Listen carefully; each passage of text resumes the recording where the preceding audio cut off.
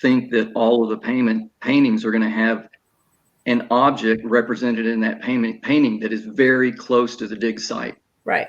And one of the things that makes each painting progressively more difficult is that that object is more cleverly disguised. Sure. I think I think the more difficult the puzzle is, the harder it is.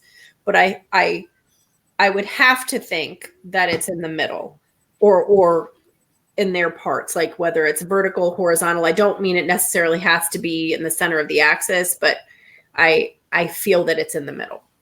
That makes sense for an art composition aspect too. Yeah. You know, like you're thinking, what can I create for this painting? And you have a blank canvas and you're like, how do I incorporate clues? You know, these things that are real world things. Like absolutely. I mean, I just think about like if I do a commission and someone brings me a bunch of stuff and says you have to include all of this, how hard it is for me. I can't imagine doing his job. I mean, and making it sneaky. You know what I mean? Sneaky. Yeah. Very sneaky. Yeah. Okay. Looks like we're live. Yeah, we're not live anywhere. It's just on my computer. It's just recording. I realized I thought it just automatically started when we entered, but it doesn't. So I was like, well, what if we say something brilliant? You know, we'll just get it now. So on recording, but we're not going out to anywhere. Sunday, what are you wanting to frame this event as? Is this like the first event in the new group that you were talking about? Is that what this is going to be? Is like, yeah, okay, yeah, we should probably talk about that really quick. Like the new Secret Lives page.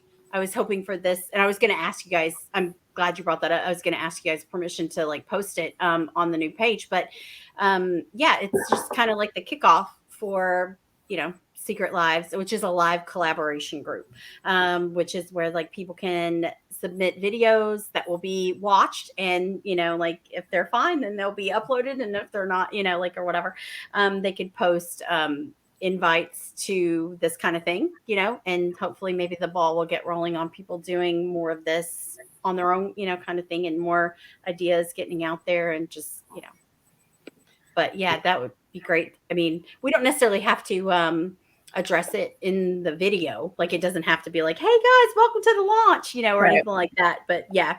I think you should mention it at the beginning. Okay. Sets it up. Yeah. Yeah, you should talk about that and then the concept for this particular one, and then we can go free from there if we want. Okay. So basically the concept is it's like we said, the position and the context. Like what do these mean inside the painting? And they're like you guys, like Melvin said, they're all different. We see Chicago and we want to draw a line through everything. Like, let me see what happens if I draw a line through these, through everywhere, and it doesn't work. It doesn't help. But yeah. So are we going to wait for Ashley to start then? I don't think so. I mean, it's up to you guys, whatever. I mean, I feel like if we get done with what, our game planning, then we can just go ahead and, since we've kind of tossed the whole strict roundtable format out, okay. So really quick, I have the paintings and Carlene, you mentioned you had some ideas. Which cities did you have? Was it a specific cities or paintings? For like I have the ones that I have available and mocked up. I have like the solved ones, and then I have, let's see, what do I have? I have San Francisco, Milwaukee, St. Augustine, which is really interesting because that's the only one that it's combined, that has one that's combined. The flower and the month object are combined in that one. So, and it's mentioned in the litany and in the verse. So, like tall grass, and you've got the shy wildflower, and you're like, what? That you can't get any more like packed like attention on that section. And we don't have anything good for that section, right? Like it's not really been. We don't. Well, we do. What do we have? Yeah, like what do you guys think of the flowers? Like what we read people's theories, and I really liked this. I shared this, Melvin, because you and I Yeah, both came up with this independently, and I saw it in your picture. I was like, oh, I love it. I thought that too. see, and to me, that puts more emphasis on that area of the park because, like you said, it's got both elements there.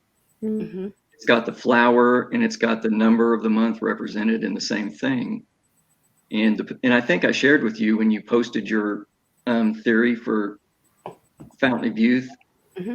the position of the jewel in the painting, why I thought it was where it was, because I think the top part of the painting represents the peninsula Oh yes. that the Fountain of Youth is on, Mm-hmm. and that gem is in the center of the peninsula. So to me, that's a big saying it's in this park. Yeah, I agree. You know what? Let's dive in. Let's back up and let's just start with the pictures. We can always clip it together. Graydon. Poor Graydon. I'm sorry. It's okay. I'm so fly by the seat of my pants. I'm okay with that.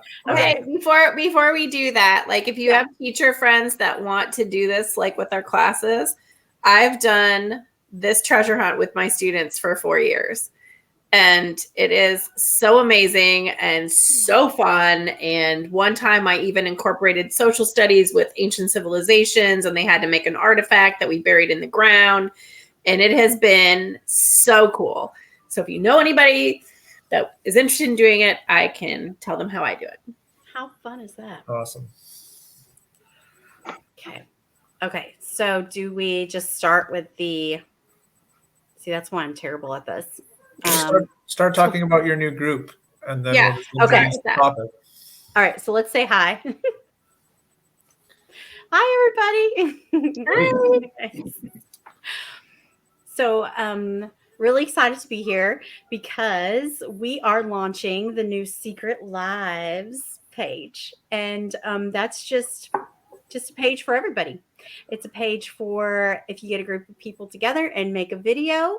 Send it over. If you don't want to make a video and you just want to get a group of friends together for a call, free on Friday night, like, hey, anybody available? Let's talk about Charleston. Put it on the page. Grab some folks. It's just about how much fun live collaborations really are. And once you try them, there's no going back. I mean, it's like Graydon said, it's just like that instant feedback. You can instantly not only do you just have so much more like inflection and things that come through, but you can just instantly clarify something. If they're like, oh, I didn't see this. And you're just like, I know I meant this. And then you just kind of you get on the same page, and it's just so much faster and so much better. And it's great to just get to know people. And there's so much less drama than posts on the pages. Well, are we going to cap the number of people that join then for that very reason? Like, we're not going to have 10,000 people. Well, that's the fun part. It's a page, not a group. So there's no members. Oh, I see. Yeah, okay. It's open for everybody. I mean, you have to submit your videos for approval. I mean, but they're just going to be like approval. Well, the approval I process love that. Like, yeah. It's, are there two of you talking about the secret? And no shade. You can't throw shade in your videos about, anything or anybody or other ideas and things like that, because it doesn't help your idea. It doesn't add anything. Well, and you're not credible. Yeah. And it's just not fun. And it's just all for fun. And another thing is the comments. The comments are turned off by default unless the people who are submitting the video want the comments on, because some people do and some people don't. And the whole thing is about reaching out to other people. So if you have feedback, you have a point that you want to follow up on somebody's video, reach out to them personally, like connect about that idea. And if you don't care enough to do that, then you don't need to comment on it anyway. So, okay. Yay. It's a great idea. I've never collaborated live with anyone and had a bad experience. I think it's pretty hard to be looking face to face with someone and hearing their direct voice and come at odds. But we all know how when you're firing posts back on a page an hour after they posted and you're all heated about something or distracted, it's easy to get worked up about it. It is. I end up in heated conversations with friends of mine that I know that I get along with, but it's just in text form. So there's a lot less drama that goes on, and it's a lot more fruitful discussion when you can work stuff off each other live in the moment. Absolutely. And it's just easy. It's easy to just say, I don't know. I always thought of it as this. You could say something completely opposite to what the person just said, but you just say, "Oh, I don't know. Really, I thought of it as, this." And you're not arguing. Yeah. You're conveying ideas. You're sharing ideas. The exchange of ideas is what's the important thing. It's not agreeing is not the important part. It's the exchange of ideas. Right. So, Agree. So this is a perfect example because our topic here for the first ever video is one that I'm not necessarily sold on, but I'm so excited to hear ideas about. And so this is a perfect example where I'm really excited to talk about some stuff with all of you and hear your ideas, and maybe you will fully convince me by They'll be converting me too. Don't worry, I'm on your side, Greg. So Sunday, do you want to just maybe go over briefly what your brilliant theme is for okay, sure. This just kind of plays off of, we've all looked at, if you've any puzzle that you've worked on, any hunt that you've worked on, you've looked over every inch of that image, right? You've poured over it, and we all know that the jewel is there. We all know the flower is there. We all know the clock is there, or the even the month item, which is I don't know if a lot of people talk about that anymore, but just it's all there. But we look at them, or I should say, I have looked at them separately. I've looked at them. What could this clue mean? Where it is, what it's doing, what could it mean? And but through the course of some conversations with some people, Melvin was one of them. It just made me go, wait a second. And I'm not the only person that has thought this, but and we've talked about this a lot, Melvin, in the group. But it's, what if all three of them mean one thing? They are intrinsically linked together. So what if we're supposed to be looking at them not only separately, but maybe all together? Do they give us something more all together? So that's the idea of this. So why don't we do it? Should we start with just a brief overview of all 12, just like what they are, where they are, and maybe your initial observations of those patterns, and then we can dig into some specific ones? Sure. Okay. Should we go in month order, or? We can. Let's see. I have the solved ones first, so we can go with that, and then Sure. Yeah. Just go in the order that you have photos available there. Okay. I don't want to be the only one talking. So, Carlene, you want to do Chicago? No. No. Well, I have stuff to add. I just haven't thought about it the way you have. So I feel like if you and Melvin know, maybe you guys should go with that. Okay. But I think we should give people even just an overview of what we're talking about before we go into any theories. Absolutely. That's kind of what I'm saying. That's an excellent point. Okay. So Chicago's a little, it's not as obvious though. So it's an interesting one to start with, but we can, because since you have it up already. Okay. So Chicago. Sorry. So you just look for the flower, you look for the jewel, and you look for an object that is included with multiple that is the same number as the month. Okay, so that's the month object, right?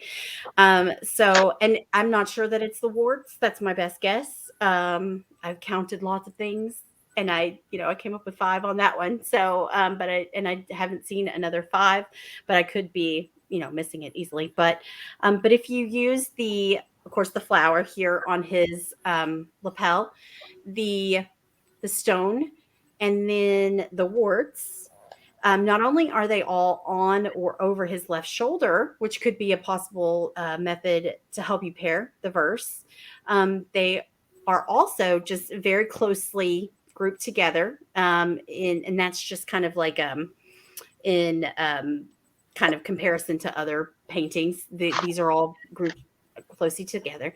But they're also linear, where you could just kind of like draw a line through them. Whether you're supposed to or not, I don't know. But it just seems like. But if you do, it hits the dig spot, which is kind of interesting because, as everyone says, like, how would you know that's the dig spot? You don't know what that is unless you are boots on the ground in that park. And then you see this and you're like, oh, that looks like this portion of the painting.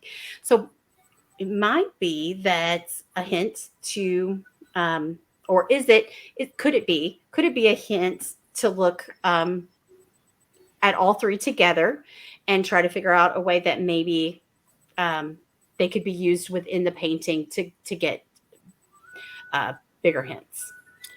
Okay, so Chicago is May. We know that by pairing the image match to Lily of the Valley as the flower and the emerald as the birthstone. Right. And then so the most common prevailing theory is that those 5 warts on his cheek match the month of May as well. Okay, so that's Chicago. What we can come back and talk theory a lot more later, but Sure. Let's just cruise through them all and point out what we're referring to. It's also really worth pointing out, just very briefly, that the litany also calls out brilliant eyes of Celtic folk. So it calls attention to the eye area. So that may be another hint towards the importance of that area. Awesome. So What do you have then next? the next one is Cleveland. Melvin, you want to dive into Cleveland? I can talk about Cleveland a little bit. The thing that I've noticed about this image is that it seems like JJP is layering a lot of different things. There's actually 2 images here that he's layered one over the other, and that's pretty obvious. I mean, you can see the water fountain in the alcove from the Italian garden, and you can see looking west into the Greek garden. You see those images layered over each other. Mm-hmm. And then there's also a map element to this at the top of the image. A lot of that is map element. And that's kind of the thing that I've really been focusing on. I mean, I think a lot of placement of these objects have something to do with maps. I mean, it's not like you can lay the image over a map and it's going to line things up, but where they're positioned is influenced by that. And so I think the gem being at the top of that arc is signifying that that's the beginning of the puzzle. Let me get my notes real quick. What would be isn't this image 4? 3. This is March. Yeah. So we know that this is the daffodil, which is the third month. Okay. interesting Right. because the visual representation doesn't necessarily look a lot like one. And then we have the gem, which we know is aquamarine, but which could be easily confused for sapphire because we know that Byron actually did that when he gave Brian. I'm not sure why that's easily confused, but okay. I know. Now that I see it, it's like one is princess cut and the other is just the polished. I forget what the round polished stone is called, but yeah. And then you're talking about the sapphire?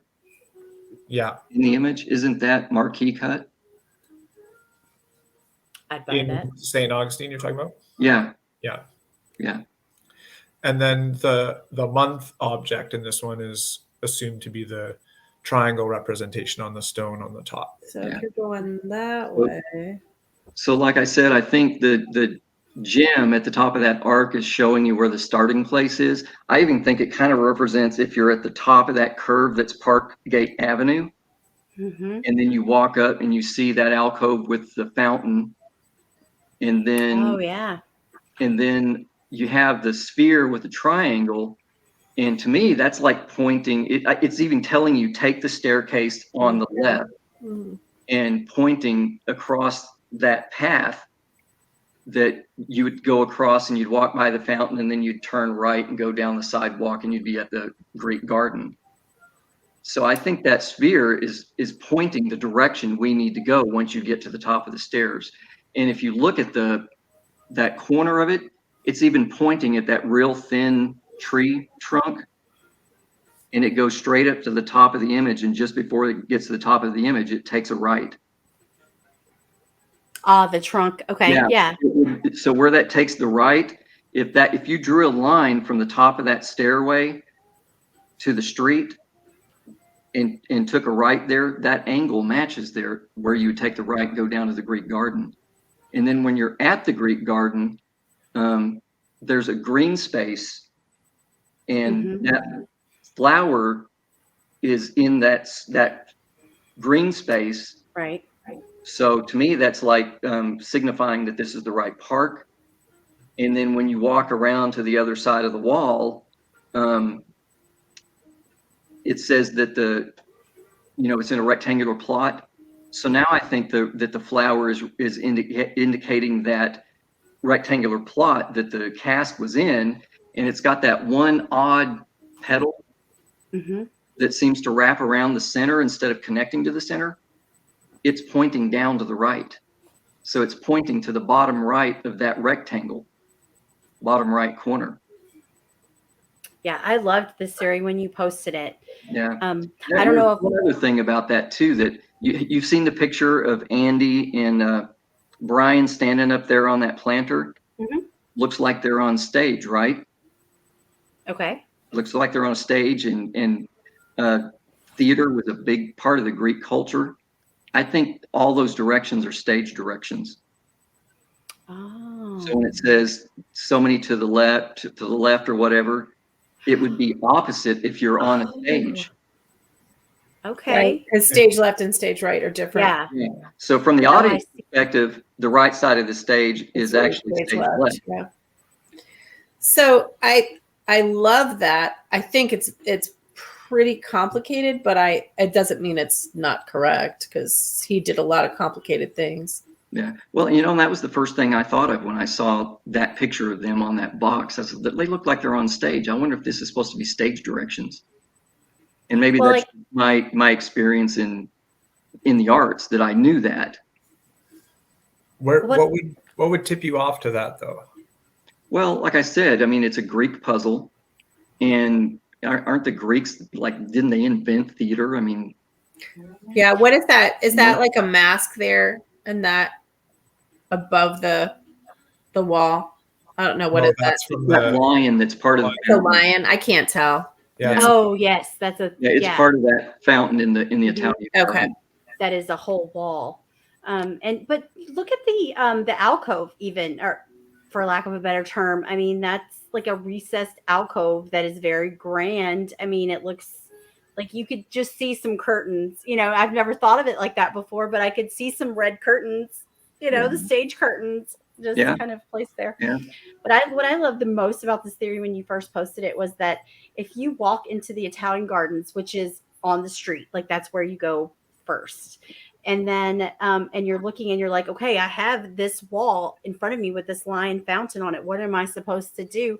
I love your idea of like the arrow is literally pointing you to your next stop, which is the chalice fountain. I think stairway on the left. Yeah, and then you go down, and then you've got to go. the columns. Yeah, but also look where the arrow is pointing, and in respect with the wall. I mean, it points down to probably a roundabout where the cask was found. So I love that it's it could be both. The famous blended clues where you're like you use it one way, and then you, yeah. Yeah, I think it does more than one thing. So I'm going to ask at this point, do you think that there are that level of mapping elements going on in all these puzzles, or is that specific to Cleveland for you? And I have a follow-up. It's something that's used a little bit, I think, in almost all of the puzzles. Yeah, and I think New York is a solid map, man. The whole thing. And we keep coming back to St. Augustine. It's got that overhead view of the state of Florida, and then that peninsula at the top of the rock also is shaped like the peninsula that the Fountain of Youth is in. So and then the river. Yeah, so there's a lot of map elements there, but like I said, it's not like, oh, well, I can just lay this over a map and it's going to all line up. It doesn't work that way. And we didn't say anything in Chicago, but it does the same thing in Chicago. If you look at not just the month elements, but the other things that are in Chicago, it comes straight down Michigan Avenue. You have the windmill that's the water tower. Mm-hmm. You come straight down. The next thing you get is the ferry that's pouring out the water. That's based on that fountain that's at the Art Institute. It's like You this keep line coming here. straight down from there and you get to the gym, which to me represents the Grant Park. And if you keep going south from there, where all the flowers are, I think the flowers in this image do a couple of things. I think there's 10 flowers, which some people thought, oh, well, maybe that originally would have mistaken that this was the puzzle for the 10th month. But the 10 flowers, I think, calls out the 10 and 13. I'll be right back, you guys. And then where it's positioned, and just because of the way he's wearing, what he's wearing, I think the position of those flowers points at Soldier Field. All those things are lined up. Oh, like like the metal or the. Yeah, and then the Chicago Bulls thing that's hanging from his ear, that's east, like where the old stadium where Chicago, the Bulls played. What is it? Union Stadium. United Center. Yeah. Oh yeah. On that, So all of this it was is. United Stadium. They tore it down, and I think now it's United Center. But it's all position relative. I mean, it's not perfect. You can't overlay it, but it's related. All those Yeah. things come from the top to the bottom down Michigan Avenue, and the basketball stadium was way over there to the west at about the same level. The Bowman doesn't follow that pattern, though, right? No, he doesn't. And I have a theory about that too. Because puzzles that have map elements, and this one has a real strong map element. Do you know which direction the Bowman statue points? No. Okay. Like Yeah, cardinal well, it direction in points real straight life. across Congress, right? No. Like it points No, straight it to points Michigan. north. No? It Michigan points Lake? north Oh. up Michigan Avenue. So I think placing that object at the top of the image is the north indicator. So it's telling us the top Go of this south. puzzle is north. The top of this image is north. And so that works. Now all those things line up Houston. south. And there's another one, the object hanging over on the right side. Mhm. I think that represents a building, but it's out of place. But if they'd put Yeah, it it in is. place, it'd have been like where his left eye is or something. So sometimes he had to place things a little out of place because of composition. So where did you think then, like, how were these drawn? What did, if this is true, what did JJP use to draw these? Or what information did Byron give him in order to create these with that Well, I mean, distinct? he could have just given him a map and circled the things that he was representing. And like I said, you're not going to overlay it on a map. It Oh. doesn't work like that. But is it coincidence that the water tower, the Art Institute, Yeah, the along this Grant axis Park, here. and Soldier Field are all in a north to south line, and that's the way they appear in this image. And then the And east to basketball west with arena the- and hockey yeah. arena is to the west of where all of these objects are. And this is a long-standing theory, though. I mean, it's worth mentioning that this is what is the two lines theory for Matt Sparks, I think. I can't remember exactly what it was called, but this is, you find landmarks in the paintings. He has And something called is it like the picture path? it was two lines, and then, but yeah, no, I love the question, Graydon, about like, how do you compose an image? And I mean, I don't know, an artist, Carlene, you would be able to speak to this way better than I could, but I mean, like, we've looked at the, if we could jump over to the Cleveland image. I mean, like you were saying, Melvin, I mean, there's some really strong, like if you look at a map of, what is it, the Cleveland Cultural Gardens, there's a very strong, like, equine, hind end, kind of feeling there. Like it just looks like this line that's right here. And if you just have nothing but that line and you show it to an artist and you're like, what is this line? Build something around this line. Yeah. And then someone else had, I want to say it was maybe like I'm not going to say because I don't want to get it wrong, but they showed that I said it was the back end and they said it was the front end. And oh my God, if it didn't turn out to freaking be, or my opinion, the negative space was the back end and the positive space looked just like the foreleg, and you're just like, okay, well, maybe that's how you get a centaur for this image, maybe not, but well, maybe. one of the things that I think that, especially like this image, and I'm not going to share my screen to say this, but if you look at that back leg in the highlighted areas, that spells Ohio. Oh, So, I mean, the tail is the map of, is it, well, I think is it Parkgate Avenue. Is it? I thought it was Superior. I don't remember. I'm from Cleveland, so I don't remember which one it is, but it's yeah. Well, and I asked on this painting, just with, I think this painting you can make a lot of special arguments just because of it's JJP's backyard. So okay, sure. we Right, would yeah. know those elements a lot clearer. Sure. To get that specific, like the thin tree that you're talking about, how it goes up in curves and how the triangle is pointing to that, like those are very specific in place elements that I could maybe, accept for Cleveland, but it would be. But is much it harder necessary? Is it necessary for the solve? It's not. No. It's Right. but it's really cool to look at in hindsight and be like, wow, that's awesome that he put that Yeah, in. and I think there's a lot of things in here that they put in these paintings that aren't necessary for the solve. It's just like an inside joke. Sure. Yeah. BP Or said, hey, layers. Yeah. put this in, or hey, put that in, or Well, maybe or who knows what it's going to mean to one person and then what it's going to mean to somebody Exactly. else, That's what I think. I think clues were built in duplicates with different angle of like the numbers, like the if you look at this painting and you're a numbers guy or like a like a mathematician or engineer, those numbers you're not going to sleep till you figure out what those numbers are, right? To me, like I'm like a visual, like a creative or like kind of person. Like I looked at them, I was like, they mean something, and moved on. You know what I mean? Like I'm like, what does this shape mean? Where did this shape come from? Kind of thing. So I feel like he builds in different things for different people, and that would make a lot of sense if you look at Byron and JJP building this. You've got a super creative person and you've got a more analytical, like literary, like person building this. That's a slippery slope though, I too. don't think Because so. if you say that it's logical to build in clues of all different types into this, you're inviting But who are anyone of you building any this for? style. Who are You're you inviting building anyone it of any for? style to create, confirmation bias or to Oh, go no. down and associate like, oh, everything, there must be a mathematical tie to each one of these. Well, and I kind of feel like, you find a lot of coincidence that way too. yeah.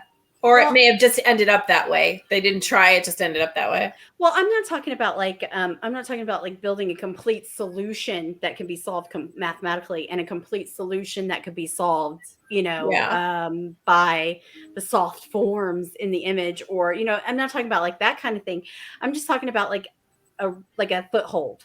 You know what I mean? Like a kind of like a couple footholds built in. And I don't think it's that crazy. I mean, I think this puzzle could probably take you any direction in 1 degree.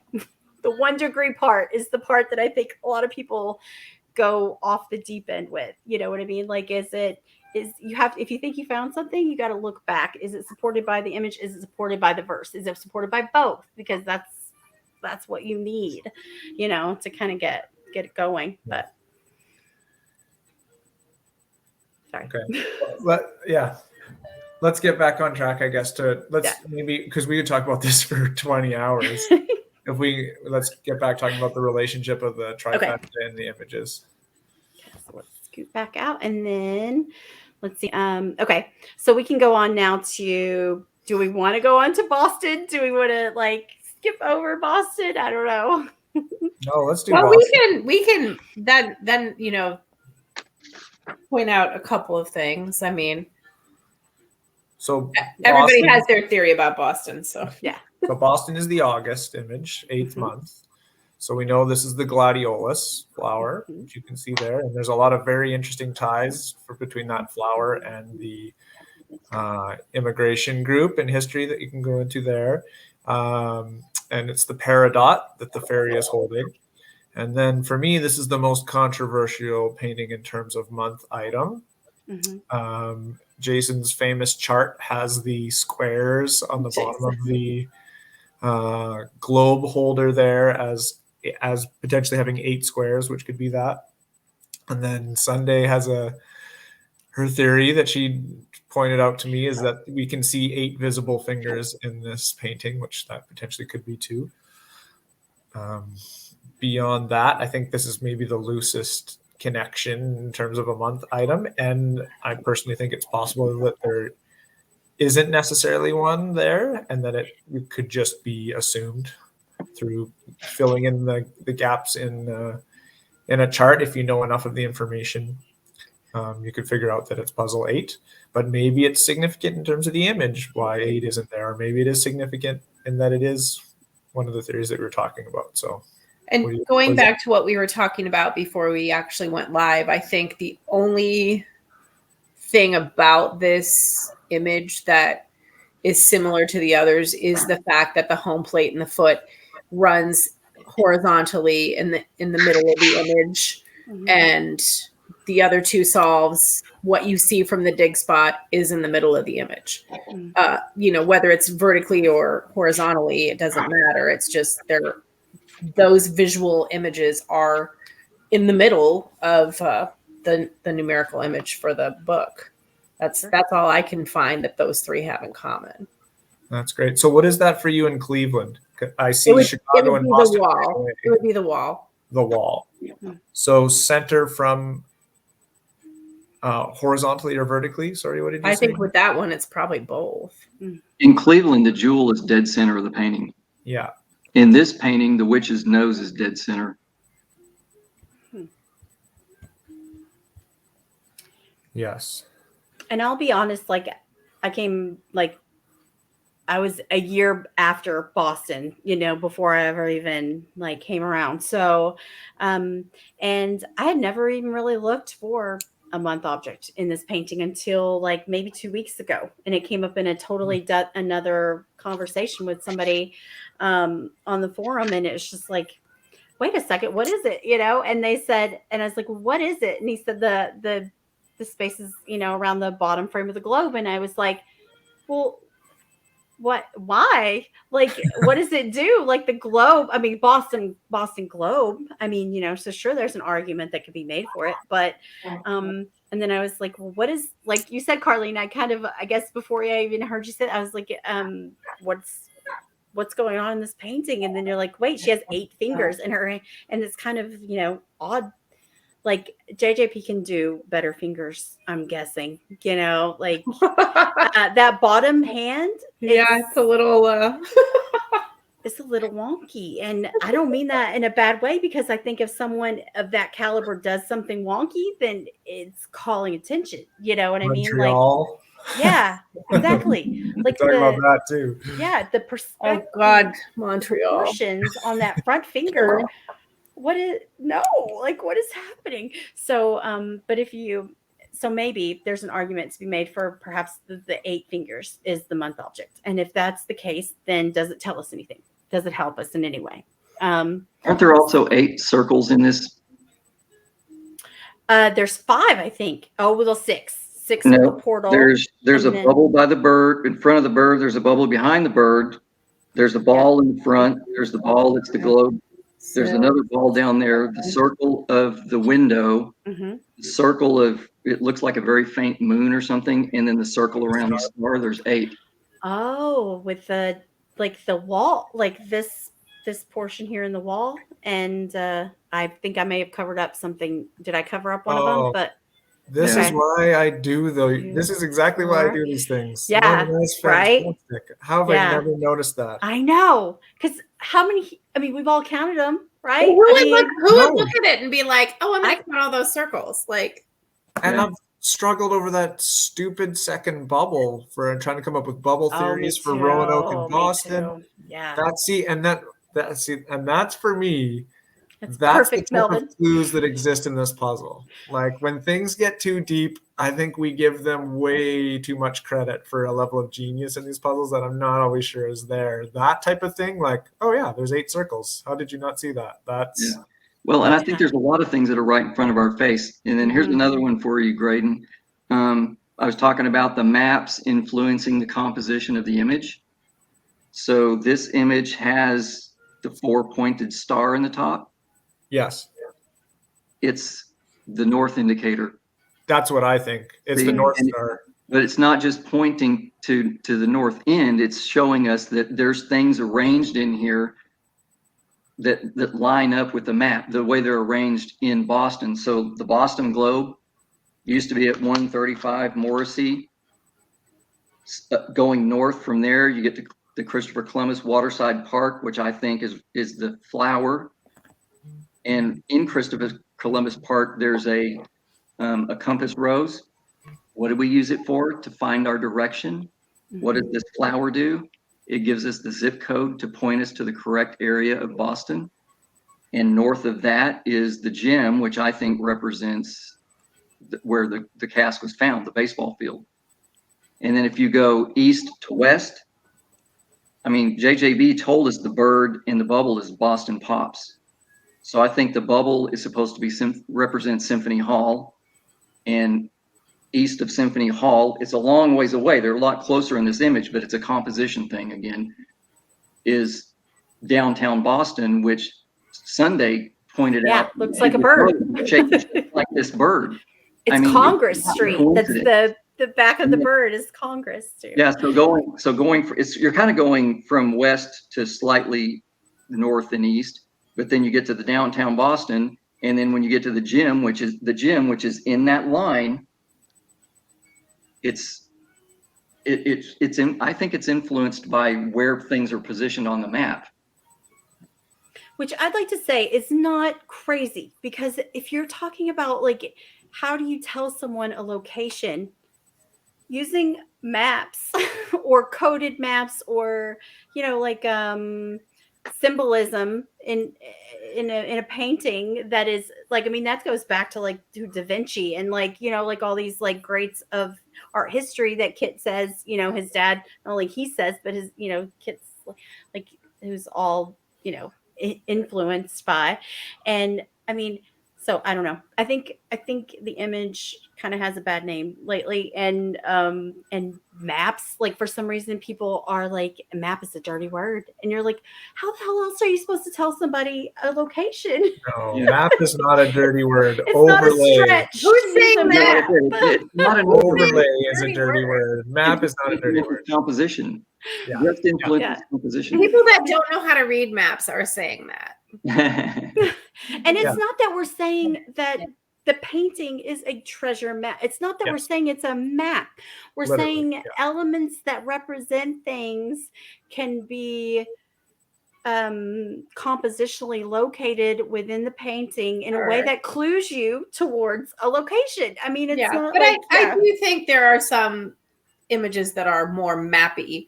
Oh, I do too. Than the ones that have been solved. I think there are elements that you can say, oh, this represents this road, or this represents the outline of this park. Yeah. You know, yes, but I think there are some that are definitely more mappy than others.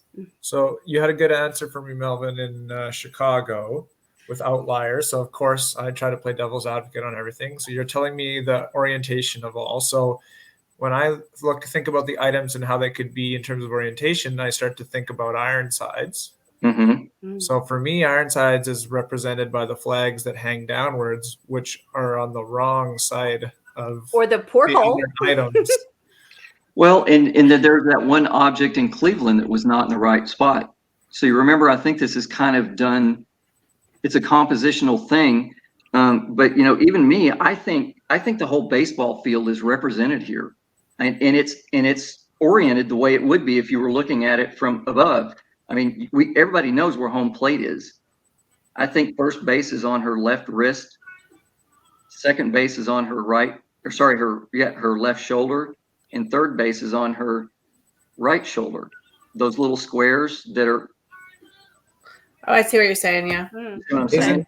And there's a lot of people that argue about, you know, is there a Freedom Trail thing going on here? I think it's mentioned by this image. I don't know that we're meant to follow the Freedom Trail, because the S on the front panel of her dress, if you flip it over So it looks like an S. It's not a backwards S. It matches the top half of the Freedom Trail. And if you look where all of these leaves touch that S, it lines up with places that are on the Freedom Trail. Hmm. The first one, the first flower at the bottom of the S, and it's weird because you get that that leaf, sorry, I think that represents Union Street. And to me, that did not make any sense at all until I started researching Union Street. And do you know what Union Street used to be called? Green Dragon Street. And on Green Dragon Street was a tavern called the Green Dragon Tavern.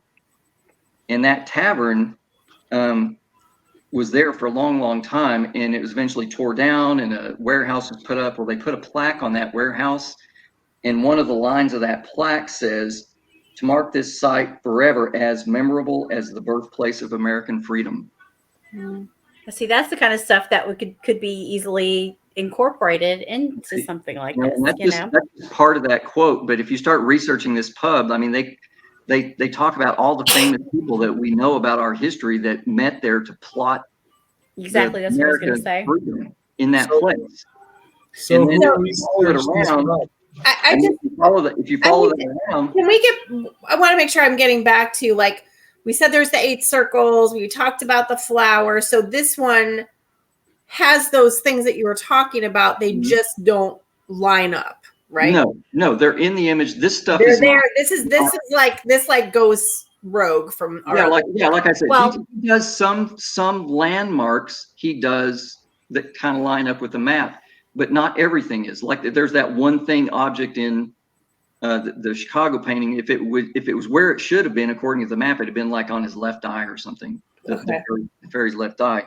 But other things that are on that I think are marked on there is there's the rats. What were they?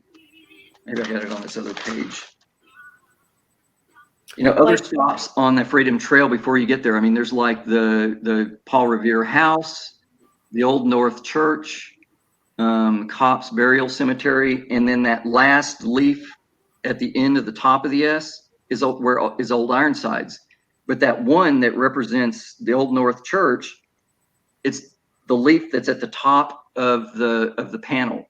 And if you follow the stem, it kind of curls around, and then it touches where the Old North Church would be. So to me, that's like saying, here's the path that Paul Revere took, and then you have that image, that leaf at the top of the panel, and then above that is the baseball field. But you have Paul Revere called out from the poem that we all had to memorize 100, like when we were kids, so you have that. And then, I love it. I think it's very interesting. I mean, I think it's just a mention of something that's in the city that's very important. I don't know that I'm on board with the people that say it's all about the Freedom Trail. You got to take the whole Freedom Trail. I think it's mentioned. I don't think it's. Yeah. No, I'm a believer that Take 5 Steps just refers to the 5 stops on the Freedom Trail to do with the North End. I think it's that simple. And it could be that he chose the park. I mean, that's be a great location. It's a historic location where Paul Revere actually crossed the river, right? And then you've got the park there, and you've got Ironsides right across. I mean, that's perfect that's a great choice if that's why you want to choose it.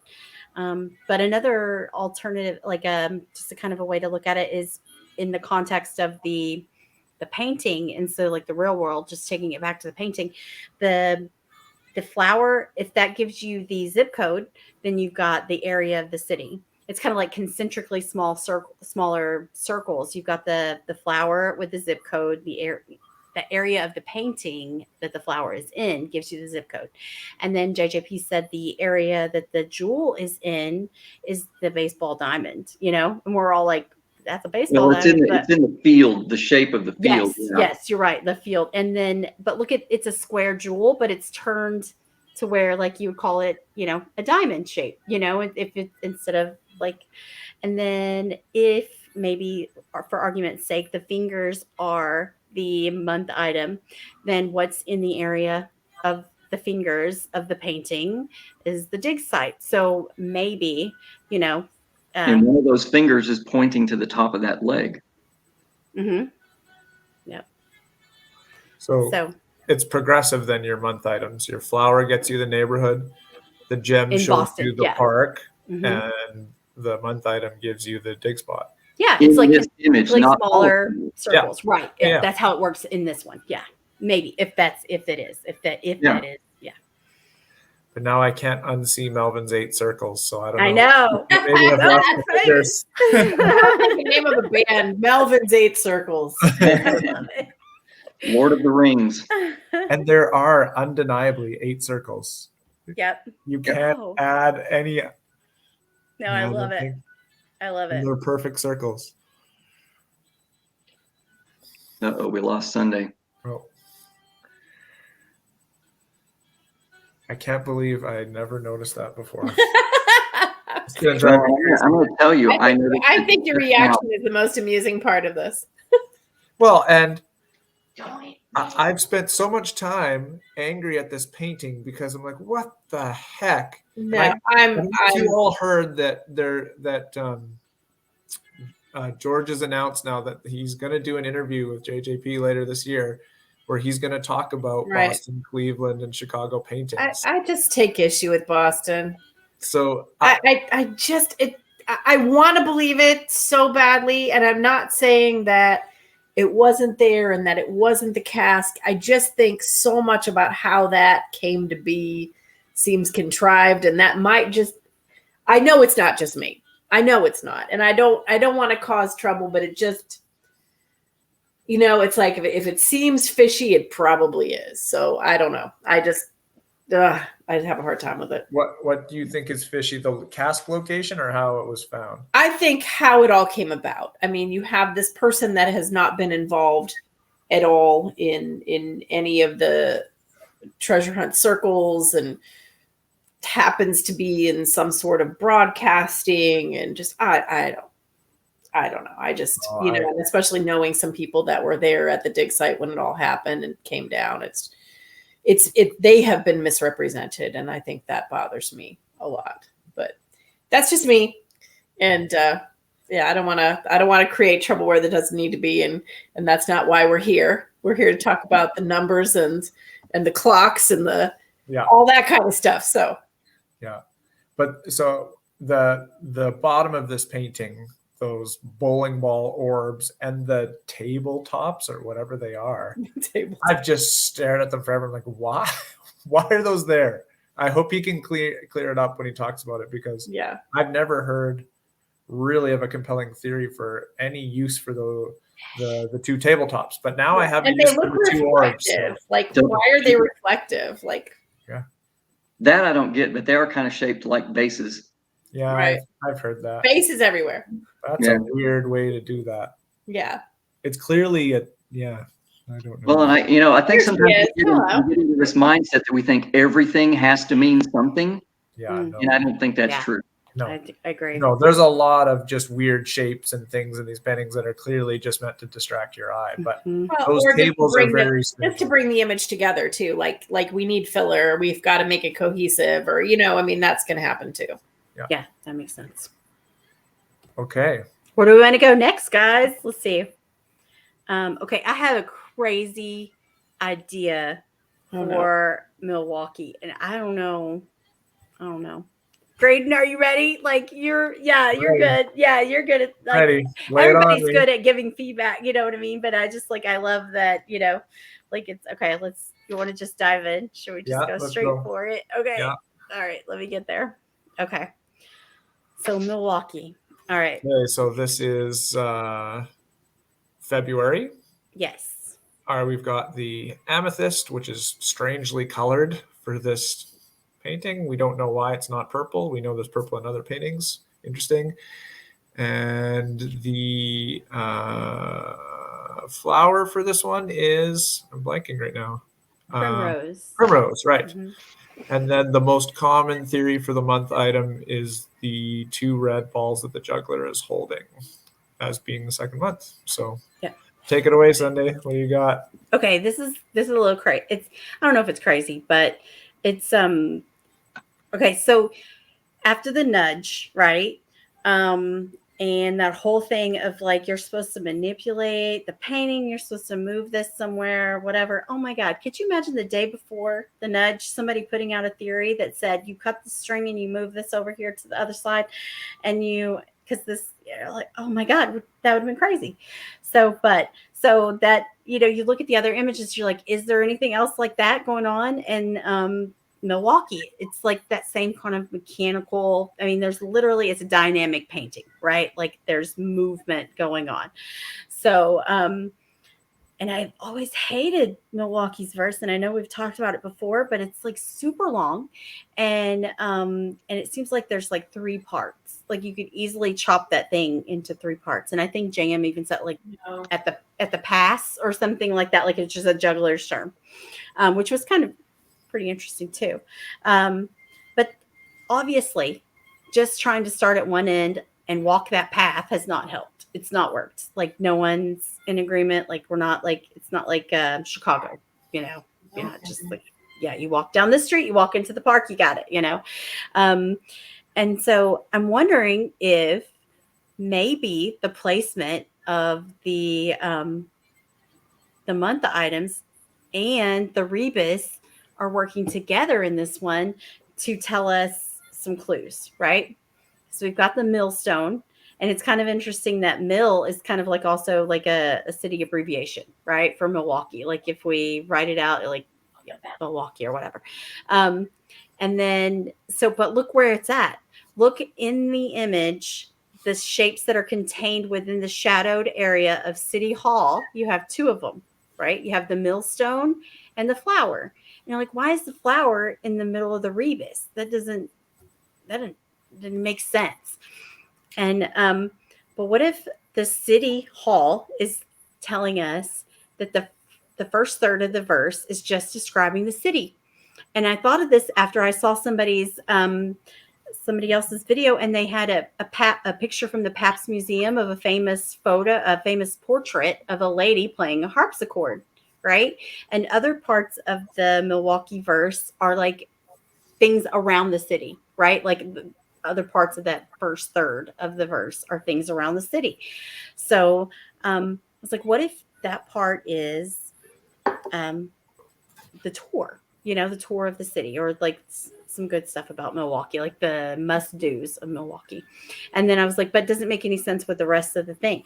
So then Melvin, you and I have talked about this, but her silhouette looks very similar to the silhouette of the main path through the park. And so you've got the City Hall and the millstone. So maybe that's Mill City. That you got the walking stick.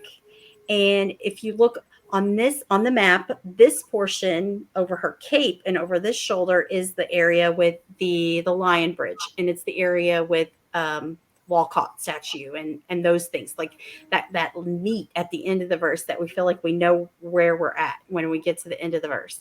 And this area is nothing, right? It's just like empty space, but it's still in the park. So what if you're walking through the park, right? We can't see you We pointing. can't see what you're doing. Oh, you can't see my cursor. Okay. Well, anyway, all right. So the Cape area of the park, if you use her silhouette, if you think her silhouette is similar to that the main path through the path that you walk down from the grand staircase, past the Walcott to the Lion Bridge, if you think that's similar to her silhouette, then all of that silhouette is on the Cape side. Okay, so the empty side of the painting that is under the walking stick is just the other side of the park, right? The ravine side of the park, the Olmsted like famous walk through the park is on that side. Then you get to the key that looks a lot like the grand staircase, right? Like that area, if you look at it, it's not the shape of a key, but it has some of the things that are reminiscent. It has like the cutout in the center, and it has the central walkway up and things like that. So what if the key tells you start at the grand staircase, you come back around into the park, and then you see things like the Walcott and the Lion and the path.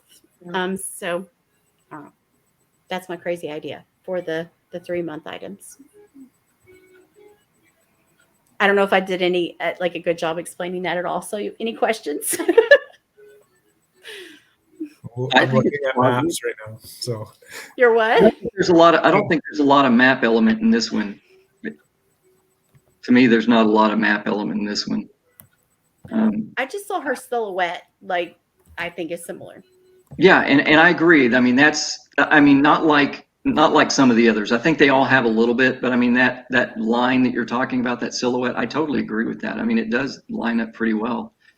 And I think to me, the flower, its position also tells us what direction to go from City Hall, because this silhouette would be if we were standing northeast of City Hall and viewing it, and that flower is on the southeast corner, and Lake Park is southeast of City Hall, right? Am I remembering my directions correctly? I believe so. No, I think it's north. Yeah, no, it's northeast. no, it's I don't know. northeast. Yeah. Anyway, flower is on the correct corner. So you'd be standing on the northwest side of City Hall to see this view, and the flower is on the northeast corner, and then the park is northeast of City Hall. And see, I told Sunday this. I think there's another Rebus here. I think there's a larger one here because I see the two balls and I think of the word two, T-O. And then what I see is to find the key, use the walking stick, flower, millstone, jewel, and balls. You have to use all of these items that he's juggling to find the dig spot. What I'm thinking is if you have a theory that doesn't have any use for the balls, Oh your yeah. theory's probably not right. Or if you have a theory that doesn't have a reason why the jewel is where it is, it's probably not right. If you're ignoring that, and that was something that I saw on another podcast, is they were talking about this image, and they go, "Well, you got the millstone, the walking stick, and the key. The rest of that stuff you can just throw away. It means nothing." And I don't believe that. I think every object in here represents something, and you have to line that up with everything. It's possible, but that's a whole other level. The items are useful in the sense that they connect you to the immigration too, right? Right. To They the give you that's the Italian one, right? German. No, German, sorry. It gives you the immigration connection, and there's been a lot of interesting things put out from people with theories about, if this is a Rhine maiden and the legend, the tie with the ring and the ring cycle to Wagner and things being Yeah, I found think in those water could work and the together, name though. of Lake Park. Yeah. What is map like in this one, do you think? Like the hood of the woman, like But the relationships of visually of the three items doesn't have to be map purpose though, right? Right. no, I'm just asking, like in general, in this image, is there something that's map like that maps a road or maps a park or something? The silhouette you're saying. Yeah, for me, silhouette. I mean, I could dive into I haven't actually. It'd be kind of fun to put out my theory. I haven't talked about my theory, but I'll do it very briefly. But I love the idea, Melvin, of having to use like everything in the ring, and I think that meshes really well with the whole Rhine Maiden and the Wagner and the ring and the Lake Park. I think they all mash together really well. I don't think they play at odds at all. But so it's been theorized that maybe like the balls are the cutouts on the ravine bridge, right? That's right next to the grand staircase, right? And I agree with that. Also, because the bowling green is there. Yeah, the lawn bowling and the tee markers for the golf course. People have theorized that too. I've almost wondered about the walking stick. Like, okay, you guys have seen the little emblems on the lamp post, right? That have the walking stick, as some of them have the walking stick, some of them have the compass. Yeah. The Mason's compass or whatever. Yeah. So, I mean, for me, I think that's a better birch than a real tree, because of the Robert Frost poem, the young birch, right? If you're looking for the first young birch, and then it's no bigger than a cane pole, or no bigger than a pole. a walking stick. I can't remember what it says, but and then I think maybe in the cape. Look at the cape. So we have this portion where everybody says, okay, that's the multi trunks of the birch, right? But look at this center one where it makes a cane. You know, you're just like, why does it loop back around? Is it both? Is it a birch that is it tying together birch and cane? Is I guess kind of a thing, but. Well, and if you're looking at that theory that ends up in that area of the park, like where those bridge with the circles and the balls they talk about line up, it's by the grand staircase. That stone that's on the ground there's a pipe that comes up that's that same shape. Yeah. And So see, that stone that's on the ground is not a millstone. I don't know what it is, something to do with a sewer probably, but again, manhole cover. Uh-oh. What? Oh. Arlene's frozen. Uh-oh. Sorry, I keep jumping in and out here. If you're going back to the middle of the image thing from the other images, that millstone, I mean, if that's to represent that sewer, whatever. I know, but who wants it to be around a sewer? But see, I don't think you get to pick anything. To dig. Yeah. Because there's three things in that area that are here. That millstone is there. There's something that looks like that walking stick there. Yeah. And then that tree, there's a tree there that matches that tree in the Cape. And see, I think a lot of people got off the rails there because I like that theory and I think it's probably right, but it kind of gets off the rail when they talk about the three. And I think there's three things there that it could be. The three that it talks about past the three. That path that comes down from the bridge has three levels. There's three sets of stairs. And when you get off that lower set of stairs, there's three large trees from there to the end before you get to Lincoln Street. And two of those trees are on each side of that millstone. They're not there anymore. Right. But if you count that first tree that's closest to Lincoln, that's by the millstone, and count back 5 trees, the fifth one has that same shape on its trunk as this one in the Cape. Is that still there? Yeah. It is. Oh, okay. Well, at least it was 2 years ago. I don't know about now. They're doing a bunch of stuff to that park, right in that area of the park. And then the other thing that I think that theory gets caught up on is when it says a letter from the country of Wonderstone's Hearth. Yeah, you'll see a letter from the country of Wonderstone's Hearth. I think the mistake that everybody's making is they're trying to make this a immigration connection.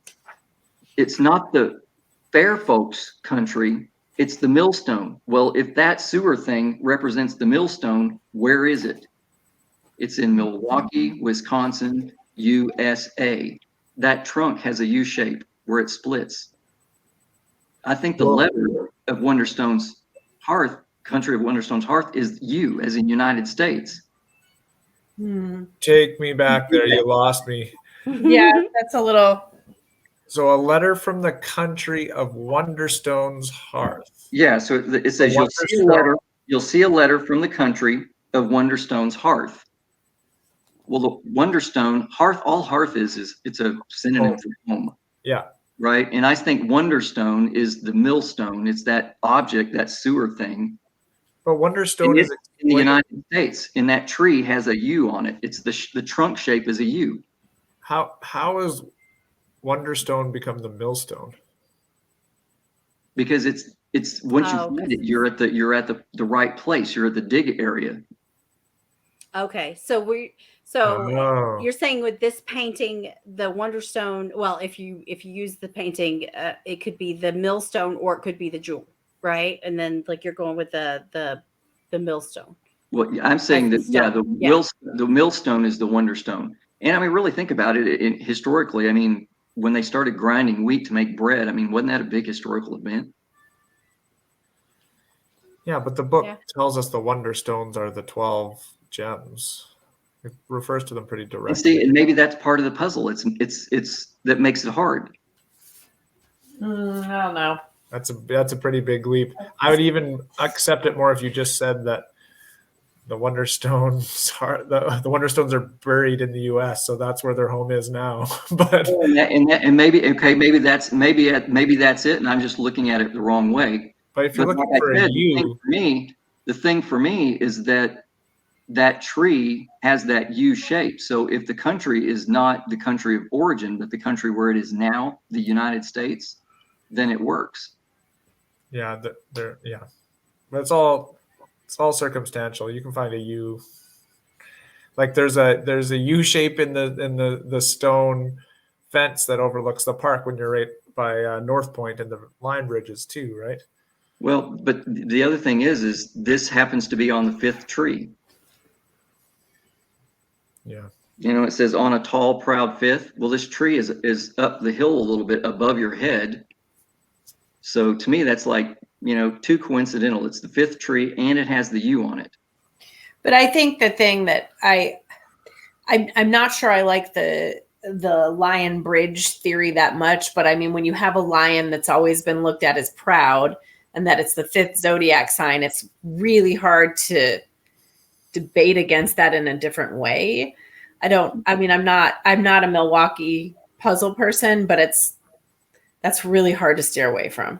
It's hard, and it's hard because they, there's that whole thing of like JJP said, whether he did or not, we don't know, but like that that she close. is, that he was close, that Josh Gates was that Josh Gates was close, but I have an idea that kind of, but also you got to think about it. That Lion Bridge has been dug more than any spot, like 8 of them. Those 8 lions have been dug more than any other ground in this hunt, I think, because you hear like everybody's like, it's a sure thing, right? And you hear like reports from the park, and you're like, they walked past and there's like these 3-foot holes, and you could tell like everyone's been dug. So what could be another answer? What could be still like her face is the lion, and but it's not at the lion, So I'm almost maybe wondering, it's just a park confirmer. maybe, but what if it's something like, okay, so you'll see the letter up from the country, right? And then so you're like, okay, you see like the Walcott, and you see country on this statue that looks, people have referred to it as kind of like hearth looking, kind of thing or whatnot, of Wonderstone's hearth. And on the proud tall fifth, at its southern foot, the treasure waits. So we're looking for a southern foot, right? And every foot of that Lion Bridge has been dug. Every foot of the Walcott has been dug. And so what other southern foot could we be looking for?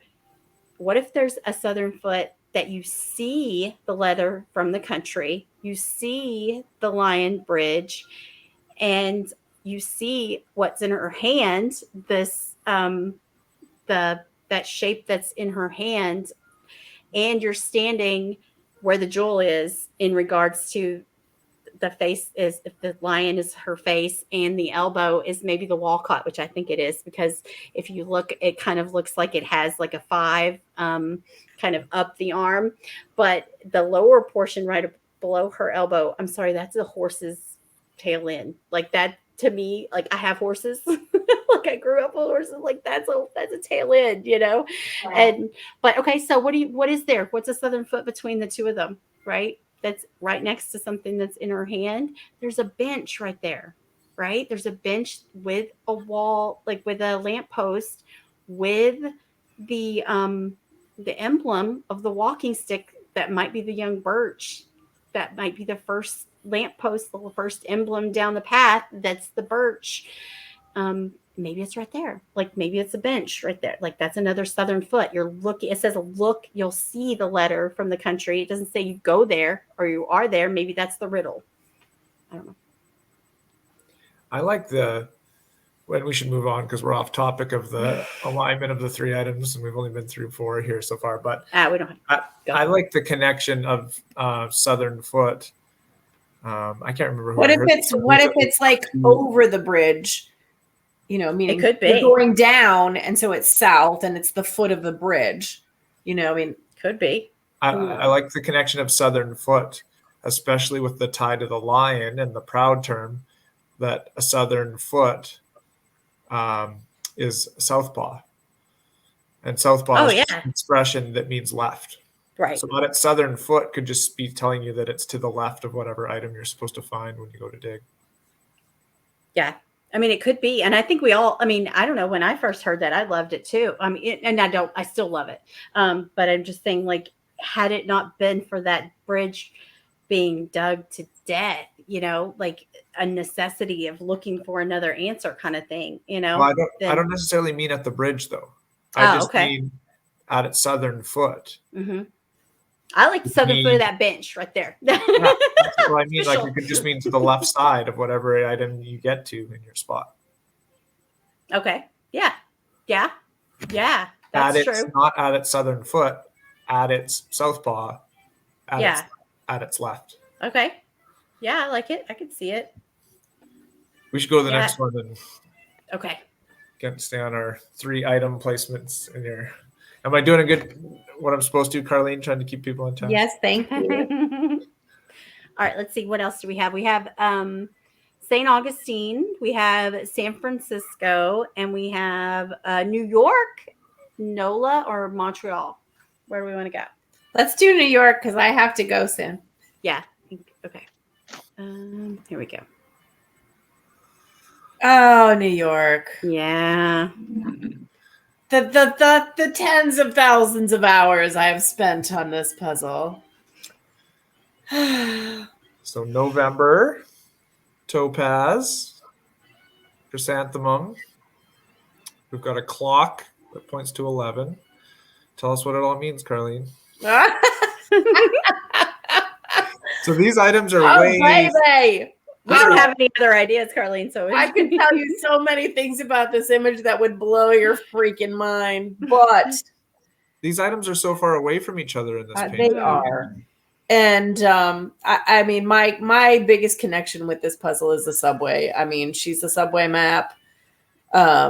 There's too many. This is all about a map. So, but that's another topic.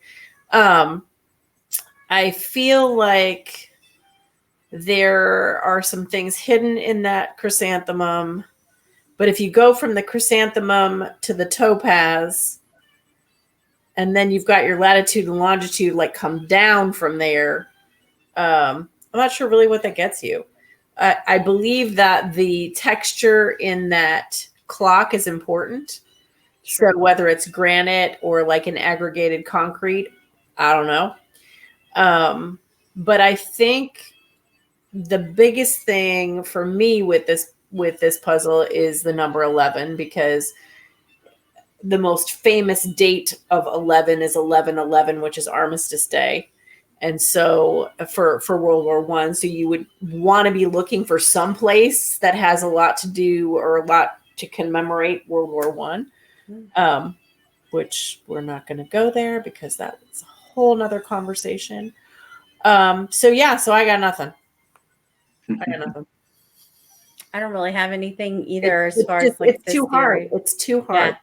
And I, again, like, I mean, anybody that's ever seen any video I've done or any post I've done, and I'm the mod on the New York page, it's just really hard. I do believe in the theory that wherever the latitude and longitude is near the dig spot. So in this case, there's water near the dig spot.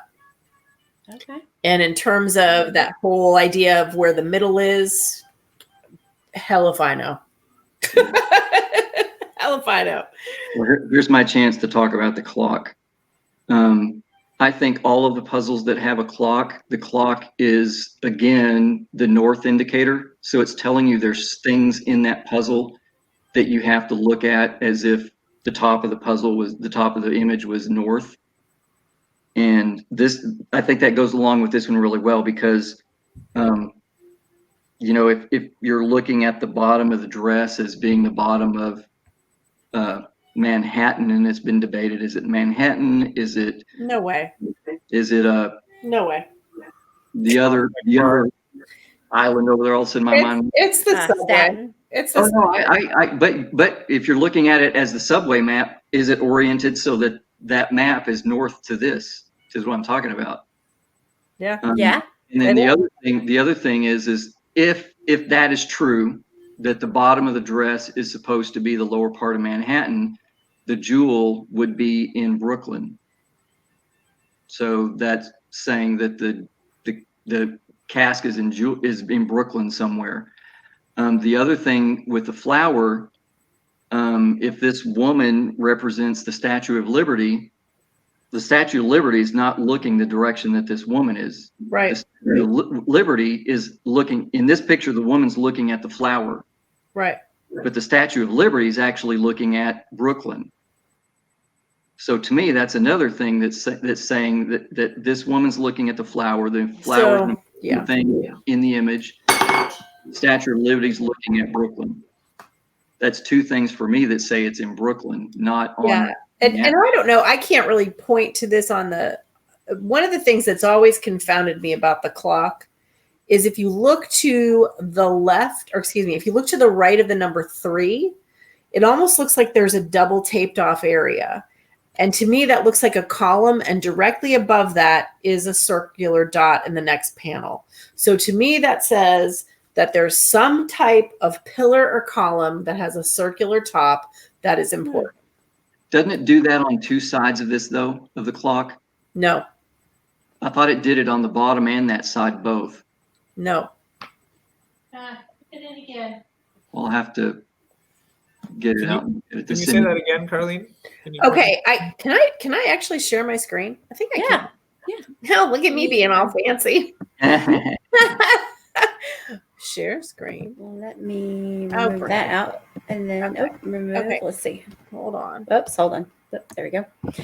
And it should, when you share, it should pop up. Yep. Okay, I see you, but I don't see There the we image. go. I have to add. Okay. I'm in the show, but I don't see nothing. I don't see the image. So Oh, you don't? I do. Do you guys see Carlene's screen? I see your computer screen, you see my computer screen, but you don't but see not the the image. image. No. Yeah. You have to go back out and try it again. Go back out. Stop share, and then because you have to select the exact. Oh, here, let me pop you down and then maybe. Screen. Okay, now try it again. Okay. Share. I hate that you have to click so many things to share your screen. Just let me know when you get where you want I'm it there. to be, and then I will pop it into I'm there. the stream. Okay. I see. You see all of us. Yeah, I only see us. Let's see. I mean, that's what your screen. Oh my God, Okay. I love that. Okay. I don't think we want to do that. Okay. So anyway, I will just do the best I can to describe it to you. Am I stopped Well, sharing now? Did you see what you wanted to share on your screen? Was it No. showing? No. Okay, we'll get it to where it's showing what you want to see, to Okay, show so us. that means I'm going to have to go to some site to find this image. So I'm just going to go to PBWorks because it's just the easiest way to pull this up.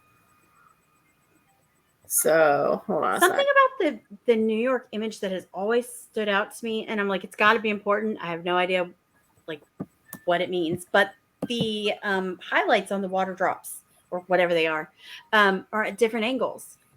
It's like different lights. Oh, sorry. All right. Okay. I think I'm here. Okay, you ready? Yep, I think so. All right. Share. Share. Share. Share. Share. Oh my heavens. All right. Okay, now Can you guys something's see it popping now? up. Yes. Okay. Okay. There we go. Hold on. So, I will add it.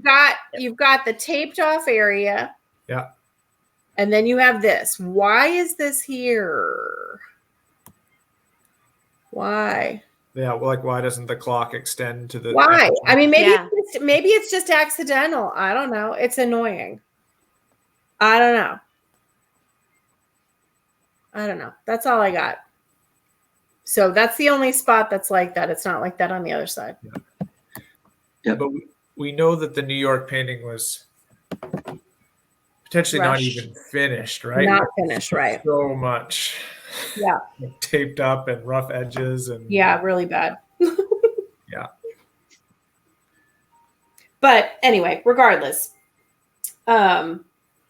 you don't have that line like you have in the Chicago painting. Right. You don't have the jewel in the center like you do in the Cleveland painting. No. There is some really strange action going on in the flower where it looks like a person sitting down. So you've got these 2 feet that look like they're sitting like on a bench. And then you've got the capital letters in the verse that when you go down vertically, like it's gobbledygook, then it says can sit, and then it's gobbledygook. So is there some place that you're supposed to sit when you're looking for this cast? Don't know, but I think it's really strange that it would say in order can sit. Maybe it's under a bench too. Yeah, I would love that. But I don't know. I don't know if Nick is on this or not, but Nick and Caroline have helped me dig under many benches. And we've not found anything. Yeah, I don't know. Then there was this like jewel to hand theory way back in like 2016 and 2017. And so if you go to like the hand down to, to the jewel and then into the water, it kind of lands you nowhere. Yeah. I don't know. It's tough. I mean, the only interesting things that I've seen about the flower is that size chrysanthemum is not one flower. It's like a grouping of multiple flowers. So that kind of maybe lends something to the whole thing of, is New York like the grand finale? Is it, like, do you take something that has to be figured out in each of the others and bring it to this puzzle? I mean, I don't know. I don't have a theory for that, but well, I'm way older than you guys, but like they had those football moms, like those were huge. Mm-hmm. So that would be about that size. So yeah. But that was just one mom. Right.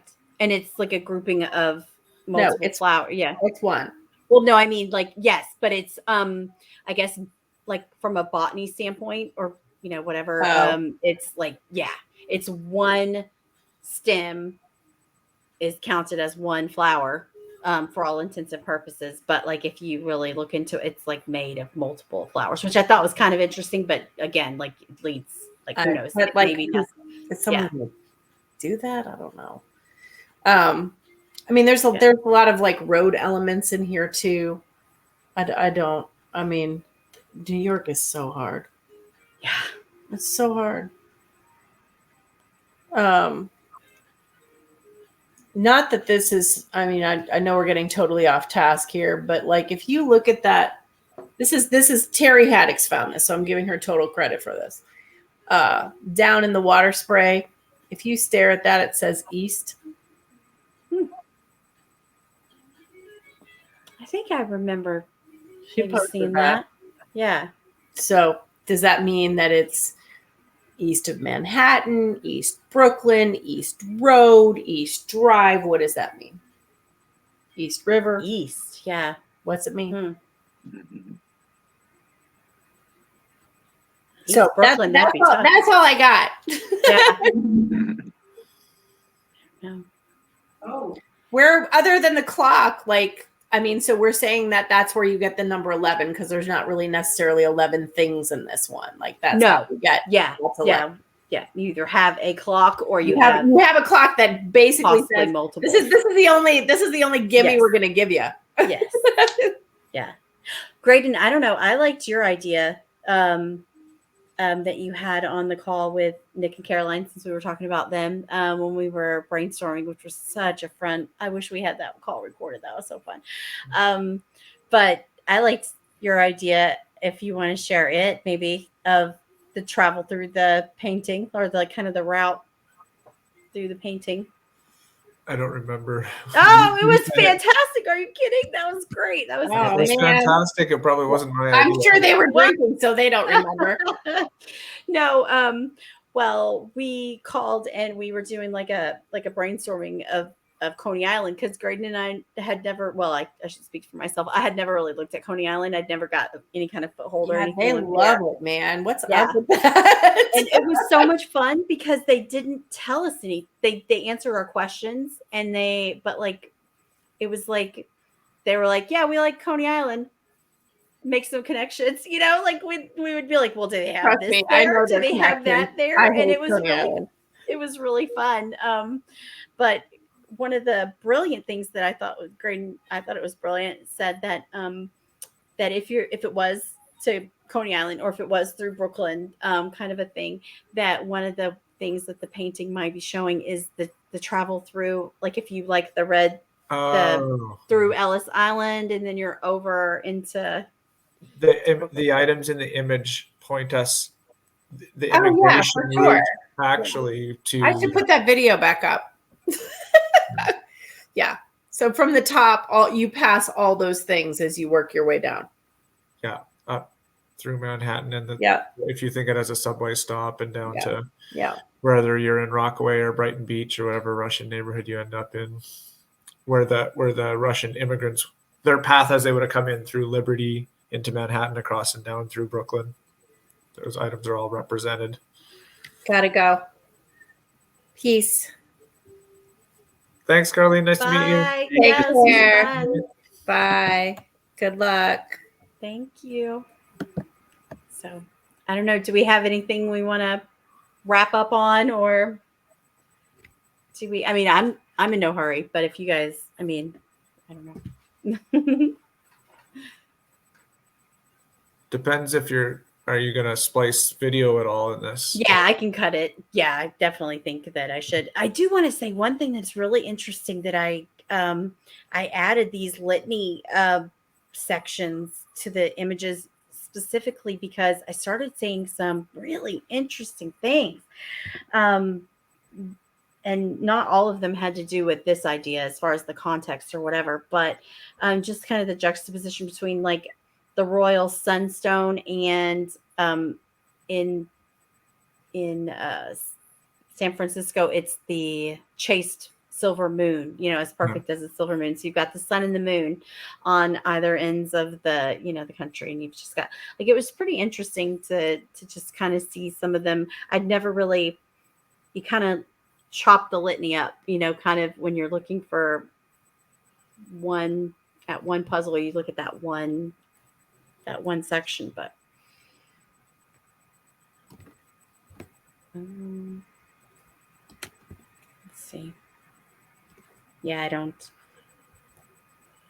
I guess we can wrap on that, and then just if there's anything else that that we just want to chat about, anything that was mentioned over the evening that or Well, do any of you have any other theories about positioning of the three items and paintings we haven't talked about yet? I mean, I have one for San Francisco, but again, okay. So, Graydon, you never did go back with Milwaukee, like how nuts is that? I mean, I know it's a lot. It's kind of a lot to chew on at once. That idea with the city, the walk on the other side of the park, and then the key, like at that last third of the verse. It frames nicely, like with what you pointed out about Boston. It's very similar.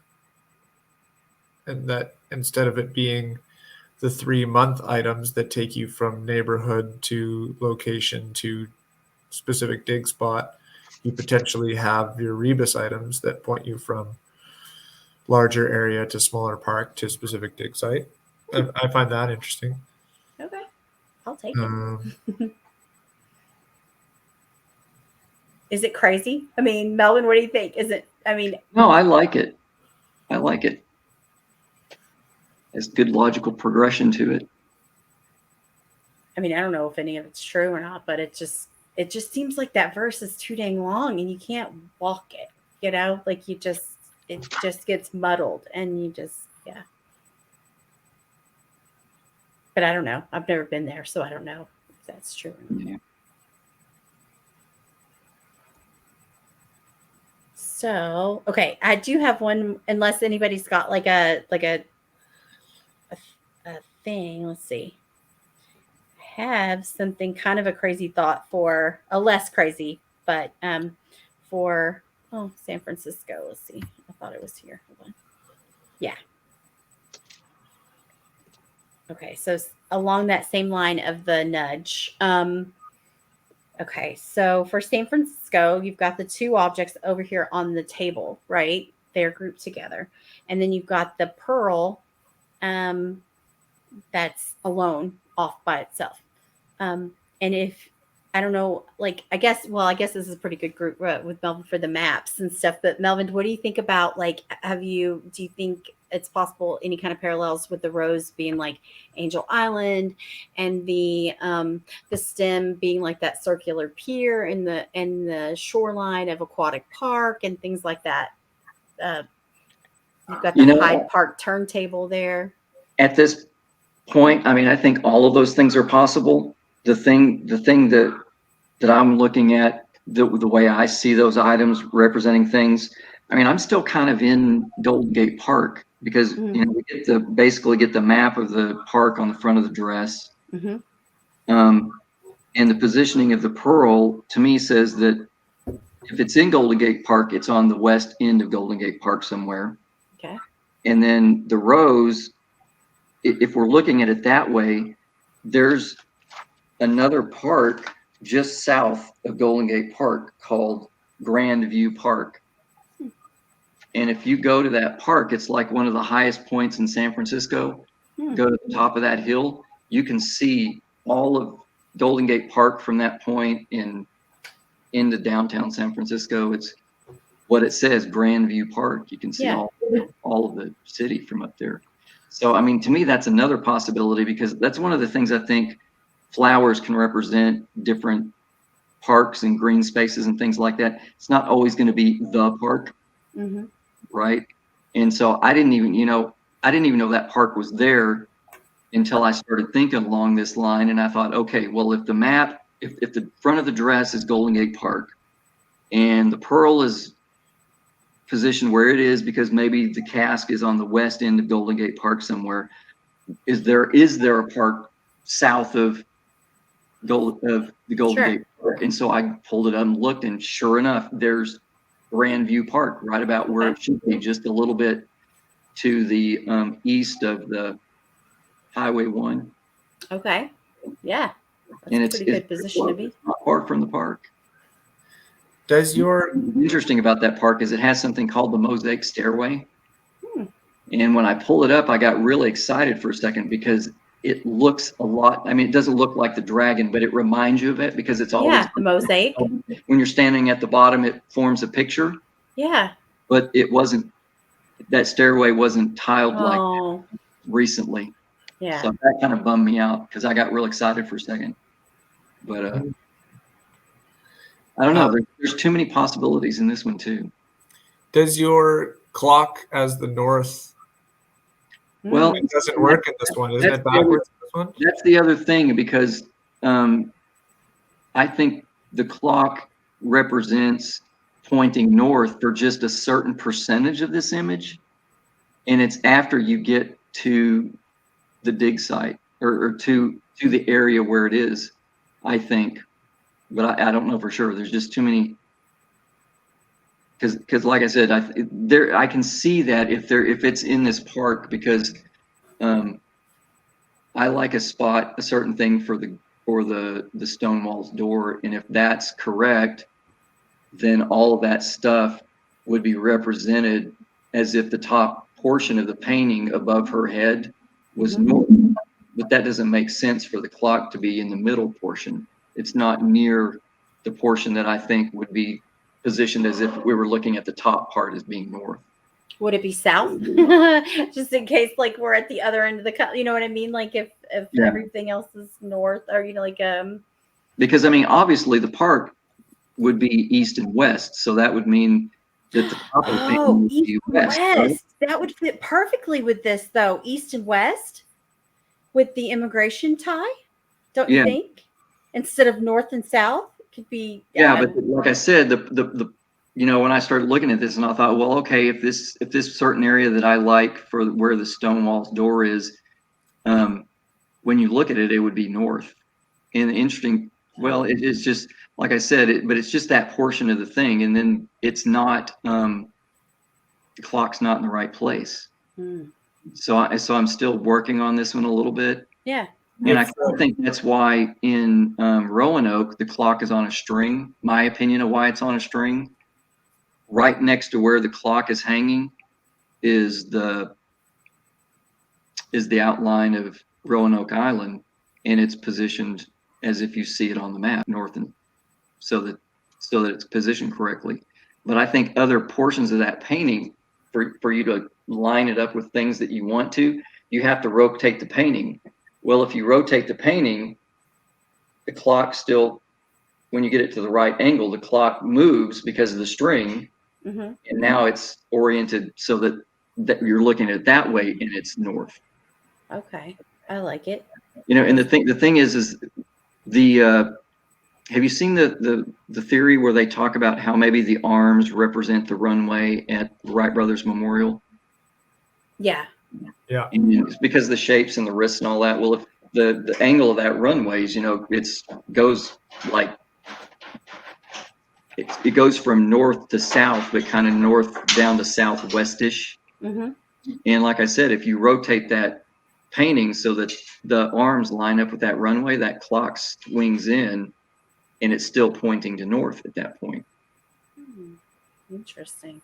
But I haven't looked to see What is the pitch in yaw? Like if you line up with the runway, then you're. I guess something like that. I don't remember, but I meant to go back and do this, but I never had to think. Okay, well, what if we rotate the image to so that the arms match the angle of the runway? Where would that watch be hanging at that point?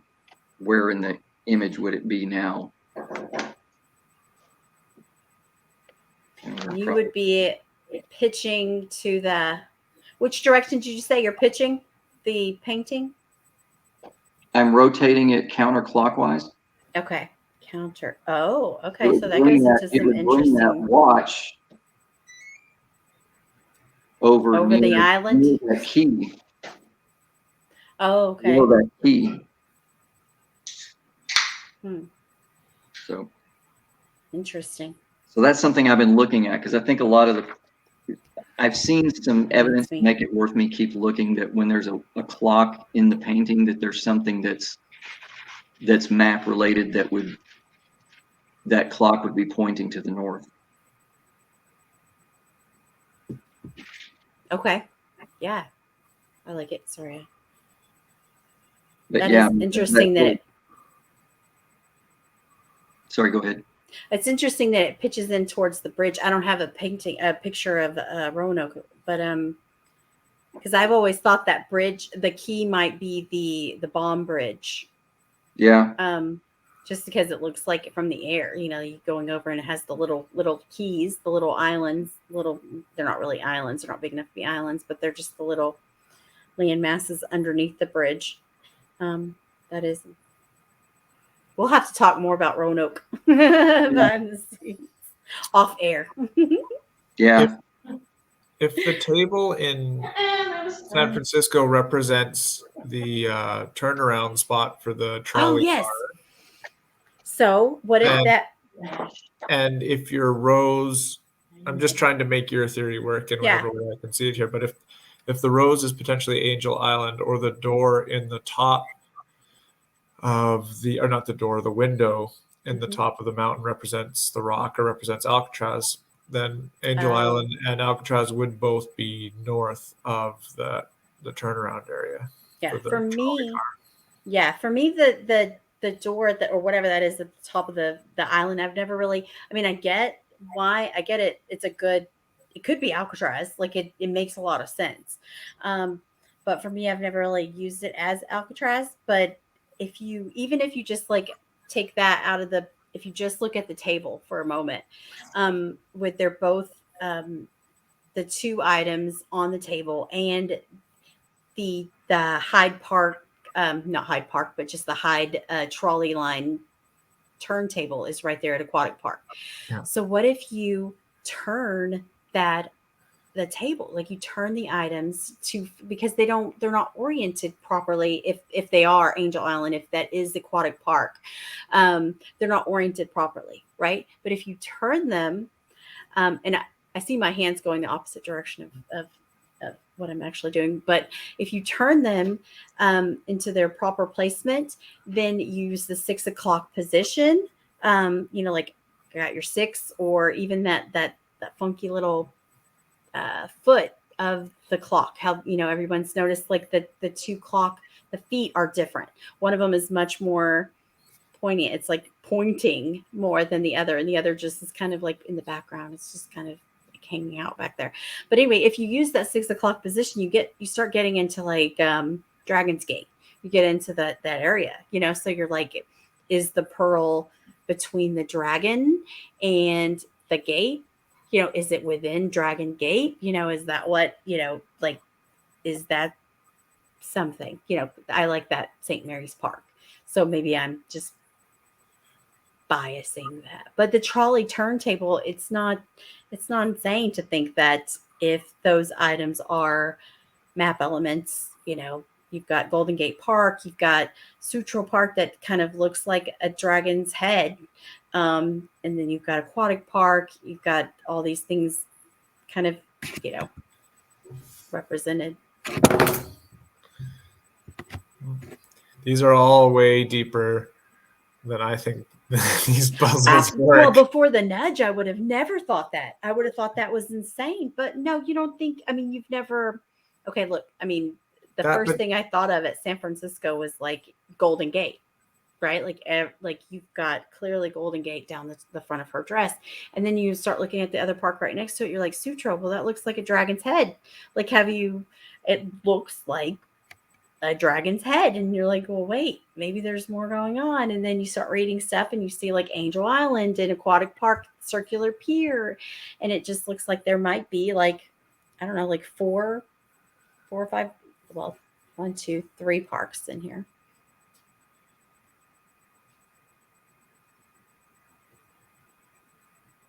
Are you looking up Sutro? I hope you're looking up Sutro. I am.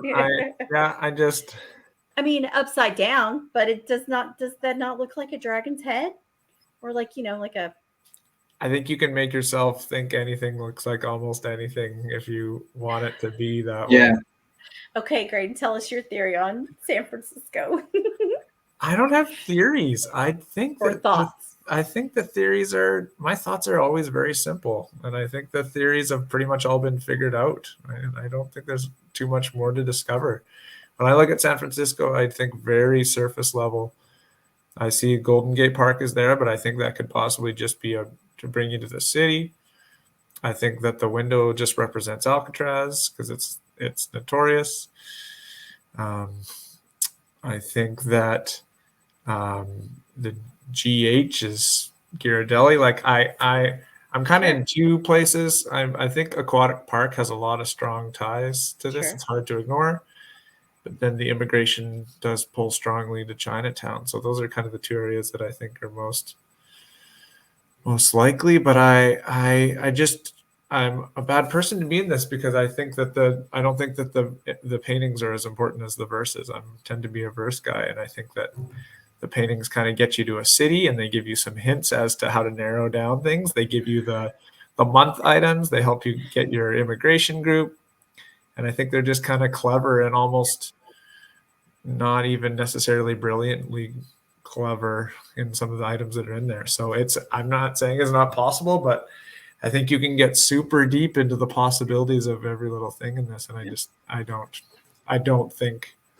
think that it's mostly coincidence, but Well, I think they're equally important, the painting and the verse, because if we just look at the ones that are already solved,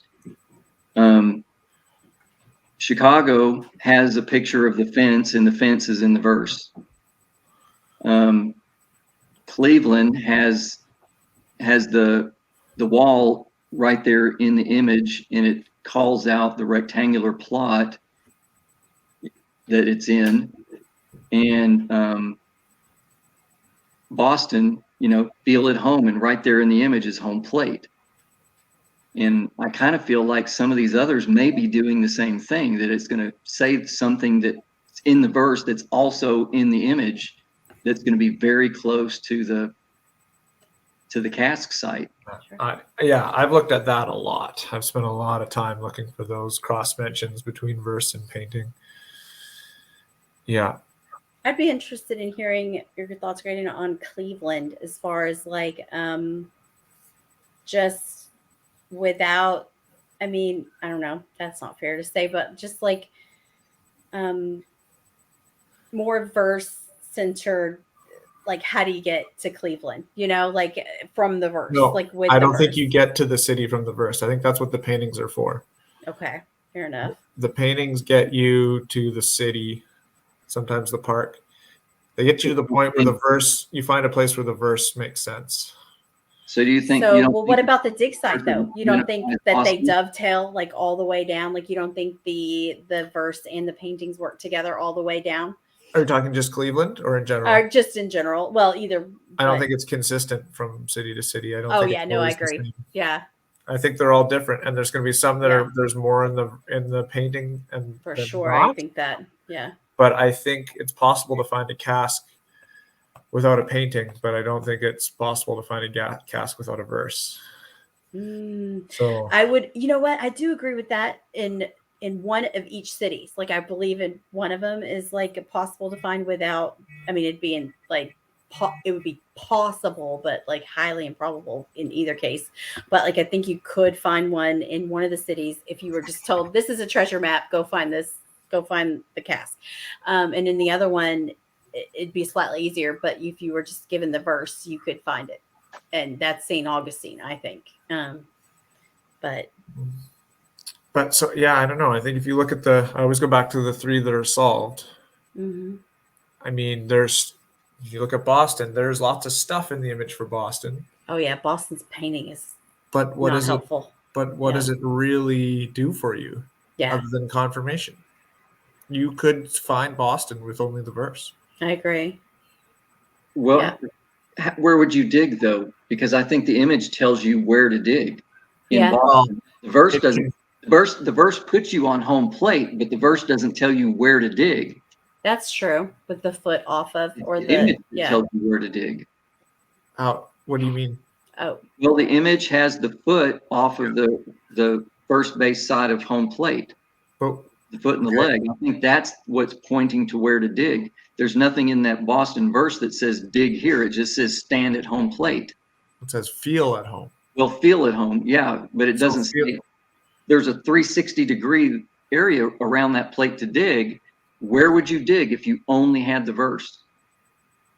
Because looking at the image, once I'm at home plate, looking at the image, if I'd have noticed that little leg there, I would have thought, oh, I don't know that I would have thought 1 foot.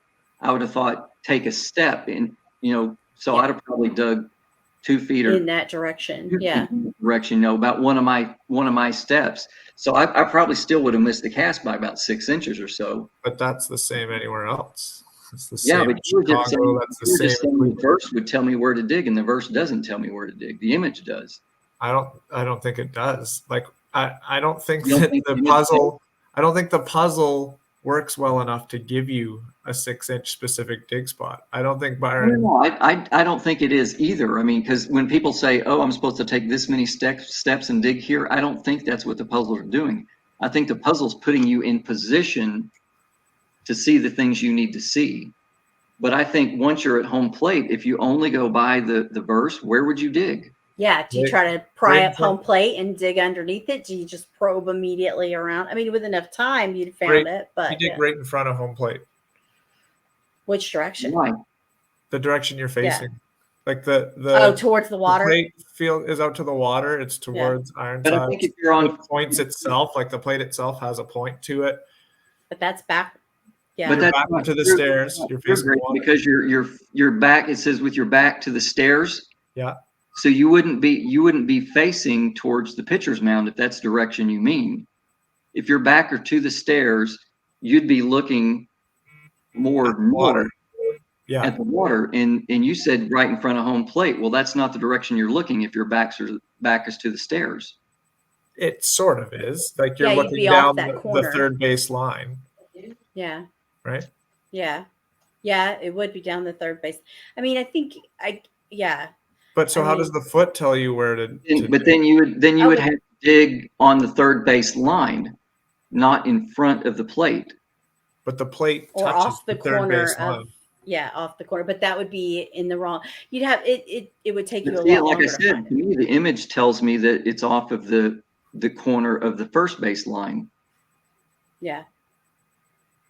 And of course, we don't know for sure. We just know it was about a foot out from home plate. We don't know very specifically where it was, whether it was closer to the third base line, whether it was closer to the first base line, or was it dead center in front of home plate towards the pitcher's mound. But We it's a don't know small that enough. for sure. It's a small enough area, though. I think we have to assume that Byron thought you would just get a shovel and dig out. Like you're going to dig a hole that's a couple feet wide, a few feet wide, and you're going to in front of home plate there. If you go to home plate, Which you is a stand big on it, you put a endeavor in shovel a in the ground park in front of it. illegally, though. That's a Yeah. big endeavor. Yeah. But well, that's a whole other thing too. We can get Yeah, into it's what whether Brian thought, because he and thought whether Chicago Byron even, was yeah. able to be pinpointed too. Yeah. Part of me thinks he didn't think anyone was going to dig any of these up. He just thought people were going to write in their solutions, and he would say that, yeah, you've got it. If you said, well, I'm standing on home plate in the middle ball field staring out at the water at Ironsides, Yeah. you would say, yeah, you found it. Congratulations. But I think if you're at home plate and you stick a spade in the ground in front of home plate and you dig out, just like he was like, I don't understand to the guys in Chicago why you haven't found it, because they've aligned themselves up with whatever, the lost clues that we don't actually know where it was, whether it was perfectly the end of the 10 by 13 or whether it was lined up with the fence and the fixture, whatever. I think he assumed that if you were going to do it and you stuck a shovel in the ground, that you would somehow run into it if you dug a big enough hole. But Yeah. How big of a hole do you think he thought we would dig? for Boston, I think if you just put a spade in the ground right in front of home plate and you dug a 2 It's foot wide hard. hole, you would hit it. I don't know. I've been out to I've probed a lot.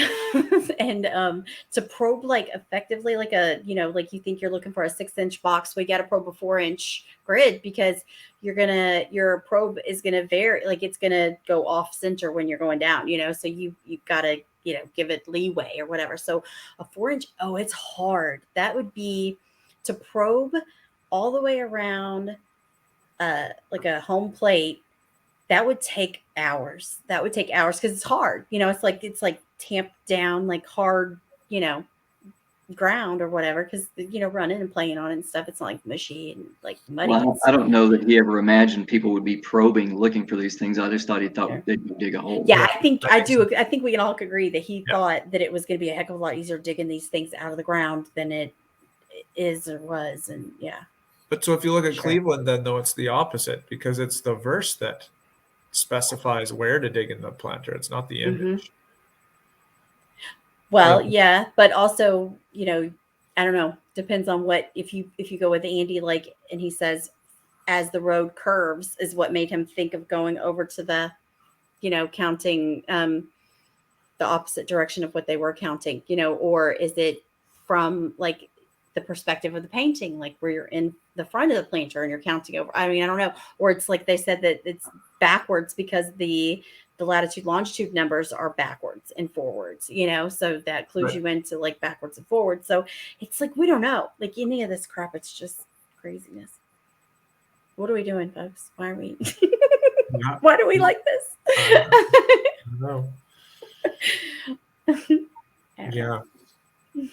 So, yeah, I guess until I see like clear proof evidence that there is,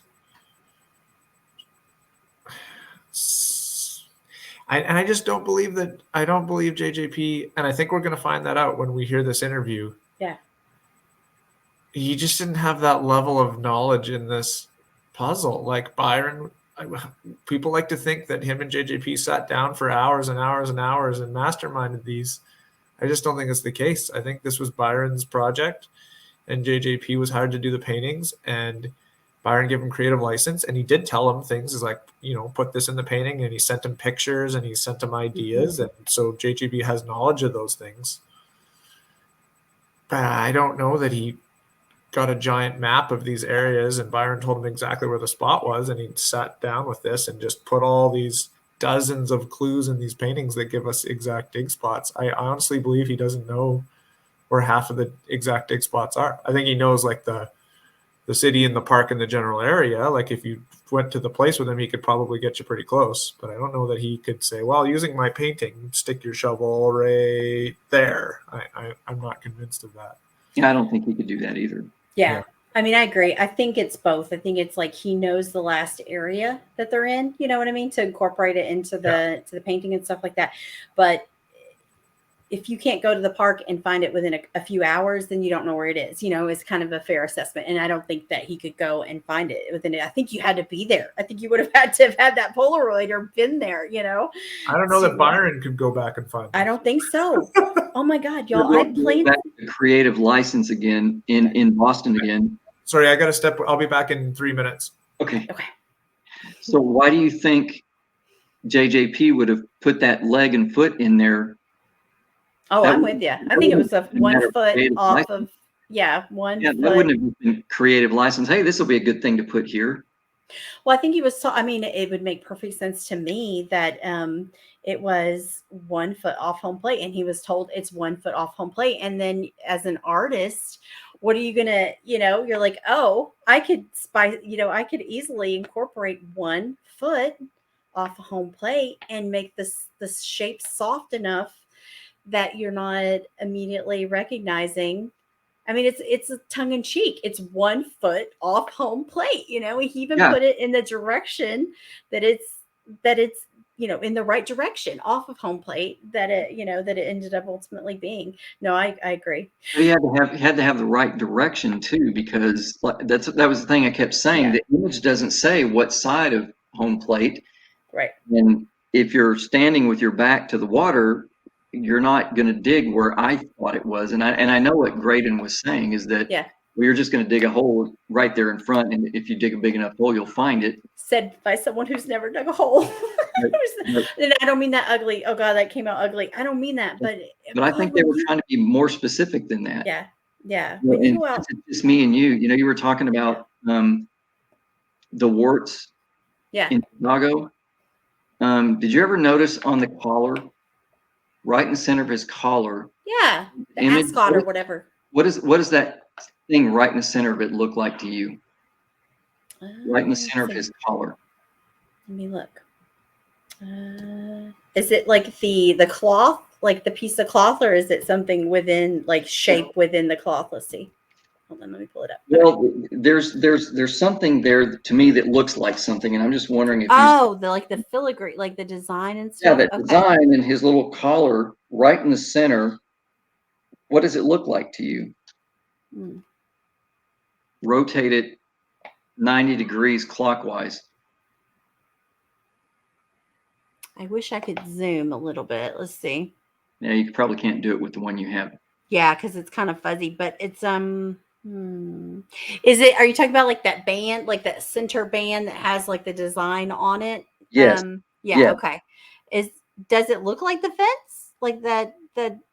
To me, it looks like a tree. Oh, okay. Now, those warts on his face, Mm-hmm. that if you draw a line from, so you got 3 warts in a row, and then there's one above that, and then you got that one tiny wart that's in the middle of the 3 that are in a row. Yep. Well, the wart above that, if you draw a line from it through the small wart, it hits the bottom of that thing in the collar that looks like a tree. Ah. And so Okay, yeah. my theory on the warts is I think the one on his nose represents the Lincoln statue. Mm-hmm. And then the one closest to his eye is the 10th tree. Yeah. The one across from it, not the small one, I think represents the fence post. Okay. And then the third wart there, I think represents the fixture. Okay. My idea is that he thought maybe you would draw a line from the 10th tree to the fixture, Mm-hmm.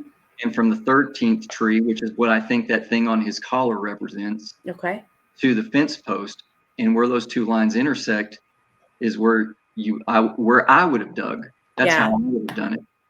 You know what was also interesting too is when right along those same lines is when gosh, Rob went back to the park and he did like that kind of 360 view Yeah. with somebody that they did the and it was really, and he said, remember him saying like, oh, I didn't realize how well this 10th tree lined up straight with the fixture. So I'm almost wondering, like right along those same lines, what you said is if you take the fence and the fixture, because they're on that angle, and you find the center point of those two guys, and then you find the center point, or like where they, I don't know how, I'm not doing a good job, but if you like you find the point between the 10th and the 13th tree and the fence and the fixture, you know what I mean? And that puts you right back in that corner where, like it wasn't between the fence and the fixture. It wasn't, but it was all lined up with all four of them, if that makes sense. You know what I mean? Like, yeah. Well, and that was the thing. It seems like he can't really remember for sure where it was. Yeah. But that's what I would have done if I were digging it, because I would have, like I said, I would have drawn the line from the 10th tree to the fixture, the 13th tree to the post, and I'd have dug there. It might not have been the right spot, but that's what I would have done, because it would have created an X. Yeah, it definitely would have. That would make sense. And that might be right too, because I mean that's a big area back there. You gotta have some. Coincidental, that little thing down in that band kind of looks like a tree, and if you draw that line through those two warts, it goes right to the bottom of that thing that looks like a tree.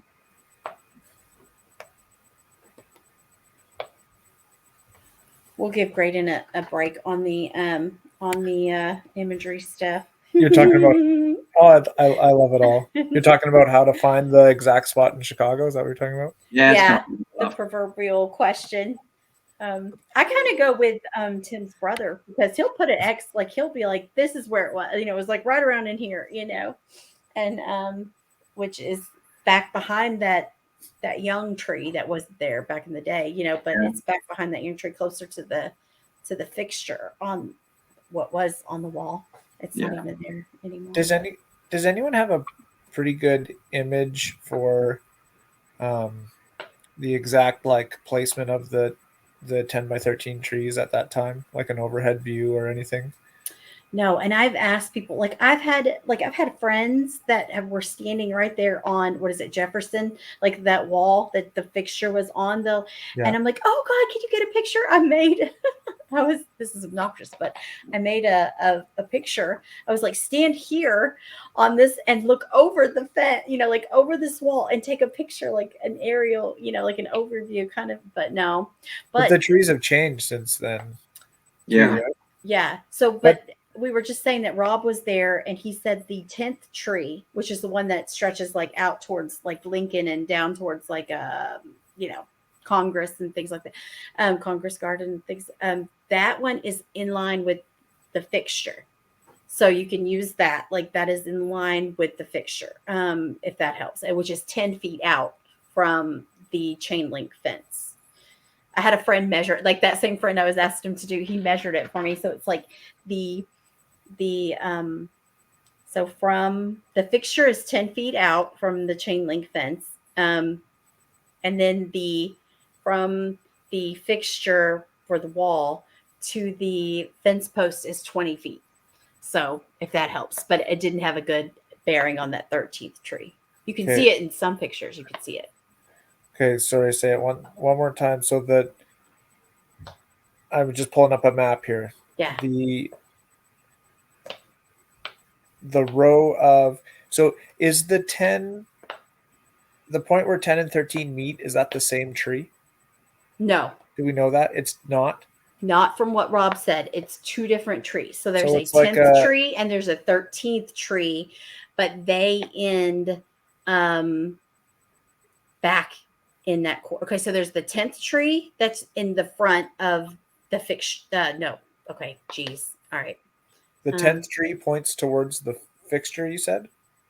I need to write it. No. Okay, hold on. Let me grab I have a dry erase board right here. Let me grab Because the other problem is getting to know what it really looked like then.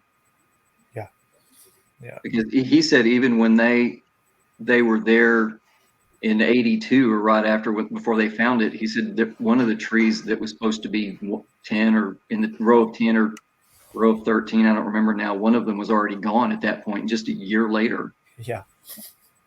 Yeah, like who uses trees as clues? It's terrible. Well, and I think he does it more than once. I hope, yeah, I think you might be right, then I hope you're wrong.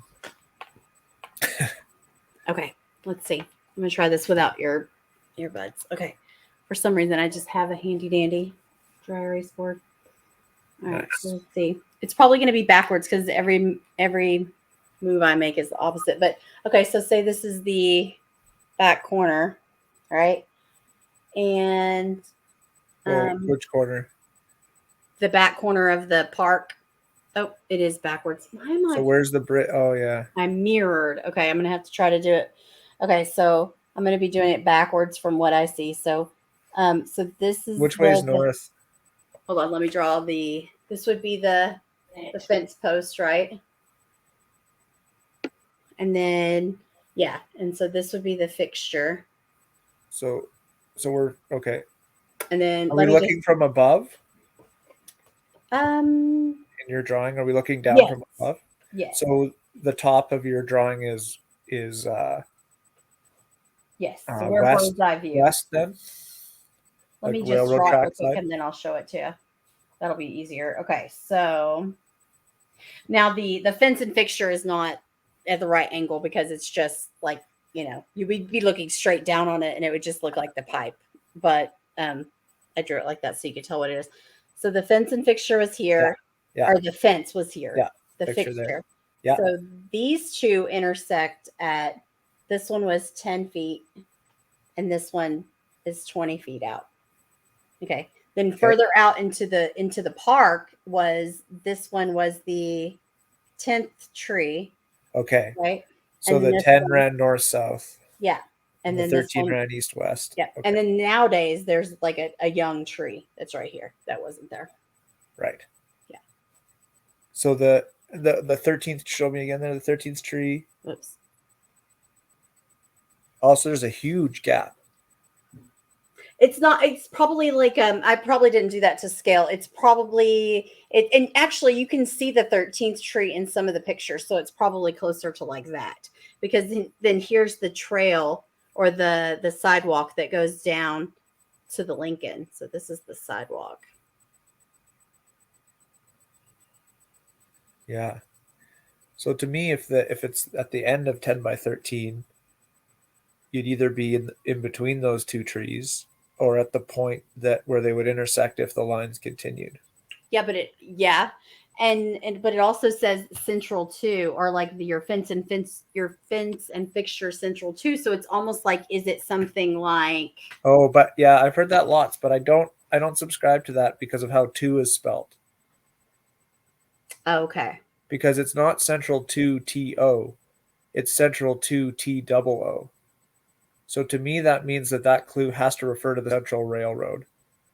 That central is there also. Well, couldn't it, like 2 means also. It's Yeah, not but couldn't central to as in orienting to.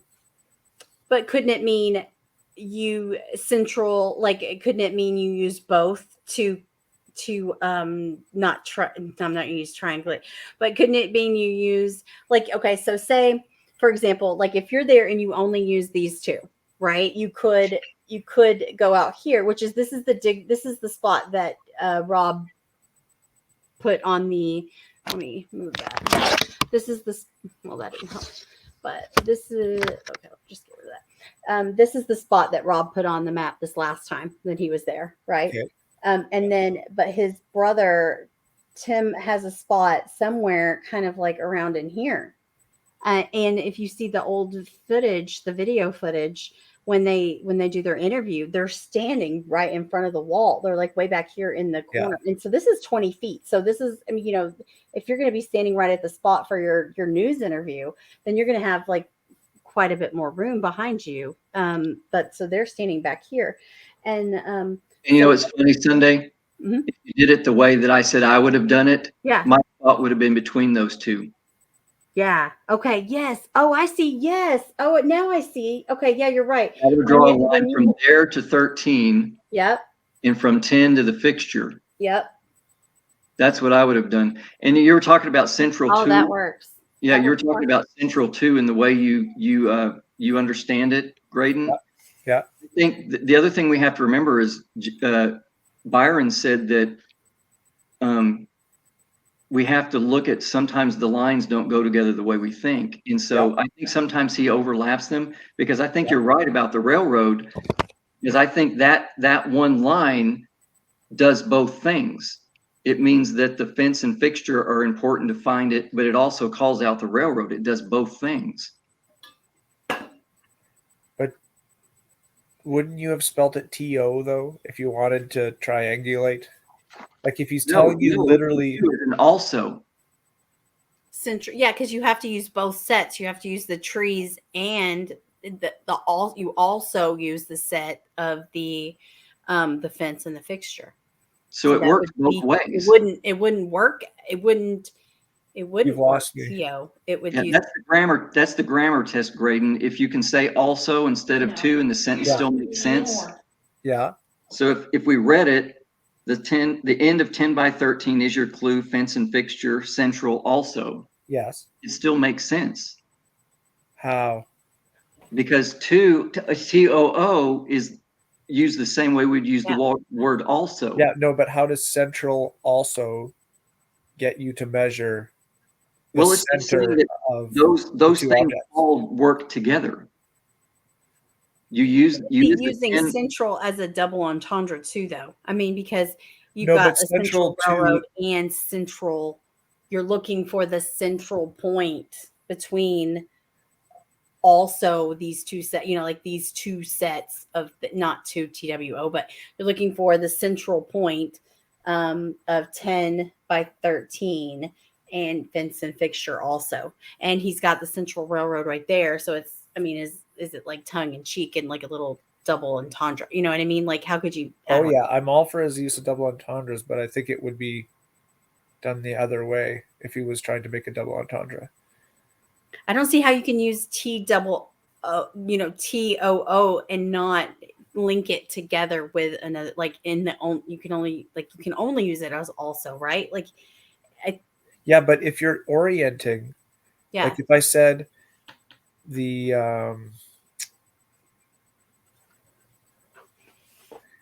like if you're orienting, you're going to say something is central to something. okay, Like the location is central to both trees. okay, You would spell to TO. true. But when you're saying also, you're referring to central as a noun. You're saying like the fence and fixture are there, and the central is there also. Yeah, I mean, I see.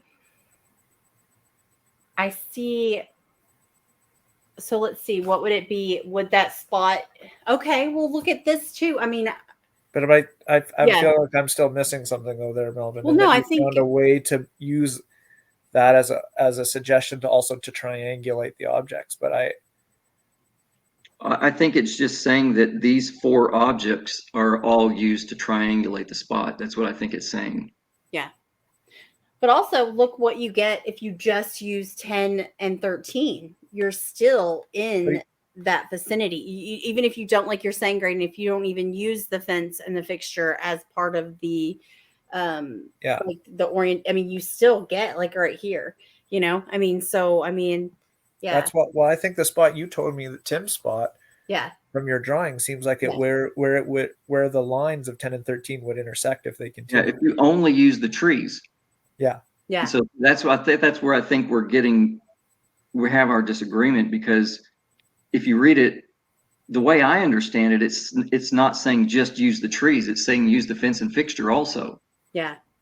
And I just But wish we but could it have an doesn't answer though, say- so that we could know, like that would be really valuable to know, like how he writes these things, how he, like his style, like if you're a professor and you're writing test questions, like what's your style? Yeah. But he also, because he doesn't even necessarily refer to those two trees, because he doesn't say the ends plural of 10 by 13. He talks about the end singular of 10 by 13. So I don't think you get both trees to even triangulate to. I think you get the end of 10 by 13, which is a Is the point. corner? Is a point where the end 10 and 13 both end. And then fence and fixture are your items in the image that when you look around, you see, oh yeah, I'm in the right spot. Okay. And he's calling out this central railroad because it's right there. As you look through the fence, you see the central railroad.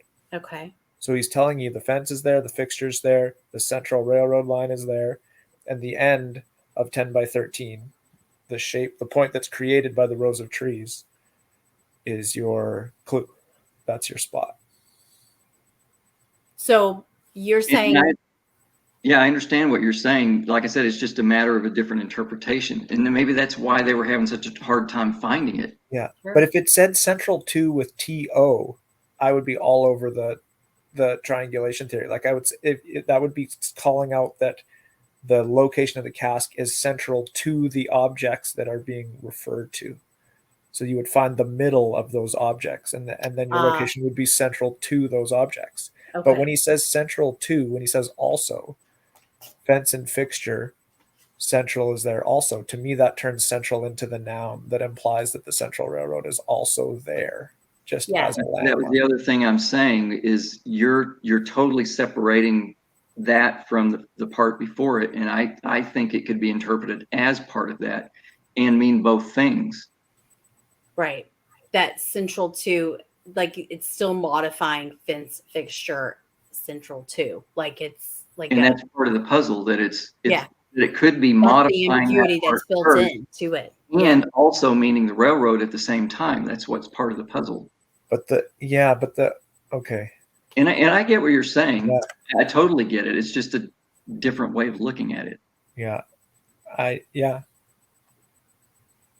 Just wish we would know, like we had an Yeah. answer, like, that would be invaluable. That kind of insights to what can we draw from that? Yeah, yes and no, because again, it brings me to I don't think that this puzzle is that brilliant and that directive in terms of giving you those instructions. I think you're kind of hooped in general, in terms of not being able to just define an exact X on the ground in these things. So it almost, whichever way it was, I wouldn't then trust that all the others would be. And I don't think they all work the same way. I think that's anybody who's looking for something that's going to work in every puzzle is wasting their time. But I mean, just no matter what the method is, I'm not convinced that this puzzle is constructed well enough to give you an exact X on the ground in all these locations. I know. I hope there's not another like grassy corner like Chicago, but I wouldn't bet against it. I mean, think about it. Like it is kind of nuts. Like you've got one that's like grassy corner, like an expansive area. Then you've got one that's a planter, which I think is the perfect, like that's what they all need to be. You know what I mean? They all need to be like these It's secure spaces, that you could point, that you could solve to, and then you've got like a ball field and you're like, Jesus, like I don't have the cojones to stay in a ball field, like. But that's why I don't know that you had to, or that he even thought you would. Yeah. He wanted you to write in. He didn't necessarily care if they were all found or not. He thought some would and some wouldn't be, but he wanted you to write in and solve it so he could move on to his next book and make more money. Yeah. Well, and that was the thing. I think he wanted them to be solved because he wanted to make more money by selling another book. Yeah. Well, but having some solved and some unsolved kind of does more, because when some are found, it creates hype. But then the fact that there's still some unfound out there attracts. Okay, and I have another question then about your theory about he really thought people just write in and all that. Yeah. Then why didn't he just give the gem to the first guys? They were so close, and he didn't just say, "Okay, you're close enough. Let me send you this stuff." He made them dig it up. Well, no, because they were trying to dig it up. He helped them dig it up. they didn't write in a solution to him. Like you could have fill out the form in the back of the book and mail it in as your solution. Yeah, And but they did, didn't they? They sent No. they yeah. You ever Not with seen their- the pictures of the diagram that they drew? Yeah, their diagram and all that stuff they sent to him. And he said, "I don't know why you're not getting it. You're in the right spot. Here's the picture." And they did. He did. Now he said he did make them go back out and look. Because at that point, I mean, they were close enough. He could have said, don't worry about it. You're in the right place. Here's your gem. You know, that's kind of wild to think about when you think he said you're in the right spot. I don't know why you're not finding it. Here's the picture. Go dig it some more. That's I didn't think of it like that. That's wild. I don't know that we know all the facts of how that went down. I would have to know all that they mailed him a diagram of where they were and where they were digging. I think that's the one thing that's not like changed. Not that their story's changed, but you know, like how it is. You tell a story like 20 years later, then you know you don't remember all of parts and pieces and stuff. But I think that's like the one. I don't know. Like he's like, I don't know why you can't find it. You're in the right spot. Here's the picture. You know, and then they had to go back out, and it took him a long time to send the picture. Like he had to go get the picture. They had to keep calling him, right? And like bugging him, like, are you gonna? No, maybe that was the jewel. They had to keep calling him and bugging him about the jewel. Can't remember. Yeah, I need to see the specifics of those interactions. I don't recall ever hearing that they had sent in a diagram. I don't know where we could always look at it, like it's on that even that the podcast of the yeah, I've listened to that whatever 10 times. It doesn't say anything on the podcast about that. Oh, okay. But we could find out. We could just message Rob or George and ask. Go back and look, because I'm almost sure I read that they mailed him that diagram. I don't know. I don't remember hearing that. I know that he mailed them a picture, and I know that he mailed them the gem. Yeah. But I don't never remember hearing that they it seems like I remember reading that, but it's been a while. But also, like, if they were like continually digging and they wanted to dig it up, and they eventually just proved to him that they knew where it was, I could see him just helping them dig it. Yeah. But I mean, I think that's what it was. They were digging and then. But if they would have emailed the page in the back of the book that you're supposed to mail in with your solution and put in all their information and written their solution out as a solution, the book says that would count also. So I can't believe that he wouldn't have just said, yes, congratulations, you figured it out. Yeah. Because it literally says that, right? That you don't have to dig it up if you think you have the solution. And I don't know that they did that, but I would just think my point was that if his aim was just he thought people wouldn't really go and dig and they just mail in the solutions. I mean, from what I remember, and I could be remembering wrong, they had proved that they knew where it was. Why didn't he just give it to them instead of sending them the picture to help them dig it up? It is interesting because when you think about it, it's like they had it close enough to be like, yeah, here's the picture, So, I mean, that he had to have assumed that, like, I don't know if you could say that he had to felt like they had solved it, but I mean, it seems like he had to felt like they had solved it. But yet again, if the verse and the image are clear enough, why do you need to send a picture? Yeah, and for it to be another argument for that is for it to have been a weird spot is they don't even remember it. Like if it was directly lined up with, or I don't know. They're teenagers, we don't know. Like if they could have just got out there, but from what it seems like they moved a lot of dirt, like, 5 teenage boys out there on a mission digging, They dug, several. Yeah. Okay. Well, so here's another thought I'm having then. If it was a simple spot, like lined up with something, then it seems like it would be easy to remember. Yeah. Yes. But then also on the other side of this, what picture could you possibly take that would show the spot? I think they described it as like literally like a freshly turned dirt, like, like a kind of No, but think about it. If I send you a Polaroid because he said he thought it was a Polaroid. Yeah. So if I send you, let's say I know let's just pick one of your spots. Pick your spot where you think what you would have triangulated in Chicago. How would you take a Polaroid Yeah. that would allow someone to know the exact spot? Like Yeah. we're not You have to talking have about the landmark. You couldn't we're have not the talking about trees. an overhead view. Yeah. And you couldn't have had you couldn't have had like the 10 by 13, the trees, because you would have been so far out that the spot would have been so small you couldn't have. Yeah. So how do you even send a picture of it? I don't understand how you send a picture of the spot. It would have had to have had like it would have had to have the fence post and That's maybe what the I'm thinking fixture. now. Yeah, it would have had to But have. even so, even if you take a picture of that fence, still, how do you mark the spot? Yeah. Well, they said that in the photo that he sent them, that you could see that where the ground had been tamped down after he buried it. Yeah. So You it know, was like but they didn't say that there was anything else in the photo to triangulate off of. So they still would have almost had to though. Yeah. Because if you're just sent a Polaroid of grassy ground with the dirt turned, like a spot of like turned dirt in the middle, you got nothing. I mean, you know what I mean? Like that's And if you can see the spots that he dug, how do you not find that instantly? You find the end of 10 by 13 the fence and you look around and it's like, oh, there's the spot in the grass where it was recently dug. Well, they but obviously didn't see this was that. like probably a year later when they were digging for it. So maybe by then the grass had filled that spot back in. Sure. But yeah, I've never thought of this before. I don't know how you could send a picture that could give the spot. It would have almost had to have been the fence, because you, like you said, like the trees, the 10 by 13, it's too far out. But if you were going to go out far enough to get both of the tree and, then you're too far, you can't see the hole anymore.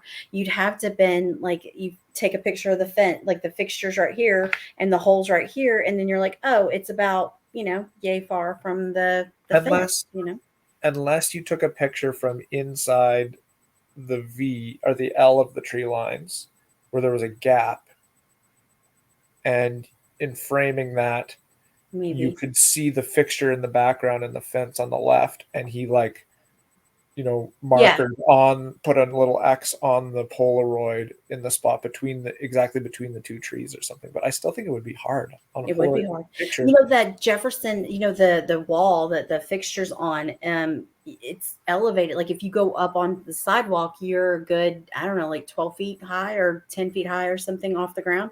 Maybe he stood up there and got like a kind of an overview of the area. And then you've got your wall that you're standing at, like it's right beneath you. You've got your fence line running and you've got the grassy area. That maybe, I mean, that's what I would have done, but no one's ever said, they didn't say that. They didn't explain it like that.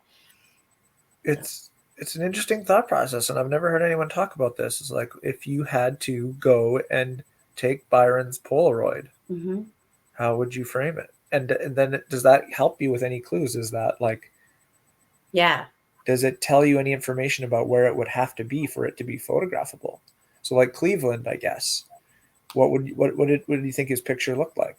Would it have been a side view looking at like with a picture of Brian and Andy, like up on the planter there, and the back of the wall with the stones, so you could see all the stones and the planter, and then I like your idea of like just the Sharpie, because from that one you wouldn't really stand, you wouldn't stand on the planter and take a down view, with the that wouldn't be helpful. Yeah, it wouldn't be helpful. Well, I guess maybe it could if you saw the borders of the planter. Yeah, if you're at that corner, maybe, but no, I mean, I think it would make more sense, like the picture of Brian and Andy, because that's that's where you stand to take a picture.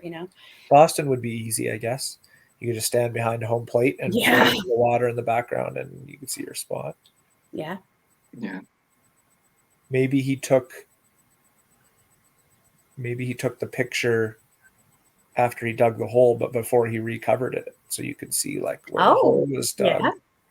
Yeah. That would be cool. That'd be a cool picture. Man, too bad all of that stuff is. Oh man, no kidding. I wonder if that's something JJP could answer. Like, did he ever see the Polaroids of the dig spot, and how were they composed? Like, be an interesting question. That would be an interesting question. Although he would say no because he has to, because people are crazy and would like hound him to death. No, but if they were in the envelope, the stamped envelope that he got, and he burnt all the stuff afterwards, there's no way 40 years later he's going to remember what the no, of dig course. spot was. No, I agree. But then that would be saying that he saw the dig spot, like he knows the X, like the X, like Well, it sounds like Byron kept. I agree with you. I don't think he would remember. But it sounds like Byron either kept the dig spot photos or took two. He did. Yeah. Because JJP burned everything that Byron sent him. Yeah. So there would have been at least two copies. It had to have two copies to be able to send one to the guys in Chicago. And I could see where some of them, I could see where some of the hunts, it would have been important to send. I'm saying that if Byron sent photos to JJP to do his images, JJP burned all those photos. Yeah. So either Byron took two copies of it, took two photos of everything, or he kept the dig spot photo. Yeah. Well, I could he definitely kept the dig spot photos. So if he did, because we don't know if he sent them to JJP. Right. We don't know. Maybe he didn't send dig spot photos. And that's what I was saying, because we know that everything that he sent to him got burned. Yeah. So if he did send them, he would have either had to ask him to return them, or he would have had to take two photos. Yeah. But it'd just be interesting to ask. Be easy to take two photos, especially, like Polaroid, you don't even have, well, I mean, it would be easy to get two copies too, but a Polaroid, you just stand there and, Yeah. But, yeah. Oh, so it makes your head hurt, doesn't it? If he was just slightly more organized, this would all be verifiable still. Yeah. There should be a box in a vault somewhere that has the gems and the solutions just sitting there. He just had to put them in the damn vault and they would have been there. Yes. Yeah. It's too bad, because this will never be confirmable. Yeah. But this is going to be a good year. We're going to find some this year. I don't think so. I don't know. I think there's some really good ideas out there. I think it's just the legality. It's just like, that's a lot of stuff that's holding this thing back. And but I think, I don't know. I bet you one more will be found this year. Really? I mean, I don't know. It's not by me, but I'd be willing to bet. I'd be willing to bet one more could come out of the ground. I mean, it's been 3 years since Boston? Oh, that's only 3 years. The normal pace is 20. We need 20. No, but every year that goes by, it gets so much less likely. I don't know. We're going to get some new clues out this year. And I don't know why we have to wait till November. But we're going to get some new clues out this year. I'm one of those people. I think I'm a minority. Like, some people don't want the hunt to be given away at all. They want it to never end. I would so much prefer if JJP knew where they were, if he could just come out and say, just so you know, like, San Francisco, New Orleans, and Charleston, the spots where they were, it's destroyed. It's gone. You can't find it anymore because it was destroyed in a rebuild or whatever. I'd just rather know if they're not retrievable. Yeah. But I still think he's telling us that Roanoke is still in play. Oh, yeah. Sure. There was a podcast where he said, I think that'll be the next one found. Yeah. And now the nudge has come out. So I think somebody's telling us that one's still in play. Yeah. Yeah. Yeah. I do too. George sure doesn't, which is weird. I don't know. Because if anyone knows, George sure wants a team to dig in Roanoke. Yeah. He sure seems to be. He seems to think there's something to that theory. But he does not seem to be a proponent that the nudge is actually a clue for Roanoke. He doesn't think that is what it is at all. Does he think it's at White Brothers Memorial? I don't see how it couldn't be a clue for. I mean, He clue. thinks it's I don't know. someone Okay, saying, he's making a distinction. He's splitting the hairs between a clue and whatever the hell like the definition of a nudge is. But I mean, if you just use a general like No, but- definition of clue, how could it not be a clue for Roanoke? It's because he talking doesn't about even think he doesn't think it's about even that puzzle. Like the nudge information is about that painting. yeah, But he what he says is this is someone with some good knowledge just suggesting that you maybe need to look at these paintings a little differently because we haven't figured out everything that we think we have. sure, That's what George views the nudge as, more than yeah. okay, I'm telling And you he's- about Roanoke because Roanoke is findable, and if you figure this out, like I personally think the nudge is pointing to something that won't even help us. Won't even help us. Well, it sure it's like I don't even know. Like, what do you do with that? Like, Yeah, no, I it's think it like, just creates yeah. a rebus that says Manio, or it does something like that. It leads to something that doesn't even give new information to the hunt. That's how I feel about the nudge. I don't know. I don't know. I don't want to believe that because it's like I want to believe that it's from somebody who's like, oh God, it's 40 years, guys. I want my friend's legacy to be better than this. You know what I mean? Like if they have like these warm feelings towards Byron and stuff like that, they're like 40 years, let's find it. Like maybe we didn't build this thing quite right. Let's give you a little nudge, or maybe, we would have changed things if we would have tested them out on did a beta test or something. But still, what the heck are you supposed to do with that nudge? Like, I mean, geez. I think it's just like you're still missing things in these paintings. Yeah. Here's an example of one. Yeah. And it might not even help you, but maybe that will inspire you to look at other paintings in a way that will in a new way and talk to your friends about it for 2 hours and 40 minutes. Yeah. Do you remember what the last line of the nudge was, though? Yeah. Said something along the lines, but I'm not really sure what they were trying to do. No, what we were trying to do. Yeah, that's it. What we were trying to do. Was it we or they? What Byron and John were trying to do, or I don't know. Yeah. I have it right here. The last line was saying, okay, they're trying to tell us something, but they don't really know. Because that's what the last things they said is something along the lines that made me think, well, they don't really know. I don't remember exactly what John and Byron were going for. Maybe you can help fill in the blanks. Yeah. So, which a lot of like the fill in the blanks, is it the bubbles? I mean, like, are you supposed to, like, which is kind of, I don't know. Like, how are we supposed to know that you're supposed to be able to, like, you're supposed to take something from one string and move it to another string or whatever? Like, I get the whole like Rube Goldberg thing to that painting, and I get like it makes sense to me that the watch could swing, or the like whatever's balancing on the spoon, if it's a pea or something, like that kind of stuff. But how are you supposed to know you're supposed to move something from one? And maybe that's why they're like, maybe I made that a little too hard. The nudge mentions that, like, Yeah. are there instructions in the painting? Yeah. So that's what it's getting us like to think about. Is like, yeah, exactly. Are there things in these paintings that are insinuating a second step of interpretation or movement? Yeah.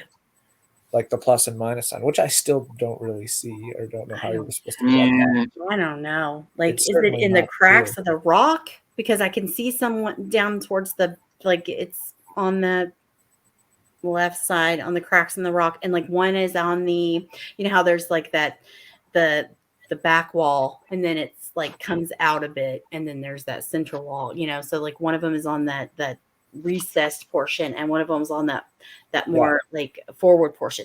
And so like, is it the things on his chest? Because there's two of those. Like, if these are, which is what I originally thought, but I was like, are these the minus? Because there's two of them. Do you subtract? The minus doesn't look like a minus to me.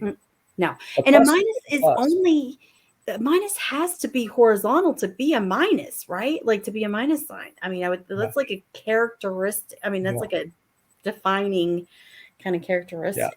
Yeah. That thing looks like either a baseball or that sign for a bridge. Yeah, I agree.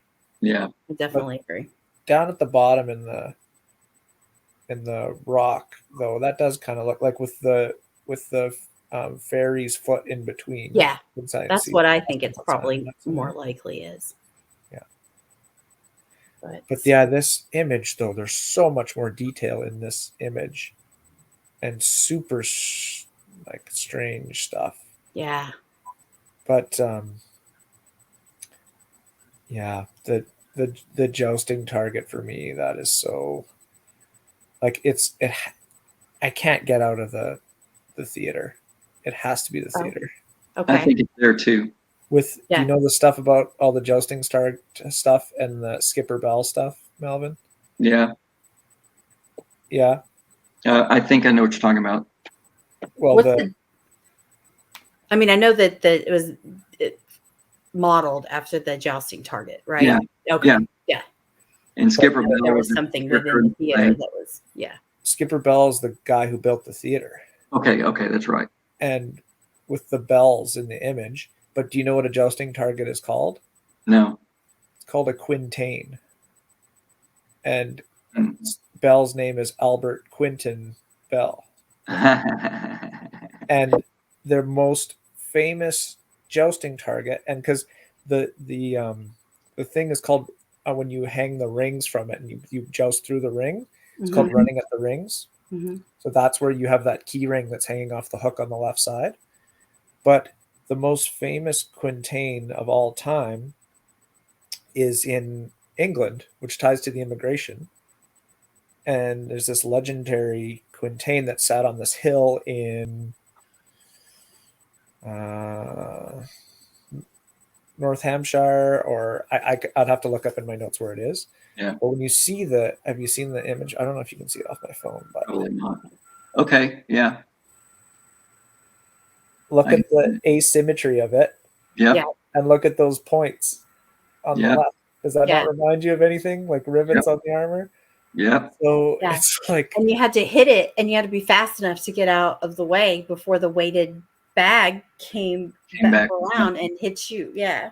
Yeah. So then you have this plaque right at the top of the theater.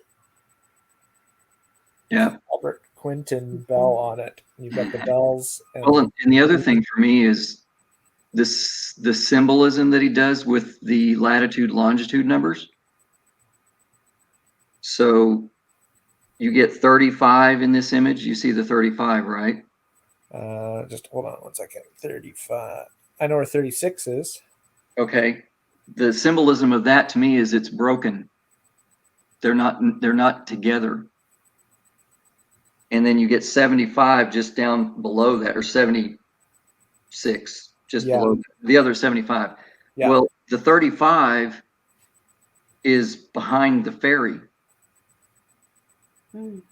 35. And so to me, the symbolism says that the fair folk was at Roanoke, not Wright brothers. Okay. Do you see the 35 behind it? I don't see the 35 behind the ferry, and it's connected. So it starts about the middle of the back, and the 3 comes down, and then the 5 comes down and around its foot, its left foot. Yeah.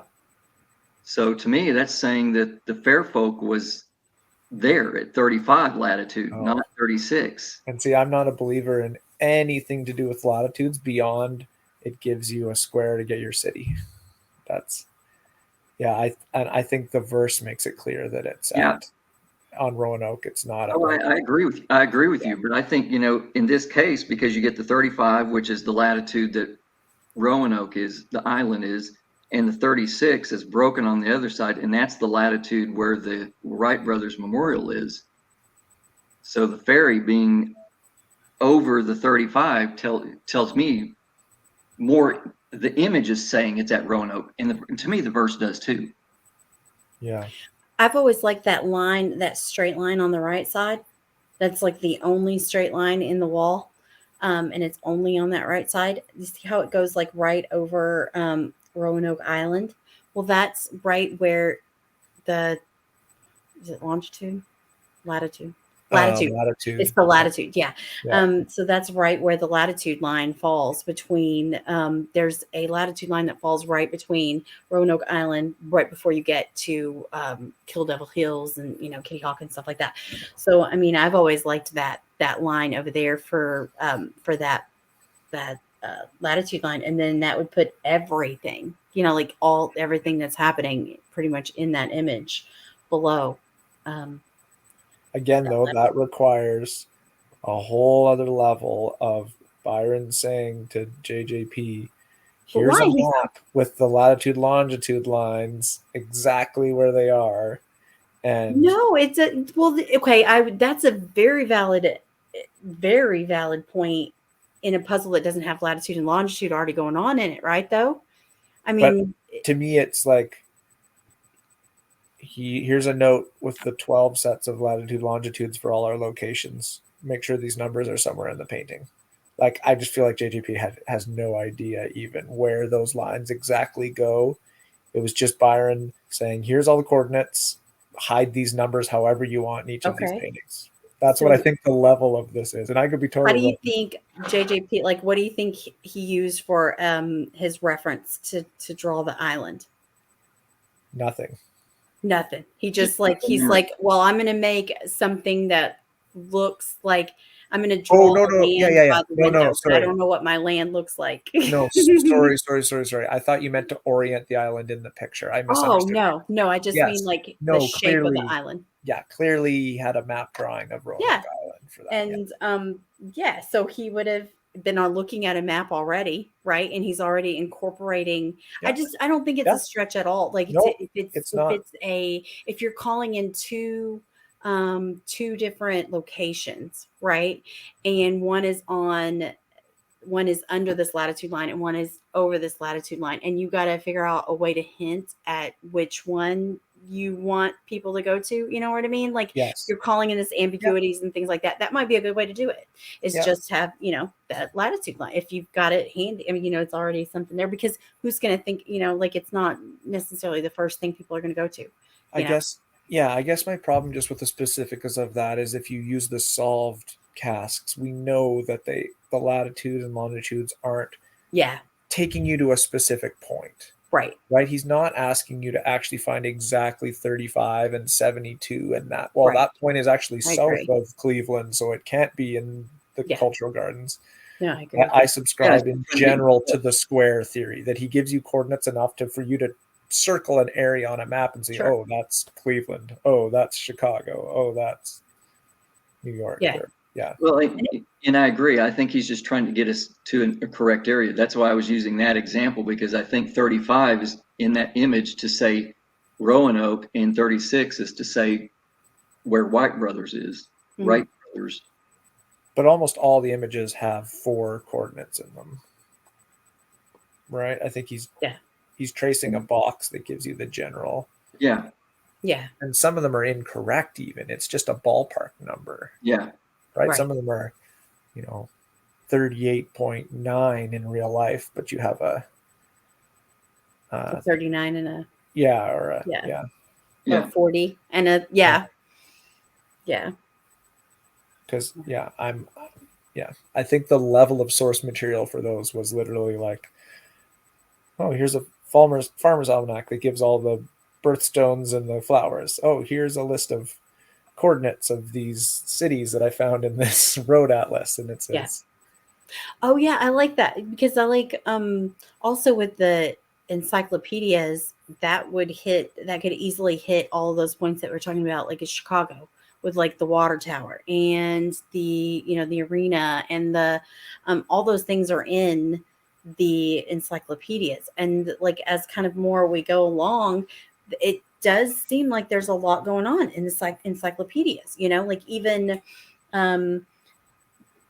if you look up Roanoke, is it Roanoke that it has to be Roanoke. You look up Roanoke and it has like one of the images is the Wright brothers at the top and the theater. Like, there's 2 half-page photos, and then that's that whole page, and it's 1 page of the write-up for Roanoke. Did you see that book post the other day, where what's her name was going off about Ashley was talking about the quote, the Dauntless quote, and the Japanese clue of how it says it's a quote from a book. Okay. And so I kind of said, like, just because we're talking about the visual in person being on a monument and that not being a book doesn't mean there's not a book that Yeah. references that quote. Like you could find the quote that's on a monument in a book. Right. So then someone posted this, get it in, Okay. this book, Two Oh, Historic Shrines. okay. And the title is Two Historic Shrines, the Wright Memorial of Kill Devil Hill and Fort Raleigh on Roanoke Island. I did not It's like, see that. and it's like right there. It's like, Yeah. so it just tells you that it's so possible that, like, clearly Byron picked Roanoke and St. Augustine, Yeah. obviously with immigration ties, and then he picked major cities for book publishing and market reasons that could also be tied in other ways. But like, why are you so obsessed with the Wright brothers area? Because he picked Fort Raleigh, and anyone who goes to Fort Raleigh is going to know that you get there by going by the Wright. It's tourist stuff. It's everywhere. It's on books. So why would he not use that as material to give clues on your way to Roanoke? It doesn't mean Sure. that the dig site has to be at the Wright But brothers it's- memorial. No, I agree. But for devil's advocate, you have to admit that there is just a boatload. I mean, there's so much like stuff that could be aviation. You know what I mean? Like the helmet, the eyes, it looks like the visitor center at the Wright Brothers. And Yeah. of course he went there, like you're there, Yeah. two super historic places like right next to each other. You're Yeah. gonna, and that I think has a lot to do with it. But it's hard. It's like, what do? You don't know which direction to go. You're like, look at the wing. Like, do I go? You know what I mean? It's maddening. He Like would I don't not tell fault you. anybody for either direction, but it's just like, He would not tell you to pass the Wright brothers memorial how do and- you know? and Probably, and but cross a bridge across the Sound there's to a two bunch of bridges clues that on take the you. on the armor. I mean, you would just don't know. But you think you should start at Wright brothers, cross the bridge, and then turn around and come back to where you started? I don't even know if you have to start at Wright Brothers. I don't even know. Like it's I don't Past know. Two Friends of Octave in December? You Yeah, don't start at I Wright don't brothers? know. Like honestly, Roanoke, Roanoke is my least favorite puzzle at this point. Like I think it's the most clear of all of them. really. No, I think it's the most convoluted. Like I think I don't No, know. It's all there. It is convoluted. It's Is so clear. it If gives you two places and overwhelming amounts of like stuff that you could point to like it's like a what is it called, a split personality. It's like a split personality, where it's just like I don't why is there so, and I'm not arguing for Wright Brothers or against it or any, like I'm not arguing, but it's just like why make it so convoluted, like so, like why put the runway, I don't see why it's convoluted. Why is it convoluted? well, I don't know. Okay, so like for my take on Roanoke is like the easiest, like the most straightforward. I think like the Harriot Trail or like the Watergate or something like that, and maybe even like a signage on the trail. Like I like that idea too. Like all that's the most straightforward. And I would and I agree. And then I think if the you theater. make it, yeah, or the theater, absolutely, yeah, and yeah, absolutely. And so I think that's like if it's a straightforward puzzle, and then but then why add all this stuff in that's like that, like Add a lot what? of the stuff and the cracks in the rocks and stuff like that, it does kind of look like the doors, the carvings on the doors of the Wright Brothers Well, Memorial. it could be, It but does that kind doesn't of mean look like- that's where the cask has No, to I agree. It's referring Totally. to the I clues that totally were agree. already in the puzzle. I agree. I mean, my point is just like, why so much of two things? You know what I mean? Like, why it seems overboard. It seems like overkill. Like, I don't think. No, I also think because it's a small location. maybe All your other Yeah. areas, if your puzzles in Houston or your puzzles in Chicago, I mean, you're thinking you're going to have all these locals looking. How many books of this secret are you going to sell in Manio, North Carolina? Yeah. So I I mean, think he felt like he needed to add a lot of historic information in there to get people looking in the area. And once you got to Wright Brothers, then it's super straightforward. And the only knock against Fort Raleigh is that, like, why would you possibly bury something in a National Historic Site, right? Right. But that cancels out the Wright brothers. Because if all the clues point to Fort Raleigh, how can you turn around and say, well, why would you hide it in a National Historic Site just to go back across the bridge and hide it in another National Historic Site? Right. Right? It doesn't Yeah. make any sense. But the theater's at Fort Riley, right? Is Yeah. it? But yeah. Yeah, no, I like everything points to there, and if it is, we're screwed. We'll never dig it up. Yeah. And you think, It's at the how? theater, you mean? Yeah, You know where I think it is at the theater? where? In the parking lot. I do too. If it's at the theater, I think it's. Those strips in the parking lot by the theater, I think it's in one of those. That Ooh, I I could hadn't heard that. I like I it. could get behind, but that's still in a National Historic Site, is it not? Yeah.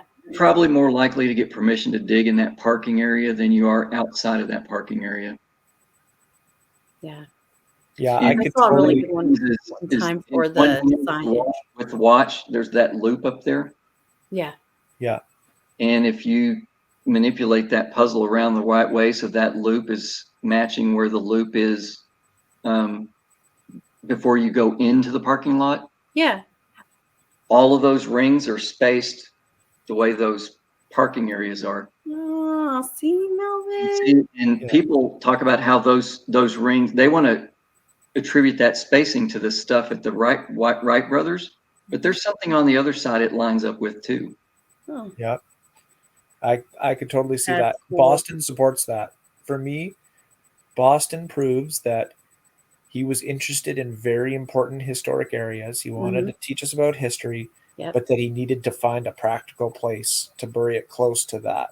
And Yeah. you can't go on Cops Hill Burying Ground and just put it next to a 300-year-old gravestone. Yeah. But you can find a baseball field that looks at That's right across the the street. Constitution Yeah, and is right the where they spot where Paul cross. Revere Yeah. crossed the river that is in a public area that anyone is allowed to go into. Yeah. So, yeah, I do not. I like it. And you I know, think it's the very funny possible. thing for me, and I don't talk about a lot of these theories because there's still too many things that I can't prove were there.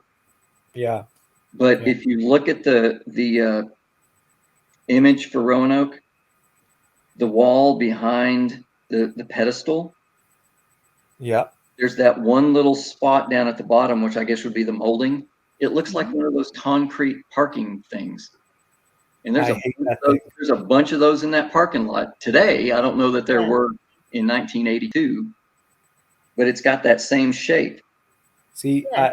I can totally buy that Yeah. because I like that it. shape, if it's supposed to be something specific, that is the worst painting image I've ever seen. It is literally a gray blob. So people that try to say that that is something very intricate or specific, I'm like, there's no way you could look at that and make that out to be. But if it's just a gray blob, a parking stall thing, like Yeah. I could get behind that. And see, and part of my other thinking for that is I told you that I think the watch is a north indicator. Yeah. So I think the line when it says look north at the wing, it has a double meaning too. I think the watch is the north indicator. What's north of the watch? The left arm, which I see that scarecrow guy is kind of like a bizarre flying machine. Yes. That's a 100%. wing. Those rings, like I said, match the spacing of the parking lot inside the parking lot. Yep. So I think it's in one of Damn, those, Melvin.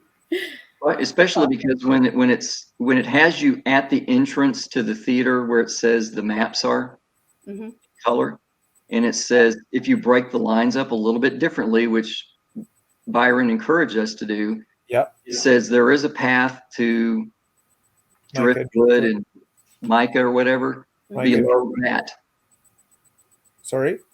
And then it says below that. And then Under with that. whatever. Well, if you don't say that line after that, if you go below that path, it takes you straight to one of those medians. Say, And it's, okay, the you first lost me. one, it's the first one you see when you come in the parking lot and the last one you go by on the way out. So under that, which may be last touched or first seen standing. Yeah, but you don't read the next part yet. Oh, a path beckons to Micah and Driftwood. Under that, So under the path? yes. Which to me, the word under can be interpreted as south. So if you go due south of that path, it takes you to that first median. And like I said, now that's when you come into the theater parking lot, that's the first thing you see. And when you exit, because it's a one-way parking, you enter from that one thing on the south. So that's the first thing you pass when you come into the parking area. And when you leave, you have to leave from the top. And that's the last thing you pass on the way out. Yeah, because when I was looking through touched and things like that, like touched, I can't remember the exact definition that led me to it, but it very much could be like an entrance or an exit easily. I'd have to relook up the definition, but yeah, I remember thinking that because for a while I thought it was an. And I think he uses the wording because of the play. But if you just look at it, the first thing you see when you come into that parking area is that that there's the first median, and it's the last one you go by on the way out because it's a one-way parking. You can't exit the way you came in. I'm looking it up now, but are you using wing, like wing of the theater as wing, or No, is it wing of the scarecrow. I'm looking at his arm as a wing. yeah. But yeah, my only thing with that would be like, why would you describe a parking median as being touched or standing? First seen, standing, or last touched, whatever. Like I said, he's using the line from that's in because to connect it to the play. Oh, you think he's also referring to the tree that's mentioned in the play? Yeah, that's a hint that this is the area, but it's also a hint that it's the first thing you see and the last thing you see. Well, and if you park on that one side of it, you have to walk over it when you leave, so you would technically touch it. So under the theater.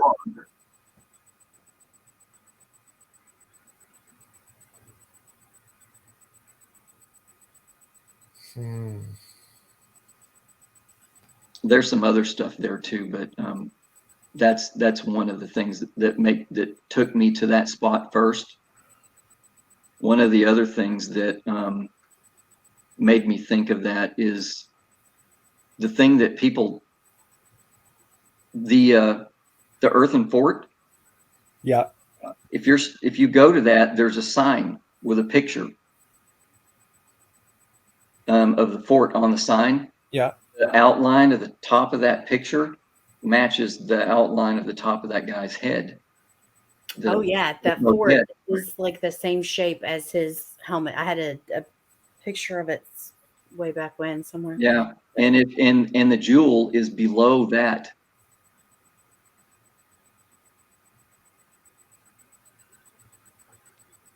What is this strange? I'm trying to look up what this planter thing is right when you go into the. What is that square? It looks like a foliage kind of a thing. There's a set right of shrubs there. There's some kind of shrubs there that are in a square shape. Okay. Let's see. Oh, now my Google Map road thing is working again. Okay. Street view, I guess. I see it. I can see it. No, I like it. I think the wing could be both the image and when you're on the ground, if you're right where if I'm in the right spot that you're describing in the parking lot, I mean, straight north is the wing of the theater too. Yeah, and that was the other thing too. Yeah. That I think that he's putting you in position, and so he's giving you a lot of instructions with just one line. Yeah, he wants, I think, to figure out the dig spot, and I haven't figured it out. I just think it's in that thing, but I think he wants you standing in a certain spot looking north when you do it. Well, wait a second. now that I'm looking at this, okay, you know that weird thing that hangs off the spoon that we're like, what is that thing that's hanging off the spoon? That's the Well, loop. if you're looking, yeah, if you're looking at instead of the spoon being Pear Pad Road, because for Pear Pad Road, everybody calls it the spoon, but it's only like if it was like a what is it, like a profile shot of a The spoon, spoon is right? Like, the spoon is but actually the road that goes into yeah, the exactly. If you use the road National Park Drive yeah, as the spoon instead, your roundabout that goes and into that the funky little parking pink lot thing is hanging off there is that. yes, it You is have to push it exactly over, that. but that's what it is. Yeah. It matches. Hot dang. See, Graydon, I told you Melvin was brilliant. Yeah. Were you on here when? Oh no, it was Carlene. Well, Melvin's brilliant, but it was Carlene when she first got on, and I was introducing them. Yeah. I haven't got one, but I could create a picture and show you exactly where I'm pointing at. But I think it's the end of that median closest to the exit. And I think I told you this before Sunday. I think that sometimes the flowers represent trees, like in Chicago. I think there's 10 flowers because there's 10 trees in that one row. Sure. I think that flower being inside that bubble is telling us that those three bubbles in that image represent trees. Okay. And lo and behold, at the north end of that median, there's three trees about that arrangement. Hmm. It's actually you have to turn the image the other way, but That's where you lose me. Yeah, I'm with you all the way to there. yeah, I just don't think the images do that. there's a little bit of that. I think none of the ones that have been found have done that yet, but I think No. that some of them do. Again, how would you share that information with JJP? You can't take an overhead view of those trees. I don't You can think he just did. stand in the parking lot I and don't take a think he picture of did. the. I You could see think he the took three a picture medians or from- whatever, you know, from a from certain spot in the parking lot. and like the park, like trail map kind of stuff. I mean, like think about it, like he would have to have a road map to get somewhere that you don't know where you're going. You're not from there, so you have a Yeah. road map, and then you're going to pick up any of the trail map of the park areas, kind of thing. So Trail I maps, mean, yeah, but that's not going to have individual trees on it. No, it's No, not. Like no, I but said, he could- if he's standing in the parking lot and he's roughly south of that area and he took a picture, I mean, I think that's why those bubbles are different sizes too. I think one is closer to you. And the way those trees are arranged, there's two on one side and then there's one by itself at the top end of that median. yeah. And they're not super far apart, but they're roughly like it is in the image. There's two Well, then closer the median- together and one farther away Yeah. from the tree. the medians are also arranged that way too. Like where you've got the two that are closer together towards the water, and then you've got a larger parking area, and then you've got another median. So they're not evenly spaced at all either. So they're Yeah, and that's because don't some of do them that. have parking on both sides and some of them don't. yeah, exactly. So I wish we would have had this conversation earlier, right before Natalie was going there and took all those videos. I And know, right? Because then we Yeah. could see it live. And also, you need someone who can verify what things were like in 1980 too, which is always Well, hard. and I looked at historicimages.com. Yeah. It basically, that spot basically looks the same back then. Mm. Those three trees are there. The parking lot looked the same. No, I love it. I mean, I think I could easily verify. I mean, you're not digging there now with all the security and stuff like that that's going on, but back before it was a problem for the parks, back before there was like crazy people and stuff. I mean, that would have been an easy spot. Like we know that it's not gated, like it's not locked. Well, it may be now, but back then it wasn't. Even years ago, when George tells the story of him and Bradley going, at 2:00 and then you can go right up in the parking lot and park, and it's not like locked, gated Yeah, parking lot. think about this That would have Sunday. been so easy. If he went to the play in the summer, if he went Yeah. to the play and he parked near where he wanted to bury the cask, Yep.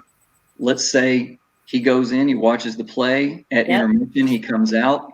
When everybody goes back in for the second half, he goes and buries the Oh yeah. He's got a Yeah. shovel in his trunk and he just pulls it right out of the car. And Oh my God, that would be perfect. You're And right. there's Because everybody cars on in the both park is sides, going to so be you can't in see him. theater during the play. Yeah. Oh, You know, dang, Melvin. if That's the parking cool. lot is full and you're in that meeting, you got cars on this side and cars Yep. on that side, Yep. chances you're going to be seen are really, really low. And Man. at that point, the frustration of historic locations becomes a plus because the odds of construction or renovation or Yeah. changes in a historic place like that are so much less. Yeah. Right. So you've got a paved parking lot in a Mhm. historic location. Yeah. That's going to be there a long time. They're Yeah. not going to decide to just put a strip mall in there and rip Nope. up that parking lot or whatever Nope. because you're in. And So it's it's a not. fairly safe place. Yeah. Yeah. And you already know that it's not archaeologically sensitive Correct. because they've already built a parking lot over it. You know what I mean? And your parking median is like raised. You got your curb, they put more dirt over it, so yeah, that would take care of all of the like the moral. Yeah, There's like a I said, question, that though. little thing at the bottom behind the pedestal does represent one of those concrete parking things. Yeah. It's probably not going to be far from one of those, which means it's just into the grass. Yeah. Maybe like a foot, like it was from home plate. Yeah. It's So not going to be. how deep though can a parking median be? I don't think it's by that. I think it's that's a marker that's going to be very close. Yeah, but to answer your Yeah. question, Graydon, they don't make the Oh, they I don't understand what you're saying. pour like one big pad and then like put like grass in the median. No, like they like the median still has dirt, like it's native. Like Yeah, you could dig a 10-foot hole there and still. Yeah. It's a perfect spot. It is. It's in That a is the perfect rectangular spot. plot, like Yeah. all the other ones, except for Boston. That is the perfect spot. But to me, I can see that and I can think,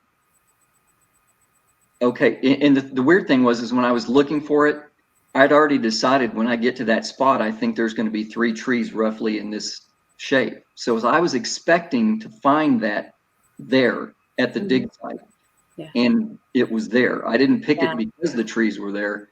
I picked it and then went and looked at it more closely and hey, there's the tree there, like I thought they would be. So did you actually go there or were you just looking on? Looking online. No, I haven't actually been there.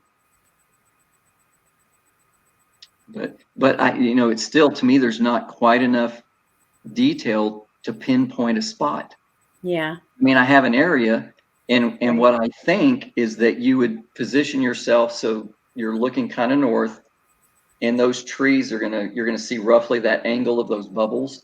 Of course, it's a mirror image, and then it's going to be not far from one of those parking things in that area, but it's not enough information there to pinpoint it to a square foot. Yeah. I don't think.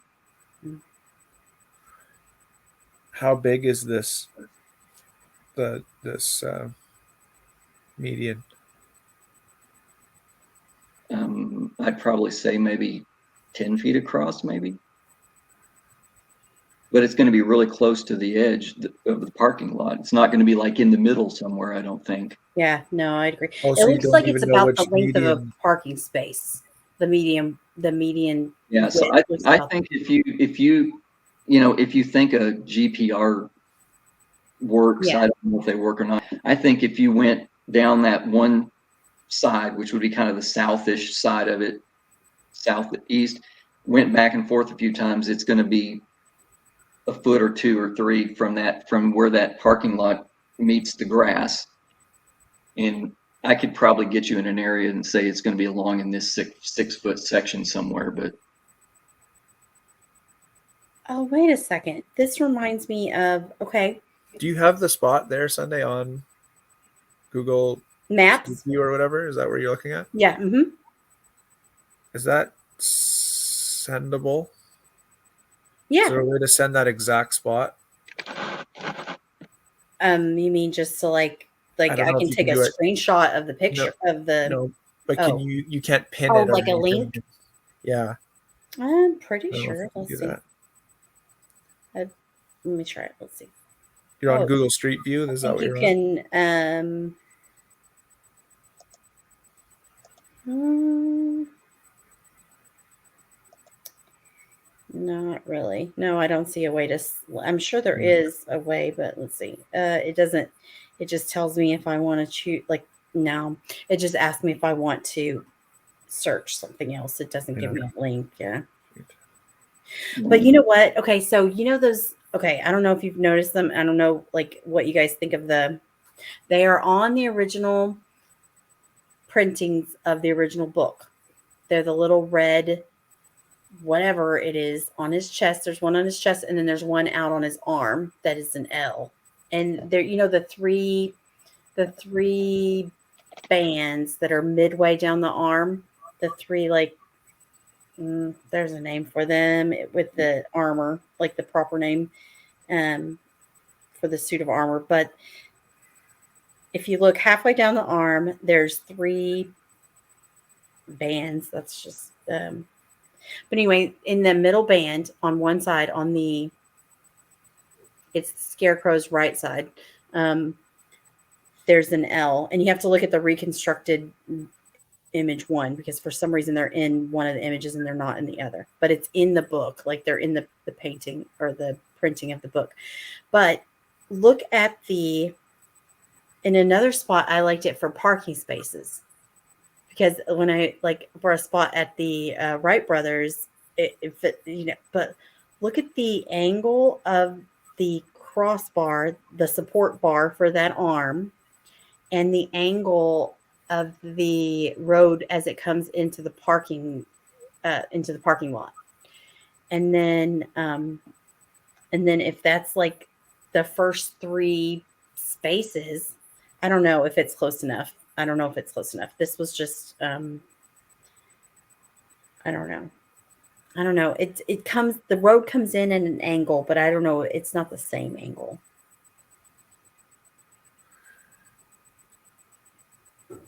No, I like your median better. Yeah. Because it is much better covered, like much. And the other interesting thing is, I don't know if, and this is one of the things that I can't verify because you can't see it on the historic images, but the light posts that are there, the covers on the top of them are shaped, that shape is in this image a lot. Ooh, what's the shape of them? They're kind of shaped, well, like the little, like if you're looking at the top of his arm, you get the little dome shape kind of things. Yeah. They're kind of that shape. They kind of have that dome shape to them. But I can't verify. Oh, I see. Yeah, I see it. Mm-hmm. Can't verify that those were there then. Okay. But that's one of those things to me is like, okay, I can find any shape anywhere if I want to. Yeah.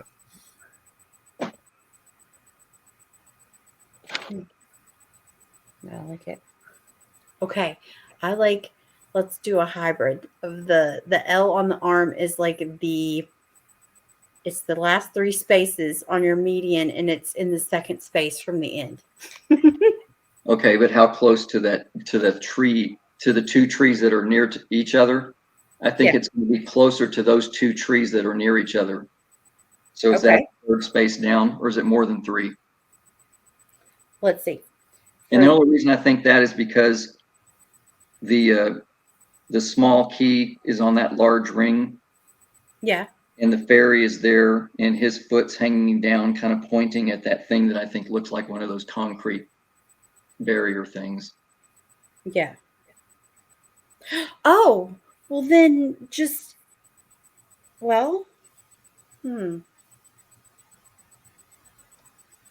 me pull it up.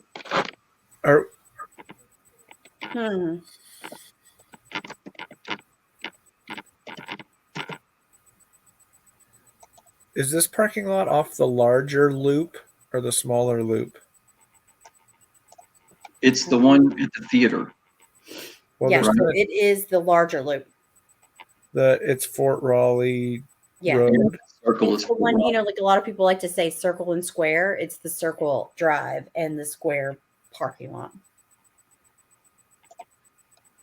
If I don't know what, like, one, two, three. that's what I've heard people say as circle Yeah. and square. I don't know what, like, You know, Sunday it kind of is to me.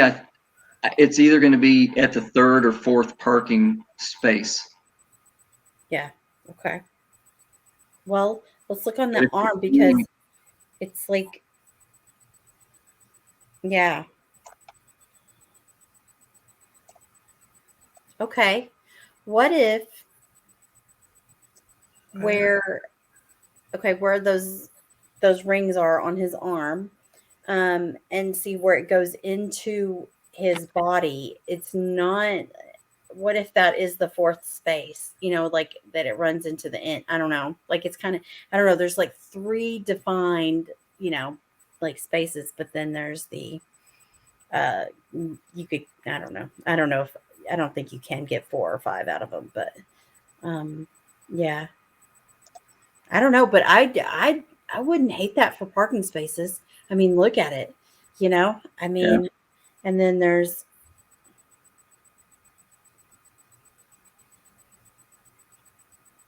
I don't know. So this is one of those things. If I were there, I think I could probably pinpoint. Yeah. Yeah. Just doing it on Google Earth, there's no way to do it. Yeah. But if I were there, like I said, I would try to stand in a place where the angles of those bubbles match the angles of the trees and see what parking space it was close to. But that's kind of where I ended up. And when I expected to see something and it was there, I didn't pick it because it was there. I thought, hey, this is going to be below the path. It says below that. Mm-hmm. And I thought, okay, this line's going to go straight to there. And if there's 3 trees there. Am I in the right spot here? Can you see that? Yeah. Yeah. Is it right, like, in Yeah. here?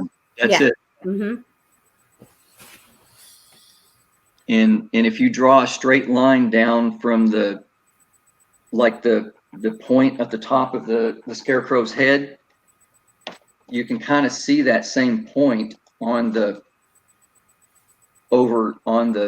earthen mound. There's some trees kind of blocking it, but you can still see that point.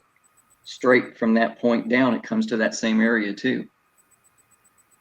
Well, look at the bubble, that's medium-sized bubble that's on the windows, that frame. That, if that's your tree, then it's even with your middle tree, right? The parking spot would be even with your middle tree.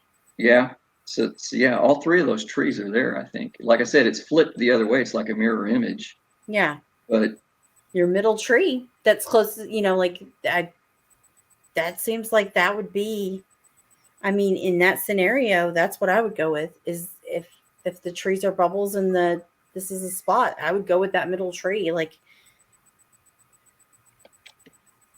but that, and it made sense to me too, because I found this and then I started finding out about how important these places were. And you're not going to dig at the White Brothers, and I don't think he would bury it there. And you're not going to dig near the mounds, the earthen forest. right. Yeah. But I thought, well, I wasn't looking at those places anyway when I first did it.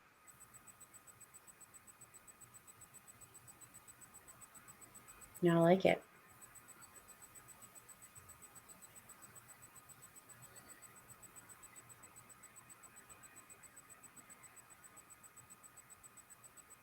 So, Graydon, how many points do you give Melvin for the night? Melvin, did you see that first one where Graydon was giving points? Oh yeah, I loved it. It was great. Lots. I know, right? You can have I know 35,000 points. Some of the stuff is out there, and some of it's. I think using maps as a device to organize information in the paintings, I think it's very possible. Because I mean, just in Chicago and Cleveland alone, I mean, Chicago and Boston alone, 2 images that line things up that way, that can't be coincidence. Yeah. Sure, it can. It absolutely can be. There's more than those two, but I'm just using those two because they're solved. I know, but no, those things could absolutely be coincidences. Yeah. They could be. They could not be coincidences, but they definitely could be coincidences. In more than two paintings. Yeah, but they're not to the level of precision where it's undeniable, because Well, you're and going to put elements from the areas into a painting that's only represented this big. You're going to have some causal relationships between those elements by coincidence, no matter what. well, but like I said, if you're looking at Boston, those things that I said go this way, they're that way on the map. They go this way, they're that way in the image. They're not going to be, the distance between them is not going to be exact because he's got a limited amount of space to work with, and he's got to think about composition. But if you go Water Tower, Art Institute, Grant Park, Soldier Field, and it's all in a line. But say, like Soldier Field, that's completely arbitrary. How do you turn those flowers into Soldier Field? Because I think flowers represent green spaces and parks, and in Roanoke's case, trees. In Chicago's case, I think it does trees. And Soldier Field's a football field. It's a green space. There's And then the military look of the guy. 1,000 green spaces you could find a green area anywhere in Chicago along the water. Well, but the other part of it for me is, and I think when I posted about this and when I said that one was a stretch anyway, I'm not saying I'm 100% sold on it, but his uniform looks kind of military-ish, and that little hat thing he's got on kind of looks like those old leather football helmets. So, well, if you think it's Grant, then you can connect it to. Yeah, definitely for military. Yeah, for sure.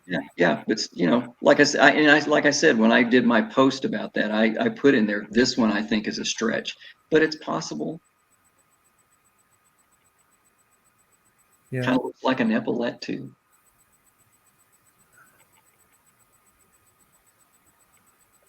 Yeah. Yeah, it is possible. It could easily also just be a coincidence. Yeah, and like I said, that one could very well be. I think the other ones, they line up like they should. The only reason I think that one is not where it should be is because, like I said, it would have been about where the fair folks' left eye was instead. So he moved it over. I think he actually moved it over and down a bit from where it would have actually been in relation to its position in the map. Which was the it's a thing hanging over Mozart there. and Beethoven. Yeah, it's the symphony building, right? No, it's another building. It's Are you sure? Because I'm pretty sure I have like a picture. It's like the little balcony design for the symphony, I think. No? Well, and I didn't see that one. The one I saw, let me look and see what that building was called. It's not there anymore. It's been torn down.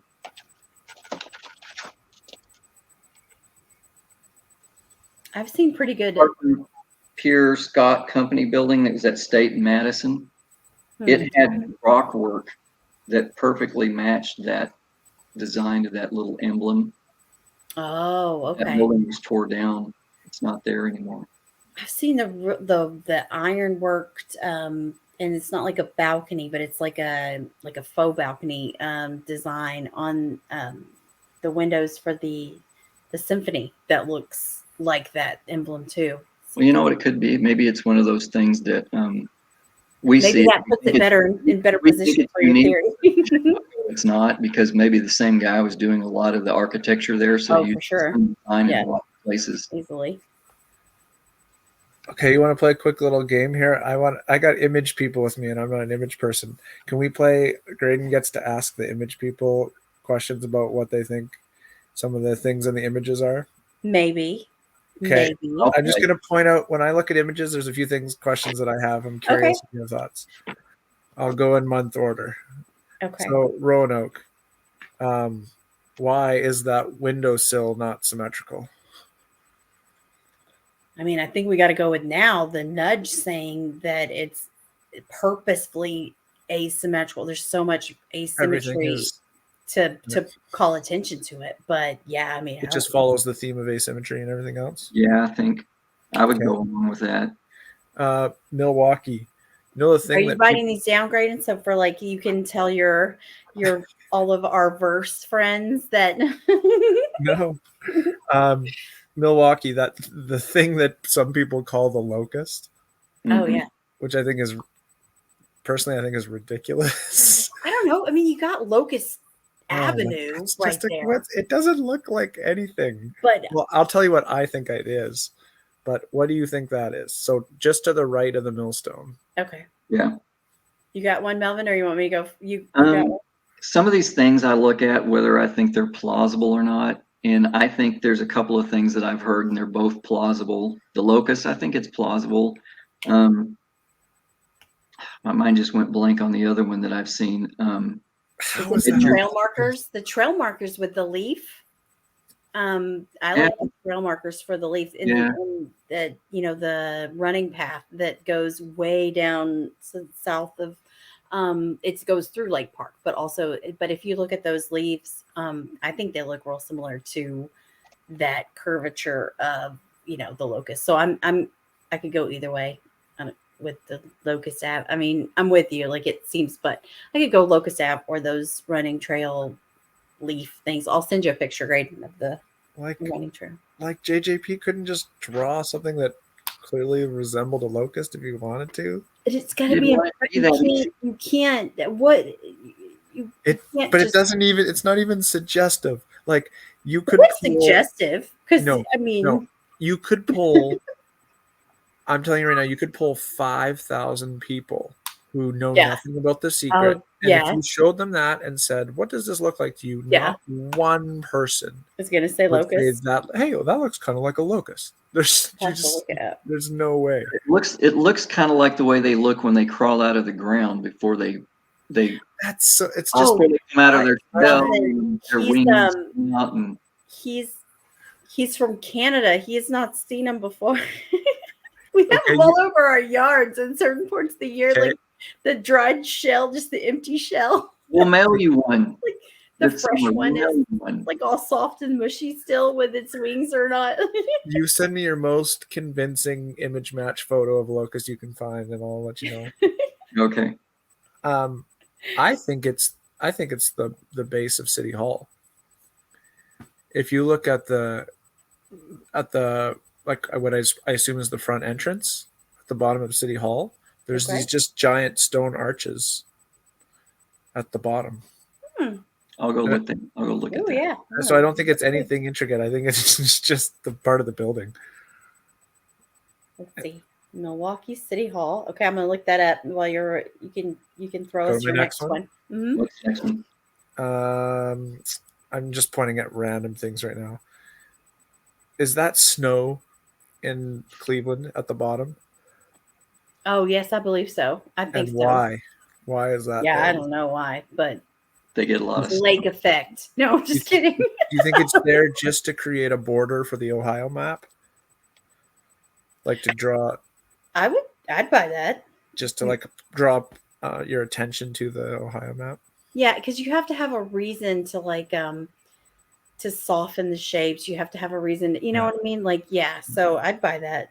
I'm more like, what's What are the checker? Like the What do the paths look like in there? Because now I don't remember because you get this almost like a tile shape down there too. yeah. That's what I was wondering too. I've never looked at it, but that seems weirder to me than like the snow. Like the thing that would soft. The stone tile looking thing at the very bottom? Yeah, like Yeah. why is it like a tile floor or Yeah. like a paver Who floor? knows? Yeah, who knows? Is this this isn't is this City Hall? Let me see the bottom. Oh, No, no, no. that's not okay. That's okay. I pulled up City Hall, but that didn't look right to me either. Okay, so let's try it again. I'll find it for you. Charleston. Oh, Charleston's That Um, shape at the top of the lion forehead that I love just about as much as the shape at the top of the hat of the Milwaukee or the Montreal guy. Do you think he just decided to draw crazy shapes in some of these just to make you stare at them for hours and they mean nothing. You're talking about the lion. I don't know. I kind of have you seen the, I don't know where the statue is in Charleston, but I've seen a statue where it's kind of like it's carved into the statue, but it's very shallow. You know what I mean? Like it's more of like an, I don't know. It's not in relief because it's not shaped. Like the bodies aren't shaped out. But I've seen that, and it's really shallow, and it's just part of that design of that statue. And I mean, I don't know. I don't see it directly. Like, you know, they're side by side, and you know, the statue has like people. I don't remember what it is, but they're doing something. And then you've got this like shapes, and those shapes are more fluid to me. And I don't see that they're people, but that's the only thing that I've seen that was plausible for me. Here's the bottom of City Hall in Milwaukee. No, that ain't it. That doesn't look anything like it. Like the locust? No, that's It's just an arch. Okay, let me look. It's just a shadowed stone arch Let me see. at the base of the building. Let's see. Hold on. You have to also think about like artists, I think, are like super associative, right? Like really associative. That's like when you were talking about Melvin, like you were talking about the flowers could be trees and things like that. Like I see it because it's like a free association thing. You know, like if you're trying to figure out what can I put to symbolize something, but I can't use the thing, and I can't use, you know, like you could use nature like to symbolize nature, you know, kind of organic things. Exactly. So, but let me pull back up Milwaukee. I'll give it a fair shake, Graydon. I'll look at it again. But it's in shadow, so it's not supposed to. It's just like. But that shadow, that stonework art, I mean, that is a hard line, hard shadow. You know what I mean? Like it is a smooth, hard. Yeah, and the thing in there has got ridges. And it's the two tones are completely separate from each other. Like you have the light tone and you have the super dark tones right next to each other. So, and then, but okay, in this shape, there's gradients. There's like some sort of like a striping implied, right? Yes. So I don't know what that would be in that stonework. I don't know what the striping would be. And then where it comes back up, it's like an arch, but it's not an arch, not a flat bottom arch. It's like the bottom part of the arch is also arched. So I would say no, I don't think that it's that. The ridges are like. Here, look at this again. A different view from it. Okay. The lines are still too hard, I think. Yeah. I mean, I like that view better because I can see where you're saying with the gradients, like you've got the. There's like yeah. I don't know. I liked that last shot a lot better. Like I would give that a closer. Because at least in that shot, I could see whatever that is coming back up from the bottom. You know, like it's. I don't know how to explain it other than like that on the right side. Coming back up from the bottom, there's a lighter portion that is, you know, arched also. So I could see that in that picture that you just showed. Yeah. But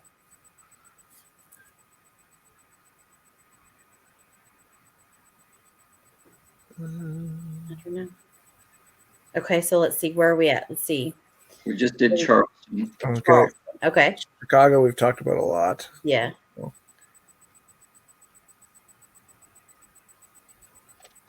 Oh, San Francisco. I don't know. The genie lamp. Oh, I have. That's what that is.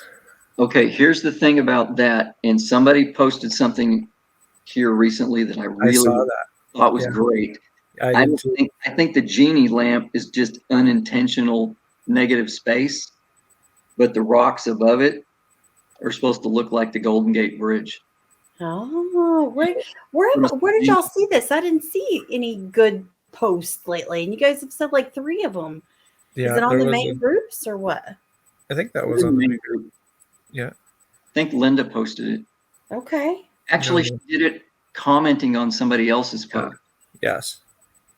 But how could that be unintentional negative space because it's enclosed? None of the Yeah. other blue areas are enclosed.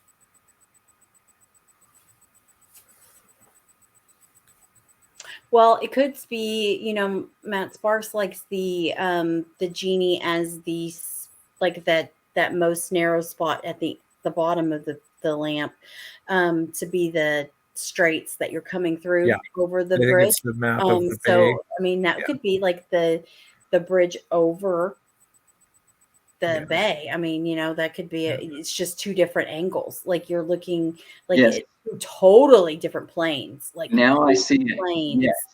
of different planes. Yeah. One view from a distance and one view from above. Mm-hmm. See, and I think he does this. I think it like in the Houston image. Yeah. I I think think there's 2 planes at least. Well, I think there's like what I think he's done is I think he's got a map element and then he's overlapped like a panoramic view, but he's compressed it. Oh, Melvin, I have to tell you, the last time I was at the park, when was it? I sent you those videos, Graydon, like a couple weeks ago. Yeah. They had billboards up about the new changes, like the building, like the construction and stuff starting, and they had like I saw one company that was like out doing like stuff, like so changes are coming like soon. So I gotta get back to the You know they're park. going to change an area where you have a spot, make them let you dig first. Yeah. I kind of think Houston may already be gone. Well, see, my spot in Houston hasn't been touched until now. Like the billboards are just now going, like, new plaza coming soon, kind of stuff or whatever. So I got to get back out there. Touched a The long spring time. is usually better for the dirt. The summer. Where was your spot, Melvin? It was just to the. Let me get my directions right. Just to the east of where the obelisk used to be. So they moved the obelisk, but just to the east of where it was. And to me, the image says that the dig spot is under a canopy of trees.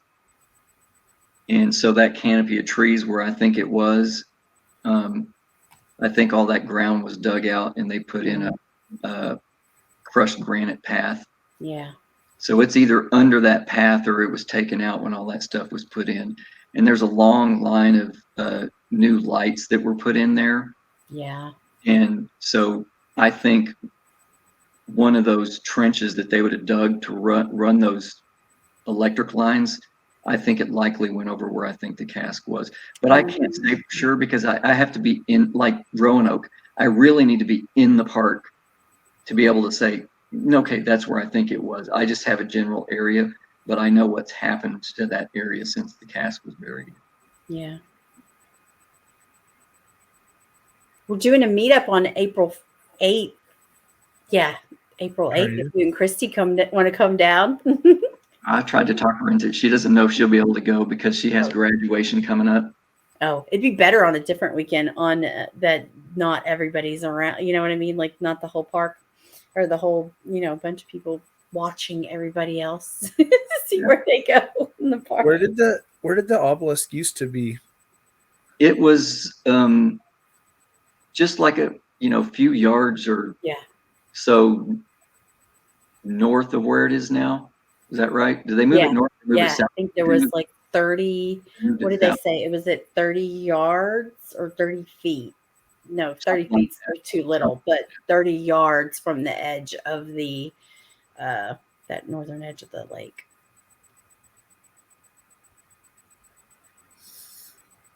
So the obelisk used to be further south? Further north. Yeah. Towards the reflecting pond? Yeah, because they elongated the pond, and yeah. So it would have been if they where it was is underwater now, No, No, nothing's. because it's currently just like what 20 feet from the edge of the water. It's a little bit further than it looks, but yeah, it's probably 40 feet, something like that. 40 feet, maybe 50 feet from the edge of the water, but I think it used to Really? be 30 yards. Yeah. Because you've got that little green lawn, and then you've got that crossover where it's like a road. It's not an official road, but it's used as a road, and it's pretty. It's like it's at least double lane, and then you've got it's further than it looks. Like it's I don't know. I'd say 50. I'd say 40, 50 feet From the obelisk to the to the water. Or- Not that water. Sorry, I was thinking the lake. No, Yeah, the lake is in south. that though. direction, it's like 10 feet, something like that. Well, I don't know, 12. I don't know. I'm terrible at it. This is south, right? The lake is south. Yeah, Yeah. the lake is south. I'm sorry. I was thinking the lake. So it used to be further this way? Yeah. No, wait. Okay, now I'm all turned around. Did they it? moved it north or south, but I think they moved it south, but I'm not positive But now. if they moved it south, that would mean it used to be like in the water. But the water wasn't there then. It wasn't that far down. Let me look up an So old the water map. didn't go that far down. Okay. Yeah, if I remember right. I've got aerial photos from the 80s. Yeah, let me You just want look to see it on there. Yeah. Let's see. But anyway, that group of trees that's just to the east of the reflecting pool and where the obelisk is, I think it was under there. To the east, group of trees. So like great. Yeah, so north. Here. Yeah, right in there. Right in there. Where That's you're what he said pointing. was. Oh, it's a good area. Yeah. Yeah. Oh, just I like that area because that lines up the fountain and the theater. Yeah, just north of the railroad tracks, with which the image, like I Yeah. said, I'm saying that in that image, the jewel is giving us the area, not the dig spot, but the area. And so it's north of the train tracks, east of the reflecting pool, west of the theater. And the image to me looks like it's taken from under a canopy of trees. Yeah, that makes sense. Yeah. And I think that's why the flowers are in the trees, because it's connecting one of those month images to the dig spot. The dig spot is under trees. Yeah. That's I my like it. Yeah, and the strongest tower quote, my initial impression of that was like, how could that not be the obelisk? It is. The obelisk. Yeah. And you know what the crazy thing that I think about that solve is, and this is the one where I'm going to lose you probably. I'm always right with you until the last part. Yeah, it's four alike. Yeah. So it is in the center of four alike, and I like that for being in the center of four trees. But Yeah. the one that says three winged and slight, you know what I think that is? That was just west of that spot where I think it was a picnic table. Mm. And it's got three flat planes, which a plane and a wing is kind of a synonym, and it's small. So that's what I thought. Three winged and slight could be that picnic table, because then you're looking at everything around the area. Yeah. Small and split. I think right there by that's where the train tracks split apart. And then right there was where that picnic table was. And then the obelisk is there in the other direction. Yeah. So, and you can get to that spot really easy. The verse could get you to that spot really easily. Yeah.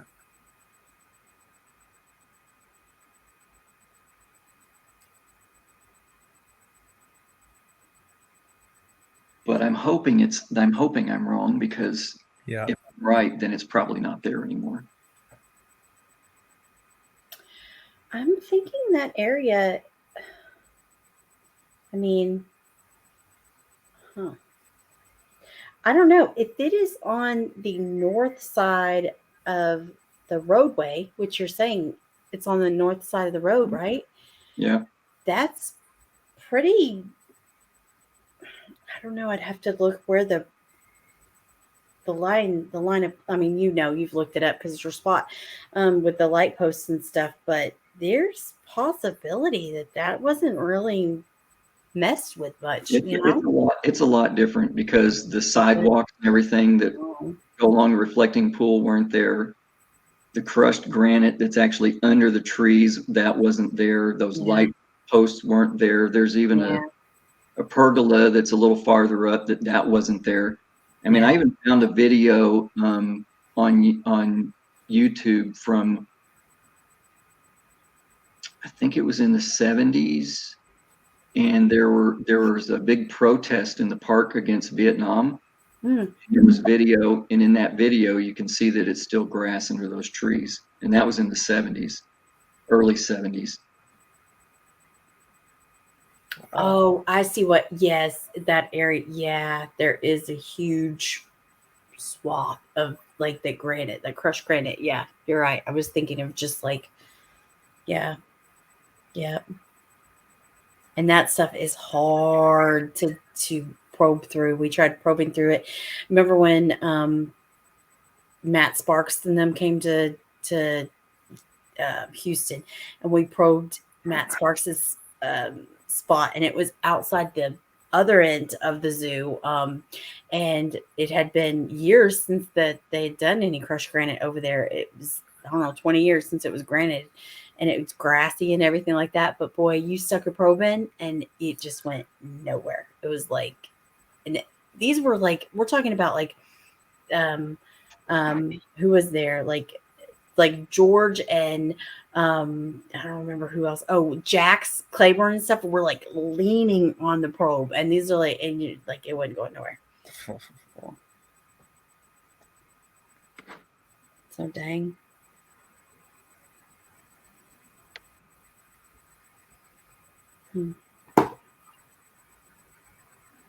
Yeah, I like that spot.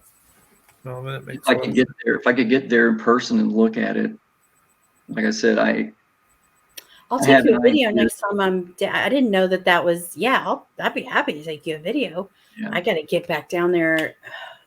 At least I need to just go this next week. I'm just going to say I'm going this next week. Mhm.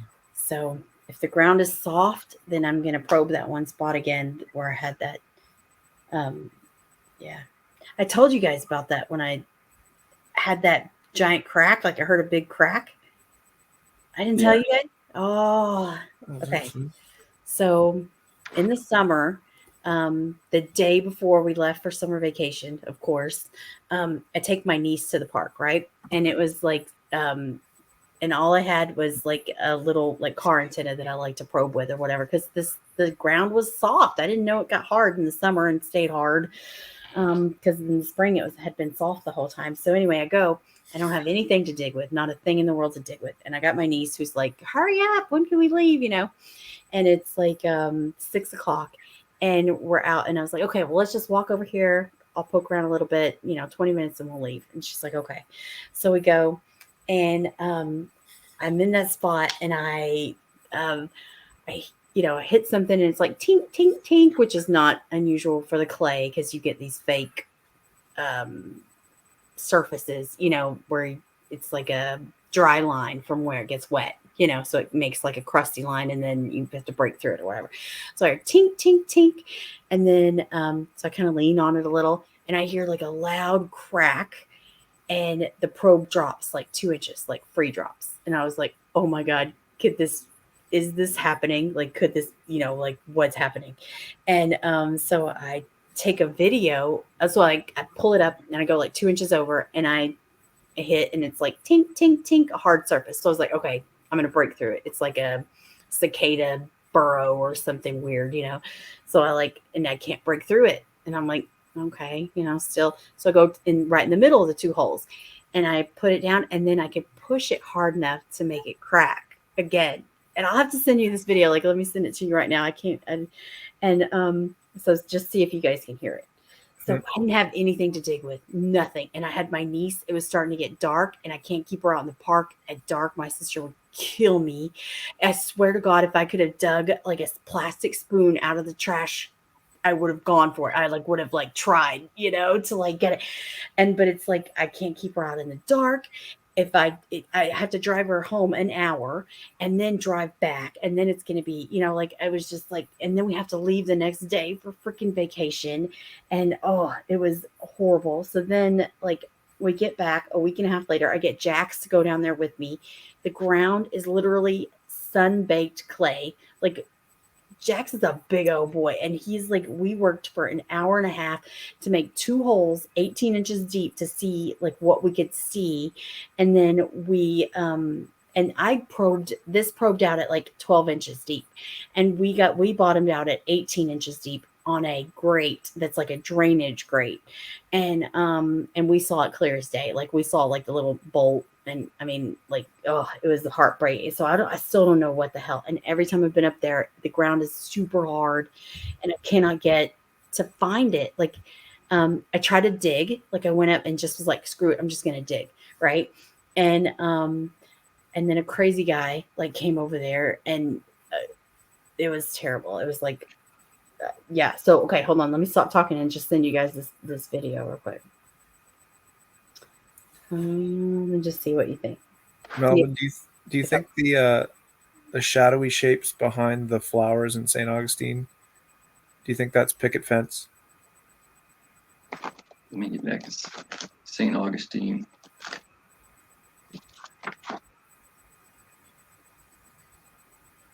Are you talking about directly behind or to the left? Like to the left, like behind in terms of it looks like shadow, and if you're looking at three-dimensionally. I think it could be. I don't know. Doesn't it look like picket fence? It really does. I mean, I think it could be. And my theory for St. Augustine, I mean, I think the cask is where there was a green picket fence that met a shell and limestone wall. But that fence is not there anymore. And just about 10 feet maybe north of that, there's a palm tree that looks a lot like this one in the image. And that tree was there, I think, 40 years ago. But I do think that kind of looks like a good picket fence there. I can't see it in what I'm looking at, but there's another shape there that it seemed like it reminded me of something, but now I can't remember what it was. Yeah, like the 3 ones on the left. I don't know why the left one is taller, but there's like 3 spikes, but the second and the third one, they're all spaced apart from each other like pickets would be, and they're kind of carved at the top. Well, and the picket fence that I was looking at, the pickets at the top, I mean, there was like a diamond space between the pickets. So like the picket came up, and then it had a cutout, and then it went up and had the peak. And I was trying to, does it look like it has that a little bit in here? I think I got my Fountain of Youth picture here. Let me pull it up real quick.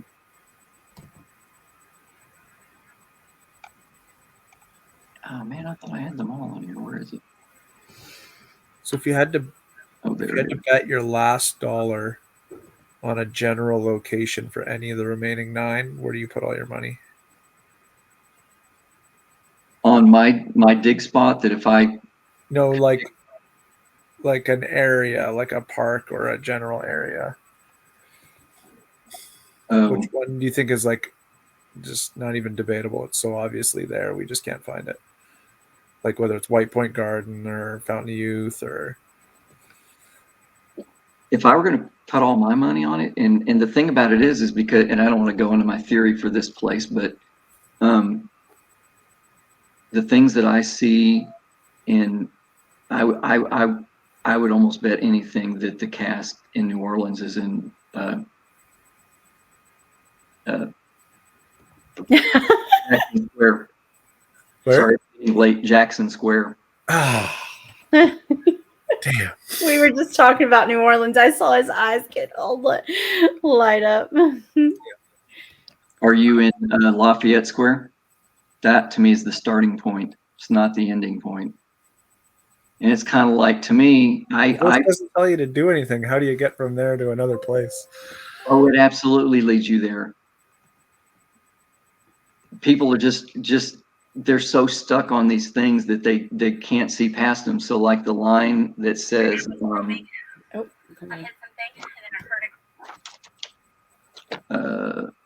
build, here's a sovereign people who build palaces, shelter their heads at night. Everybody wants to make it that one hotel. But did you know that if, what is that street? All of a sudden, I can't remember the name of the street. St. Charles. Yeah, St. Charles, if you go towards Canal, where that intersection is, there were 2 huge hotels being built there at the time that the cask was buried. And they opened right about the time the cask was buried, and it was part of the lead up to the World's Fair. And there was a 3rd hotel that was already there. One of those hotels is 555 Canal. And I see in the image a representation of 3 5s. But how do you get that quote to some random hotel? It's not a random hotel. It's like I said, he uses that quote so everybody thinks, oh, that must be the St. Charles Hotel or whatever. But just down the street from Jackson Square, those hotels were being built at the time the cask was buried. But how do you connect that quote to those hotels? Told you I didn't want to have to get into the whole theory. Okay, that's fine. No, we don't have to do it. The 3 fingernails that are visible, to me, they represent the 3 hotels that are near that Hey, intersection. but you're back in the image again, though. Yeah, You said the verse takes you. They have to work hand in hand, and that's where you and I differ. They work hand in hand.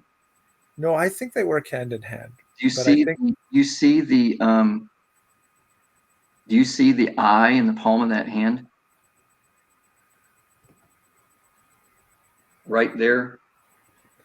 It's a side view of an eye.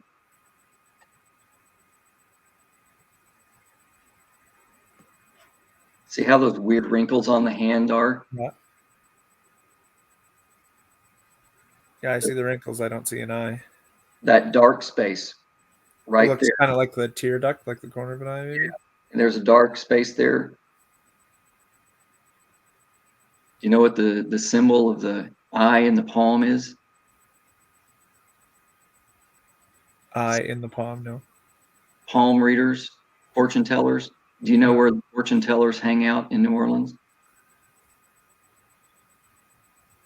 Between St. Louis Cathedral and Jackson Square. Yeah. Well, I have no problem getting to Jackson Square. Like, there's other things in here that can get me to Jackson Square. I don't see how you have instructions getting you from Lafayette to Jackson Square. I was telling you. You said, no, that's just, how do you connect to some random hotel? That's all the image, though. What in the verse tells you to go from Lafayette to Jackson? Here are the sovereign people who build palaces to shelter their heads at night. That's what's in the verse. That tells you a hotel on St. Charles. And you can't do it without the image. See, that's the thing. I'm saying the image and the verse have to work together. The verse is not going to do it by itself. Okay, no, but I guess what I'm saying is there's no verbal language in this verse giving you directions like there is in other verses. That doesn't say like pass this, head north, go whatever. This verse is like just describing things. There's nowhere it doesn't, like, you know what I mean? Almost all the other verses give you some sort of directions to travel. The image tells you. Yeah, so you think it's image. And I'll tell you one other thing. Okay, so the flying boy in this image. Yeah. To me, he's like the leg eater in. Montreal, yeah. It's a landmark. It's not where the cask is. And the thing about this guy is he's got his hand out, and his hand is really weird shaped. Yeah. To me, it kind of looks like a shoe, like he has a shoe on his hand. Yeah. So you're standing in the spot you need to be standing at the point where you read that verse, it's like he's saying, walk this way. So if you're standing looking the direction you need to look, you would turn left and go down St. Charles towards those hotels. How far do you have to go from Lafayette to Jackson Square? 8-10 Well, blocks, maybe. Yeah. But not on St. Charles. Well, when you cross Canal, it's called something else on the other side of Canal. I can't remember the name of the street it's called on the other side. Royal. But that street goes Royal Street. That street goes right to the point that's between the cathedral and Jackson Square, where the fortune teller's set up.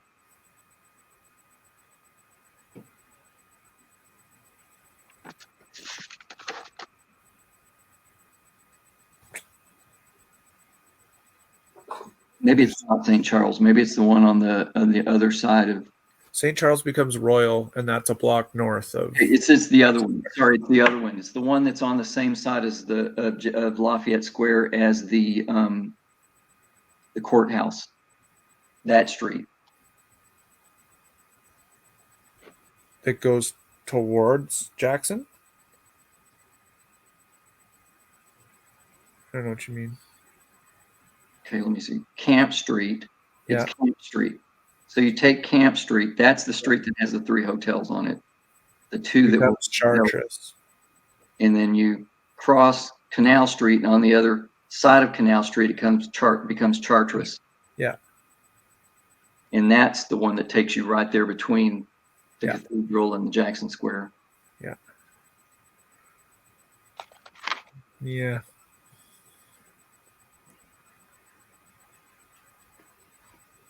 I can put you in a tiny rectangled grassy area where you never have to leave that statue, and then it can explain every element in the whole verse to you. But Well, and that's the thing about this puzzle. To me, it's a palindrome.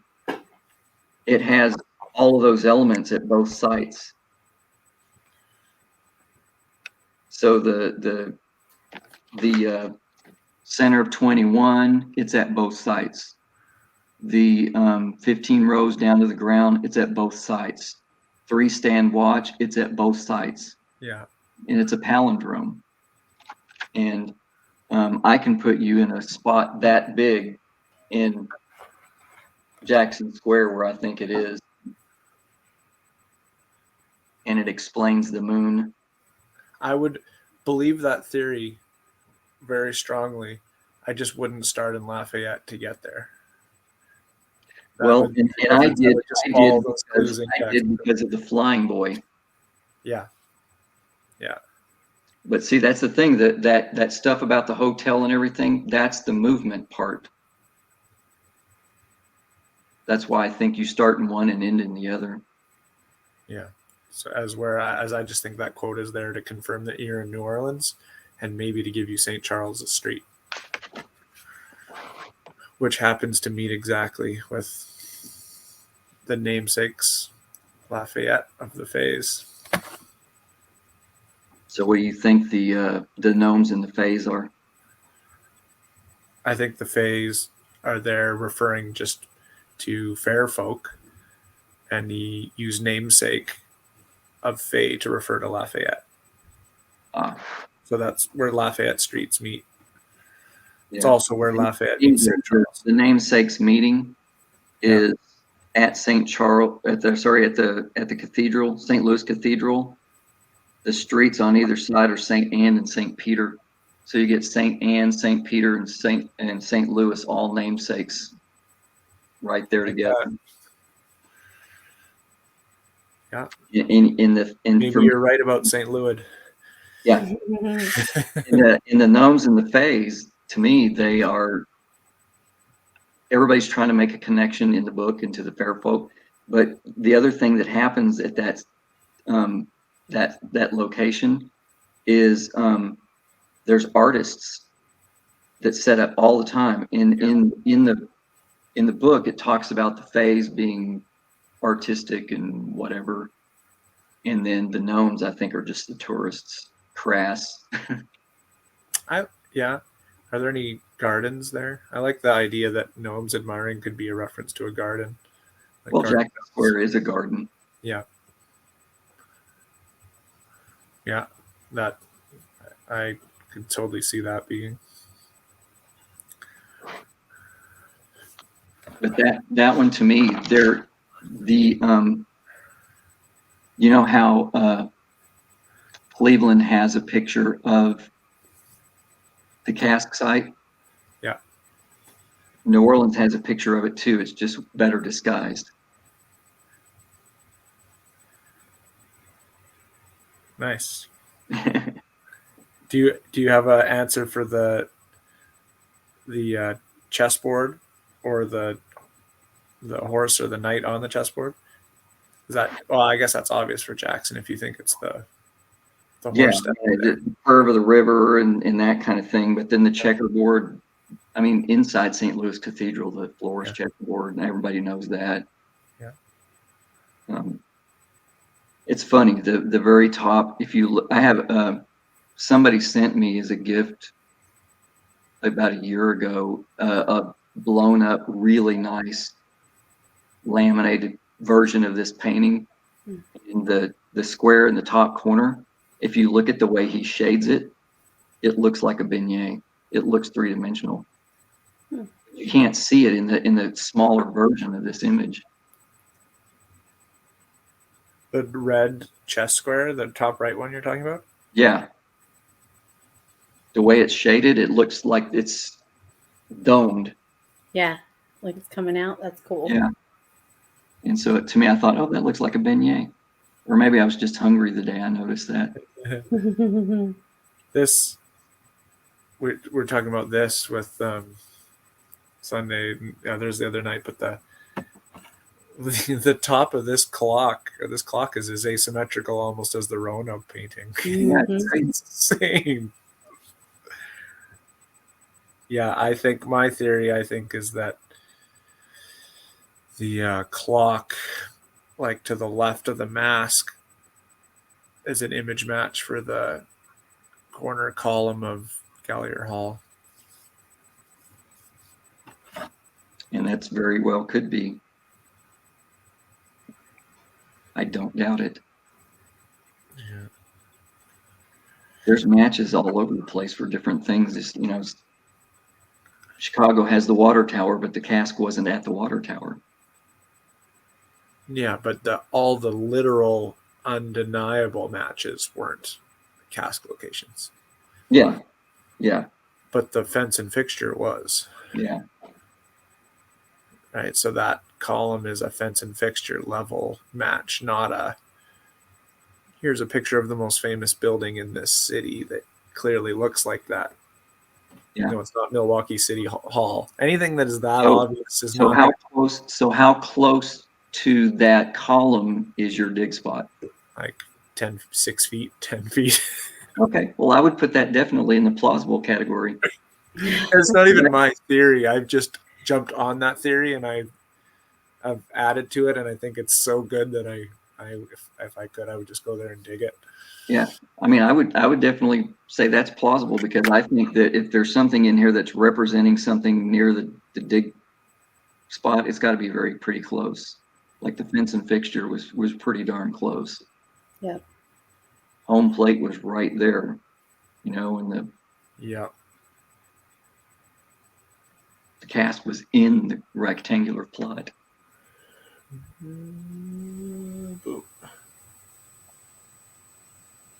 Yep, nice. And that's yeah. I have, so that's the dig area right there, and that's your the column up here. That's not the spot George dug, is it? Yeah, it's the same area. Okay. Yeah, but I think he dug it wrong. Oh.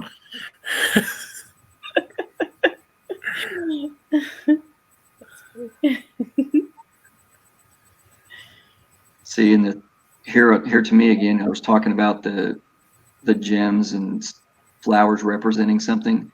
If you're standing in Lafayette Square where the Flying Boy statue is, Yeah. and this clock is pointing north, so what is and I'm doing it sort of like center mass, so it's not really due north, but if you're where the boy is, a little bit north and east of that, if you draw a line on the map, goes to Louis Armstrong Park.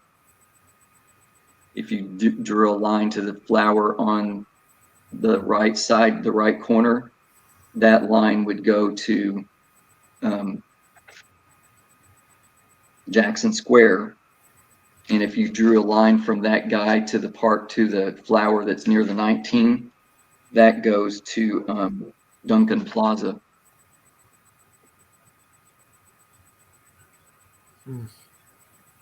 Oh, you know what? This is a good. We should ask Melvin about that idea. Okay, Melvin. So, do you? Oh, I have the painting. Let's see. Hold on. Somewhere. Let's see. We were talking about this the other night, and we were game planning that spot because some our friends were saying they may go down to New Orleans, and they were kind of like, where do we go in this rectangle? And so I was telling Graydon, what do you think about this flower by the 19? And it's specifically like the leaves, like what does anything, I mean, like, I don't know. I saw something that I liked for that area, and I'm just curious if anything stands out for you. For that one particular flower? Yeah. Well, I mean, to me, these flowers give a little bit of information. Like I said, I think it kind of just is orienting you a little bit because you've got Duncan Plaza over here, you've got Louis Armstrong Park over here, you've got Jackson Square over there. The other thing is those two flowers, if you point towards what they're looking at, they point towards that second hand. If you drew a line from where they're pointing, they both intersect at that second hand. And I know some people use that second hand as their dig spot indicator. Mm-hmm. That's not what I use it for, but it does help you get to the dig spot. Well, I was telling Graydon that, and the other thing for me is that one's more open. You can actually see into the flower, right? The other one is not. It's almost like it's hiding something. You can't see into it. It's hiding something. I was telling Graydon, the image, I think it's called Muse and Reverie, that JJP popped up when at that same interview where he said Roanoke would be the next one found. Yeah. And he's got like the box, in that lower corner, and then he's like looking out at the forest and everything like that. And so ever since then, I was like, I like, squares in Palancar stuff kind of catch my attention or whatever. So I was telling Graydon, I think that those leaves on that flower at the 19th, that center one is like oddly squared off, kind of to me. And we were looking for like, we were just looking like what if there is something around here that could like indicate an area of that rectangle, what could it be? So I was kind of drawn to that leaf, but and then we got off onto some other stuff. I don't even remember what we ended up with. Thinking like the 19, I guess, was thinking maybe that was the way to go, but I don't know if that, I don't know. Does it look square? Like, I guess is the thing. Does it look on square? And does it look like it's a leaf or like a, whatever the green part is that wraps right around the Well, with this particular kind of flower, that's actually just another part of the petal. It is. Okay. Yeah, because these flowers have like a up part and then have some additional petals around. Oh, that's true. I did not. Yep. Okay. I guess it could be a little squared. This one to me is it makes more sense as a petal. As a leaf, it stood out like to me, but as that secondary petal, I see what you mean, and those are kind of shaped. That okay. Yeah.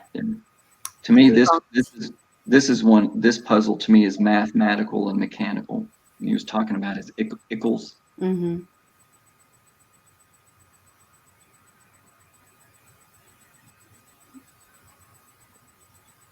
Guys, I think I'm going to have to go. Yeah, I gotta go too. Like 4.5 hours. We didn't even start the clock right when we started. This has been really fun. I enjoyed it. Yeah, good luck editing this into a video. Oh my God. I'll get it like, I don't know, a month from now. Yeah, I and don't know. I feel like we didn't even really stay on the topic I know. of all of what we were It was talking a blast. You know, I'm almost like at this point, I'm kind of feeling like, I don't know, is it worth? I don't know. I enjoyed this as a conversation just between us. You know, I'm Yeah. thinking, I dread, I don't know. Like, I think about, I don't know. Would you guys be disappointed if it just didn't get posted? No, No. I don't think this is a good one to post. Yeah. Just if we wanted to, I think we could redo it in an Yeah. hour and Yeah. condense it and present it in a format. Well, the thing I like about it is that we all have different approaches to the puzzles, Mm-hmm.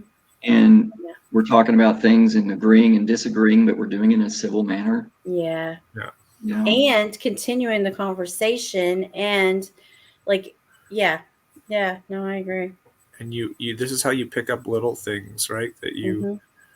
little tiny things that you didn't notice before, little bits of information that you connect to others, and then you run with it. And Yeah. yeah, I think the real puzzle to solve is how to get permission to dig. I do too. yeah, Because Too. if we can't do that, we're wasting our time. Yep. I agree. Because like for Herman, I mean, they don't care. Like people, like the parks have driven by. Like I didn't mean for them to drive by, but like that one time, Jackson and I were out there. Like we were hard at work and like clearly doing something really weird with the ground, and the truck just like drove right past us and didn't even, you know. And I mean, as long as you're like for that park. As long as you're not making a mess, you're not doing something, it's fine because they don't have holes everywhere. But Yeah. like, you know, like places like Lake Park and stuff like that, or like in Rona, I mean, you cannot. No, you know, like I would do it in Herman. I wouldn't do it in those places. Like I wouldn't do it there.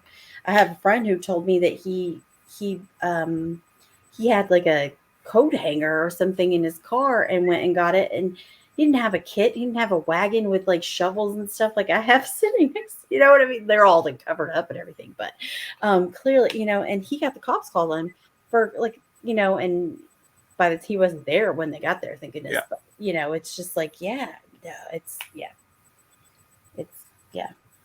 no, the risk level is just not. Yeah. I'm hoping they'll open San Francisco back up, or like Golden Gate Park. Yeah. Doesn't look like they're going to open up Fountain of Youth again. Mm. that's I too- love that your theory is in a park that I never even heard of. I love that because San Francisco could probably maybe need that. You know? when I asked before about certainty, I was kind of like thinking about Fountain of Youth. Like, That's my theory that there's- I would go for. there's no way that cask isn't in the Fountain of Youth. Oh, it has to be. It's absolutely in there, and people of different styles and different approaches, and everyone, it's undeniable. Yeah. That and White Point Garden, I think. And I think White Point Garden, it maybe got destroyed or covered over or something, but because that's been dug like crazy. But yeah, Fountain of Youth, it's in there. Yeah. It's absolutely in there. I like a spot at White Point Garden that hasn't been dug like crazy. Really? It's across the street from White Point Garden, but it's like on the seawall. You know, Yeah. like the stairs that go up to the seawall. Look at that whatever it is, you know, like in The Mask. You've got Charleston, and then you've got this line that just goes up the mask, and then it goes over the arch of the eye, and then it has like two little weird thingies right there. Yeah. I love. Look at that staircase that goes up to the seawall, and see that if you don't see that shape, like one of the posts, you know, that goes, you know, the uprights for the staircase. Then there's an arch, like a decorative arch, and then the bars that bind are like, you know, the railing for the staircase, and and it even has like the two stairs, and then so I think it's right there. I think it's right there at the 2 stairs, and you could rent a van, park right there. Yeah. Like Cass, you could dig up like from the van, like literally, you could be like in the van, sitting on the side of the van and digging it up. But I would love that spot. But I've heard Harvey said it's been checked, but he does not trust the people that checked it to have done a good job. Basically, like and I've heard the ground there is really hard to check because of oyster shells and all that crap. You know, like you just don't know what you're running into. Yeah. Seawall just seems like a dumb place to bury something. Yeah. But let me tell you, in a hurricane, that particular spot, because of the way floodwaters come in and like recede or whatever, being like right there at the wall, you're not going to have it's protected. It's like, I don't know how to explain it because it's obviously under all that water, but it's like, I don't know. It's like literally in a 1.5 feet wide and, like, I don't know, 12 feet long spot. But if it's deep at all, that area, it's going to be soaked with water. The ground's going to be soaked with water, but it's not going to be turbulent. That ground is staying right there, like it's not, the ground is not turned, I guess is what I mean, from that it'd be the land and across the street at the park would have be harder hit than the land, that little spot of dirt. Nice. Cool. Okay, I gotta go or my Yes, wife is gonna murder me in my sleep. All right. Bye, guys. This is fun. Right. It was a real pleasure to meet you, Melvin, and chat. I hope we can chat more and collaborate on stuff. It was great. That'd be great. I love it. Bye, guys. See ya. Good night. How do I